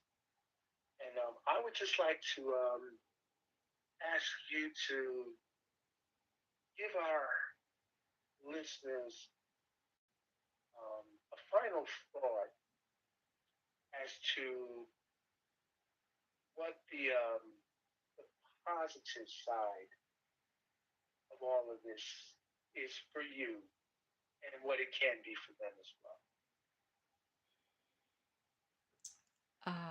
Walking the streets and feeling safer. For real. Walking for real, right? Walking the streets, feeling safer, knowing that people are balanced, um, riding around in the streets, knowing that people are balanced, that they found their happy place naturally. There are times when medication is needed because, well, there are times when chemistry needs to be adjusted, um, because of imbalances that have been going on, or could be instantly, something instant could have happened. So there's sometimes need for chemistry and the chemicals associated. Not necessarily medicine, because there are some natural supplements that can help balance you as well. But if there is an emergent situation, then emergent would be the emergency room. But get that knowledge as much as you can, like while everything is good. Like I share with people, get a therapist while you're at your best, so that if life ever throws you a curveball, you have someone to get you back to your home base who knows you. But the other positive about getting a therapist while you're at your best is that you're going to be able to determine if that person is good for you. They're not just going to be assigned to you. You will be able to determine whether or not they're good for you. Could they be a friend when you need one? Mm-hmm. When you need one, right? So for me, success is result driven. Success is for me when I'm at an event and someone opens the book and read a random page and say thank you, I needed that. That for me is success. Want that, just that one person. For me it's success. The 1 million book into 1 million hands, hearts, minds and homes campaign,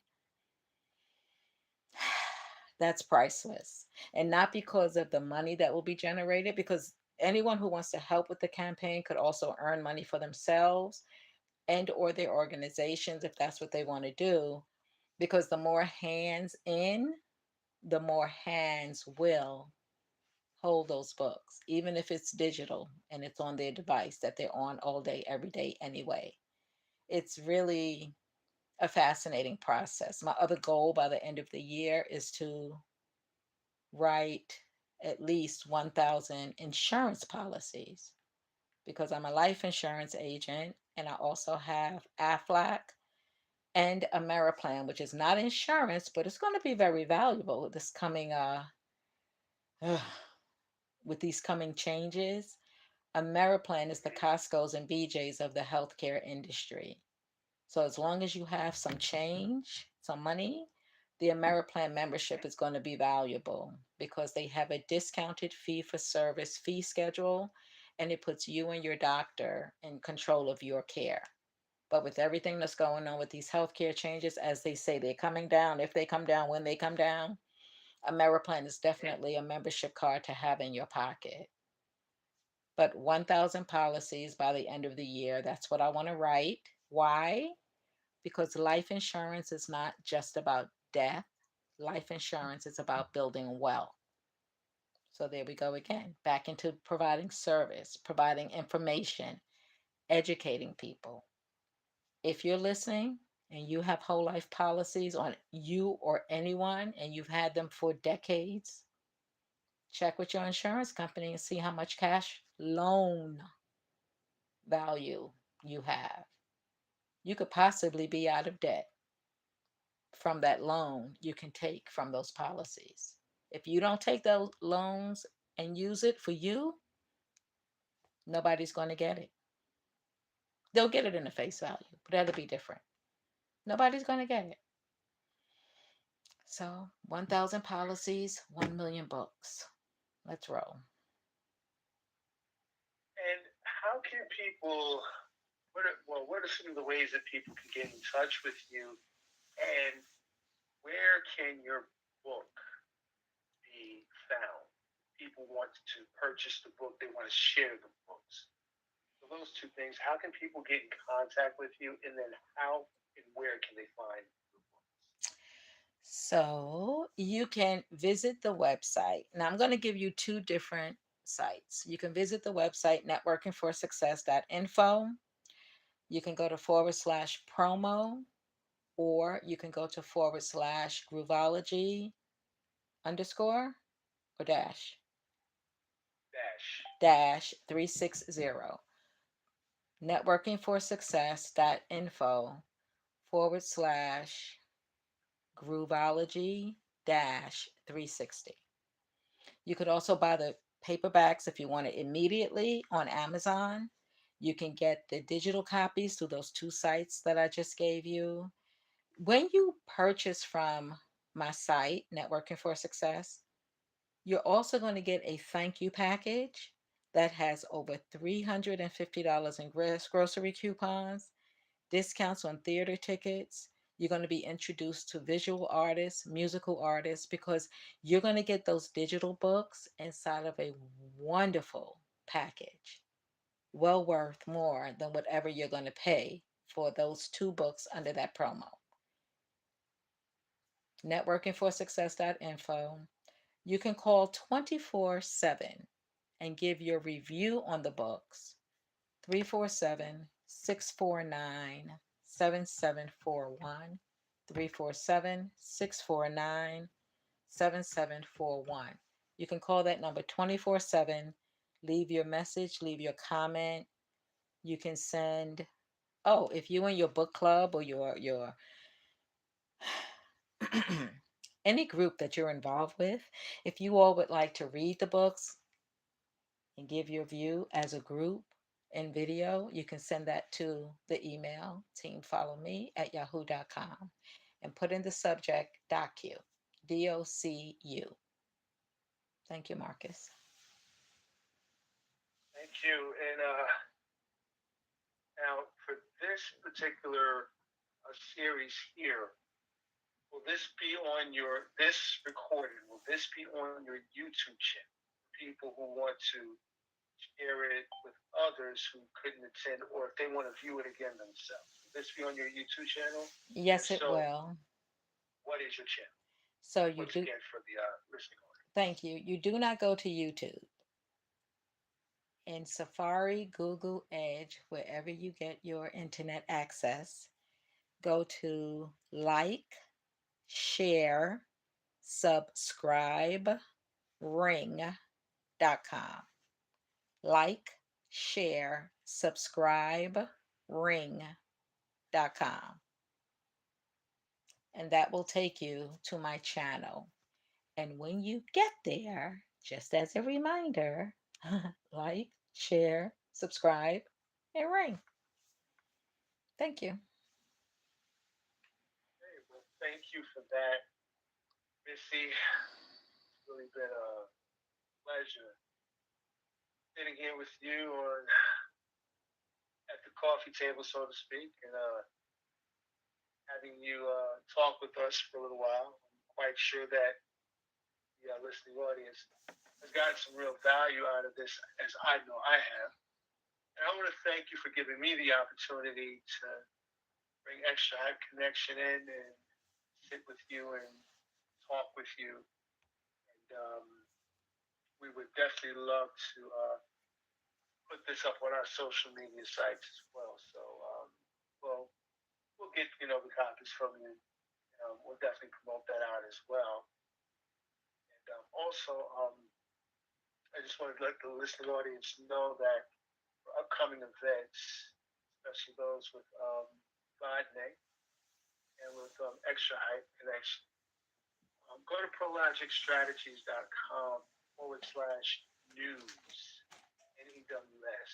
And you'll get to see all of the upcoming events, where they will be, if they're live, if they're broadcast or podcast, if they're virtual, um, and maybe even some events that we will be sponsoring for the communities, for health, and for other reasons as well. But make sure you go there to prologicstrategies.com/news to see more of Evadyne, for events, for resources, and for like, share, subscribe, ring.com. So with that, everybody, I want to thank you all for listening in while it's here. Rodney, I want to thank you for having me in here to interview with you. It was really, really a good time, and I hope we can do it again very soon. And with that, I'm going to turn it back over to you. Thank Once you, again, say Marcus. thank you for this docu-series. Thank you. Thank you. Actually, let me just add this. So to register on prologics.com under news, is that what you said? Yes, yeah, at prologicstrategies.com/news. All right. So I'm going to invite everyone listening to share that information with your friends and send me confirmation. So have your friends send the confirmation. Do they get a confirmation when they register, Marcus? Yes, they do. Send me a copy of the confirmations from all of your friends. So all of you have about 10 friends who are listening, right? Send that to me at teamfollowme@yahoo.com, and I will send everyone the thank you package. 72 hours. Register on prologicstrategies.com under the news section, right? Subscribing to your news. Tell all of your friends, and I'm telling you, this package is so valuable. It's going to have the 2 digital copies of my books. It's going to have over $350 in grocery coupons. Then you're going to be open to discounts on so many different things. If you live in New York, I could probably do Jersey too, but you can get a free 1 year accidental death policy through Globe Life. It's not in the thank you package, but when I get the email, I will send you the application. Free 1 year. And after that year, it's $10 a year. So it's still good. Accidental death policy. It's a door opener, no doubt about it. But that's life and that's business. You're going to get so much in that thank you package. You and your 10 friends, or 11 or 12 or 100, however many you have, let them do that. Okay? Thank you. Thank you. You're I think I'm going welcome. to take advantage of that myself. Mhm, Send me that email, teamfollowme@yahoo.com, Marcus. You follow me at Yahoo. That's right, Yahoo. That's right. That's right. It's really, it's all about. I've given away at least 1,000 books. The hard copies, I've given away at least 1,000. Whenever I place orders for what I need plus extras. And I can almost tell who needs to have it. My money is going to come probably in a different kind of way. The 1 million books into 1 million hands. Once again, anyone who's looking to raise money, which means for an organization, no cost fundraiser, or to make extra money promoting the books and getting the sales, you never have to touch it. You can earn commission on that. It's a win-win. It's a win if people have websites or businesses, if they want to give the businesses away, the package away. We have a special deal for them giving the package away. Just, let's just keep doing what we do. And I wish everyone um, success. Just, I wish you, whatever that looks like for you. And it's important to know what that looks like for you. What does success look like for you? That's a very interesting question. Thank you. Thank you, Evadyne. Thank you for the opportunity to be a part of your docu-series and to be part of this truly monumental day here.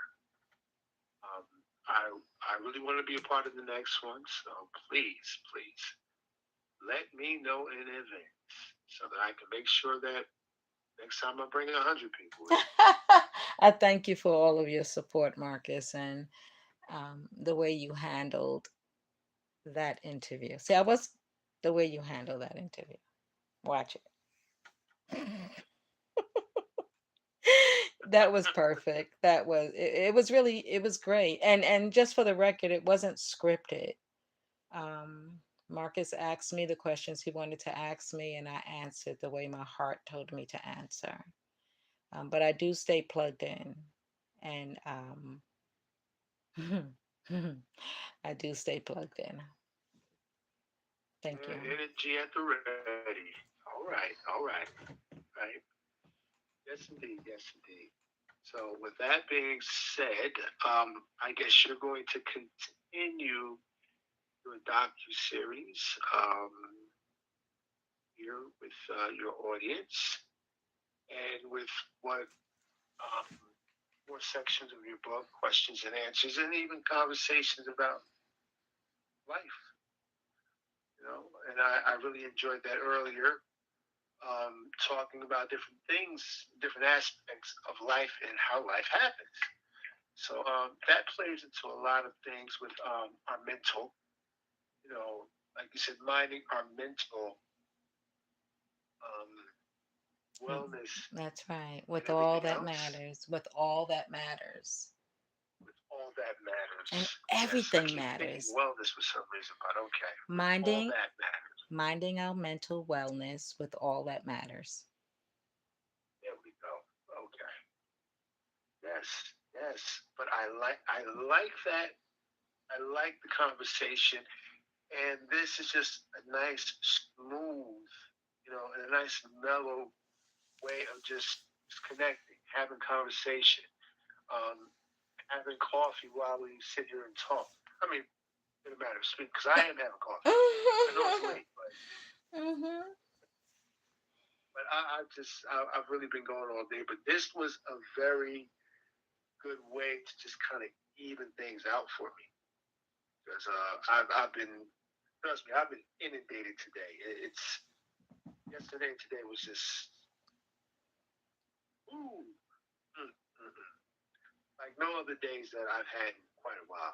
But this right here, this was a way for me to just go even keel and just kind of come to like a mellow kind of balance here. So I'm not teetering one way or another. I'm good where I am. So I want to thank you for this. I really do. And we'll definitely collaborate on some other things. And I also want to thank you too. And just so that the listening audience knows, and no, she didn't. I was going to say this, but I want to thank you for your support for Extra Height Connection from its inception, before it was even Extra Height Connection. Uh, you were there, and in the capacity that you could be. And like you said, you give value. You give your all. You know, and you put energy and value where it is best used to flourish and to thrive. So we definitely want to thank you. We're connected with you and upcoming events. You know, we're going to be reaching out to you, and in whatever capacity you can be, and you can be effective, and also you can live as well. Well, we encourage it. So thank you very much for everything. We appreciate you. I thank you very much, Marcus. And ditto, widow, ditto, ditto, ditto. You have to be old enough to have watched Ghost in order to know ditto means back to you and thank you. Back to you and thank you. And I'm gonna agree. This is a good way to end tonight. I think I'm gonna end it. Um 3 hours short, unless anyone has any objections on the line. If you have an objection, say aye. Okay. So I like this as an ending to this long day, which actually started at 6. I wanted to make sure that everyone in every time zone had an opportunity to be a part of it. And I thank you, Marcus, for a job well done, as I knew it would be. You have proven yourself well and still. So, if I may, and the making of minding our mental wellness with all that matters, do know that everything matters. Everything matters, but not everything needs a response. Take a deep breath before responding. Those few seconds could make all the difference in the world. Know that we are responsible for keeping our minds clear. So watch what we're putting in it, including our reading, our music, our company. No need to fight. And life is not about competition, it's about completion. So, completing your purpose, living your passion, that's the key, not competition. Don't let people draw you into competing unless it's athletic. But otherwise, no personality competitions, none of that. I'm Evadyne Smith. I like to thank you all for being a part of this wonderful day. And we're going to have this up and rolling on Extra Hype and on like, share, subscribe, ring.com.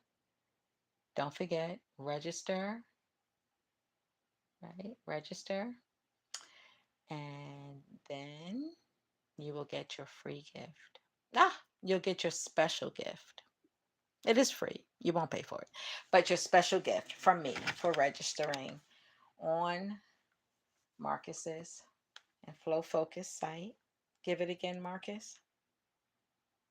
ProLogicStrategies.com. PROLOGI. Who? LOGI, like Oh, it Charlie. is C. Okay. Strategies. Okay. Strategies. And what stumped me was Flow Focus is with a Z, correct? Yeah. Okay, so that stumped me with the C. I just wanted to make sure I had it correct. Thank you all. If there's no further, I'll count to 3, and then we will say la vie, say la vie, say la vie. 1. The way it has to be. That's the way it has to be. 1, 2. Good night, good night, everybody. I was just waiting. It's been nice, but yes, I have to get on the CCC Thank in you, another Jeffrey. Thank 20 you. minutes or so. I wish I had had more, you know. But again, thank you, Marcus, for calling me when you did, and that got me in.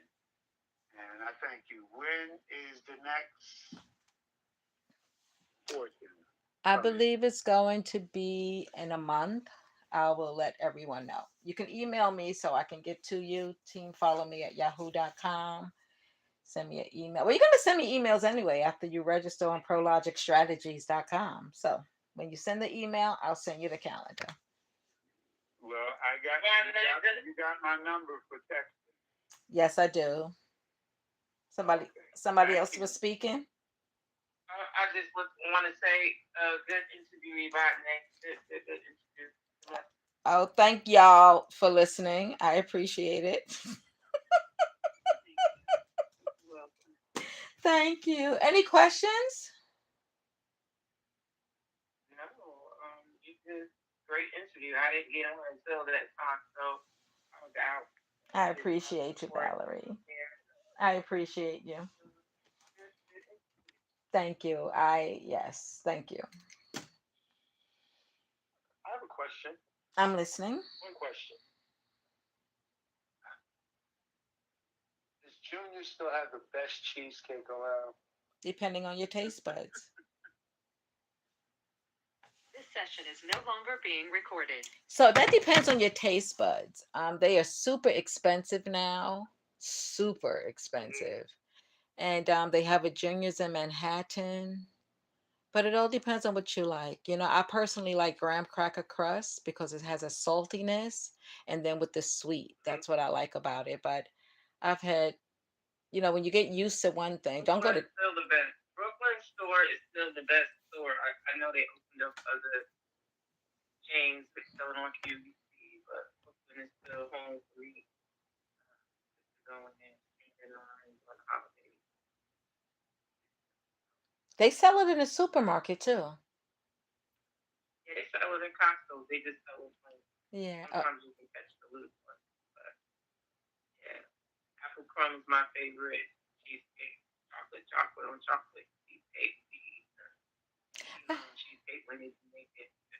It is good. Now, how do you compare them to Very. the Cheesecake Factory? To me, I guess I'm stuck with Julian's. I like some cheesecakes that were in Cheesecake Factory, but to me, Julian's is. I've been so used to that for 30 years that yeah, I don't think I can. I have another favorite, but Cheesecake Factory do give them a run for their money with the different flavors. But Julian's is handed down for so many years. Okay, okay. And Joffrey, I you. just like to go to the Cheesecake Factory, but Me too. You know what I like at the Cheesecake Factory? I like the Korean cauliflower. And yes, it's the best. oh my God. Korean cauliflower and the spring rolls that they have, the avocado rolls. No, I don't do the avocado. I do the Tex-Mex roll. It's like oh my God, it's That's so good good. too. I Yeah. used to get the sampler, so they give you all the Oh ones yeah, those are my two together. things. That man, that Korean cauliflower. Yeah, Woo! that cauliflower is and their cob salad is the bomb. Yes. I heard that. I Yes. heard that. I'm sorry, we left Joffrey out. Joffrey? All right. Well, Joffrey is right in Newport. He lives in Jersey City. You can go right to the one in Newport. No, he was saying something. Joffrey? Joffrey? I'm here. You were saying something? No, I didn't say anything, but I'm pushing people towards the Nigerian restaurant on Communical Avenue. Yeah, she has great food. She has great food there too. Yes, she does. Thank you, Mr. Joffrey. Thank you. Yes. Oh, Valerie, you're too funny. Hi, Latoya. Yes. Yes. And also, Violet or Mallory, she's another, I think she's Jamaican. She does great options there. Mm-hmm. Oh. Very good. Hello, Latoya. Thank you for coming on. Oh, you're quite welcome. I want to say you was wonderful. Oh, Thank you for telling your wonderful story. Which one? Was it about my second husband or my first?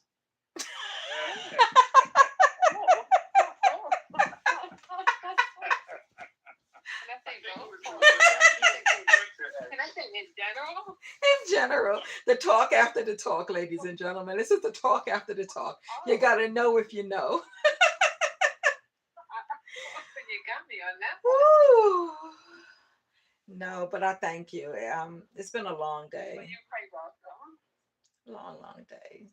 It- One more thing. Now, remember, one of those books you were reading, and I think that was Mine is Too Mental. When you would ding, when you would ding every time you turn the page. Correct. But are you going to read the other one as well? Yes, all of them will be read. All of yes. I actually have the introduction and everything read as well. Um, because I want to make it a literacy piece, the audio book. I want it to be literacy. So that's why, it's like the read along and then beep tells you I'm turning the page. So if you haven't caught up, you got to go back, but at least it gives some kind of signal. Does it sound okay when I beep? Yeah, I was enjoying it until I had to do something else. Okay, all right. I'm just trying to get it right. Trying to get it right. And I know the message is long when you first come on as well. You can just hit star and it'll take you right into the meeting if you've heard the whole message before. Oh, you mean when we call them? Yes, when you first call in. Oh, now you talk. Well, I just realized it when I had to get back on after it booted me out. I think I missed half the podcast. I know it's long. I know. So I gave you a heads up, right? But I will say this. It is good information if it's your first time coming on. Correct? Uh-huh. And I have a question. Did anybody miss the dings? You know how you hear the dings when people are coming on? I know I can't stand the ding. I can't stand it. But I did have it on earlier when it was just quiet, so I knew when someone would come in.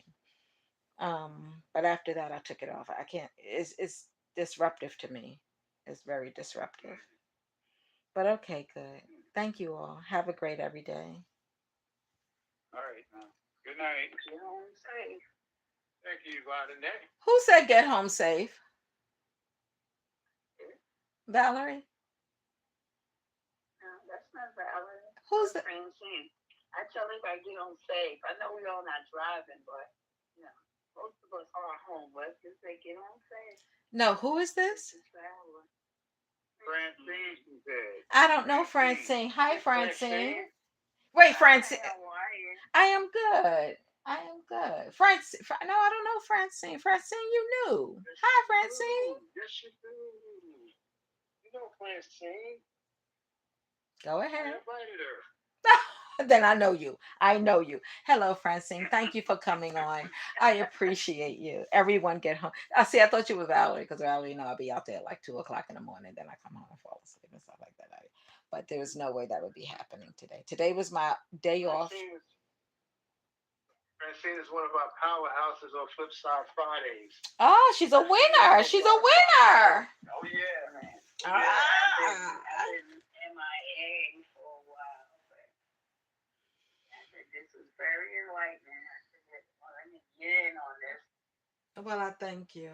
I thank you. Do you have the book already? No, but I will be getting it. No, I don't have it yet.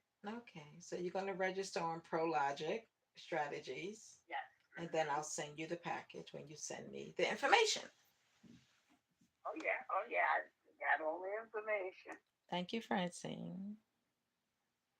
Have a good night, everybody. Okay, I'm going, you all. Thank you. Good night. Okay, Brian. Well, Night, if everybody. Joffrey's going, we're all going.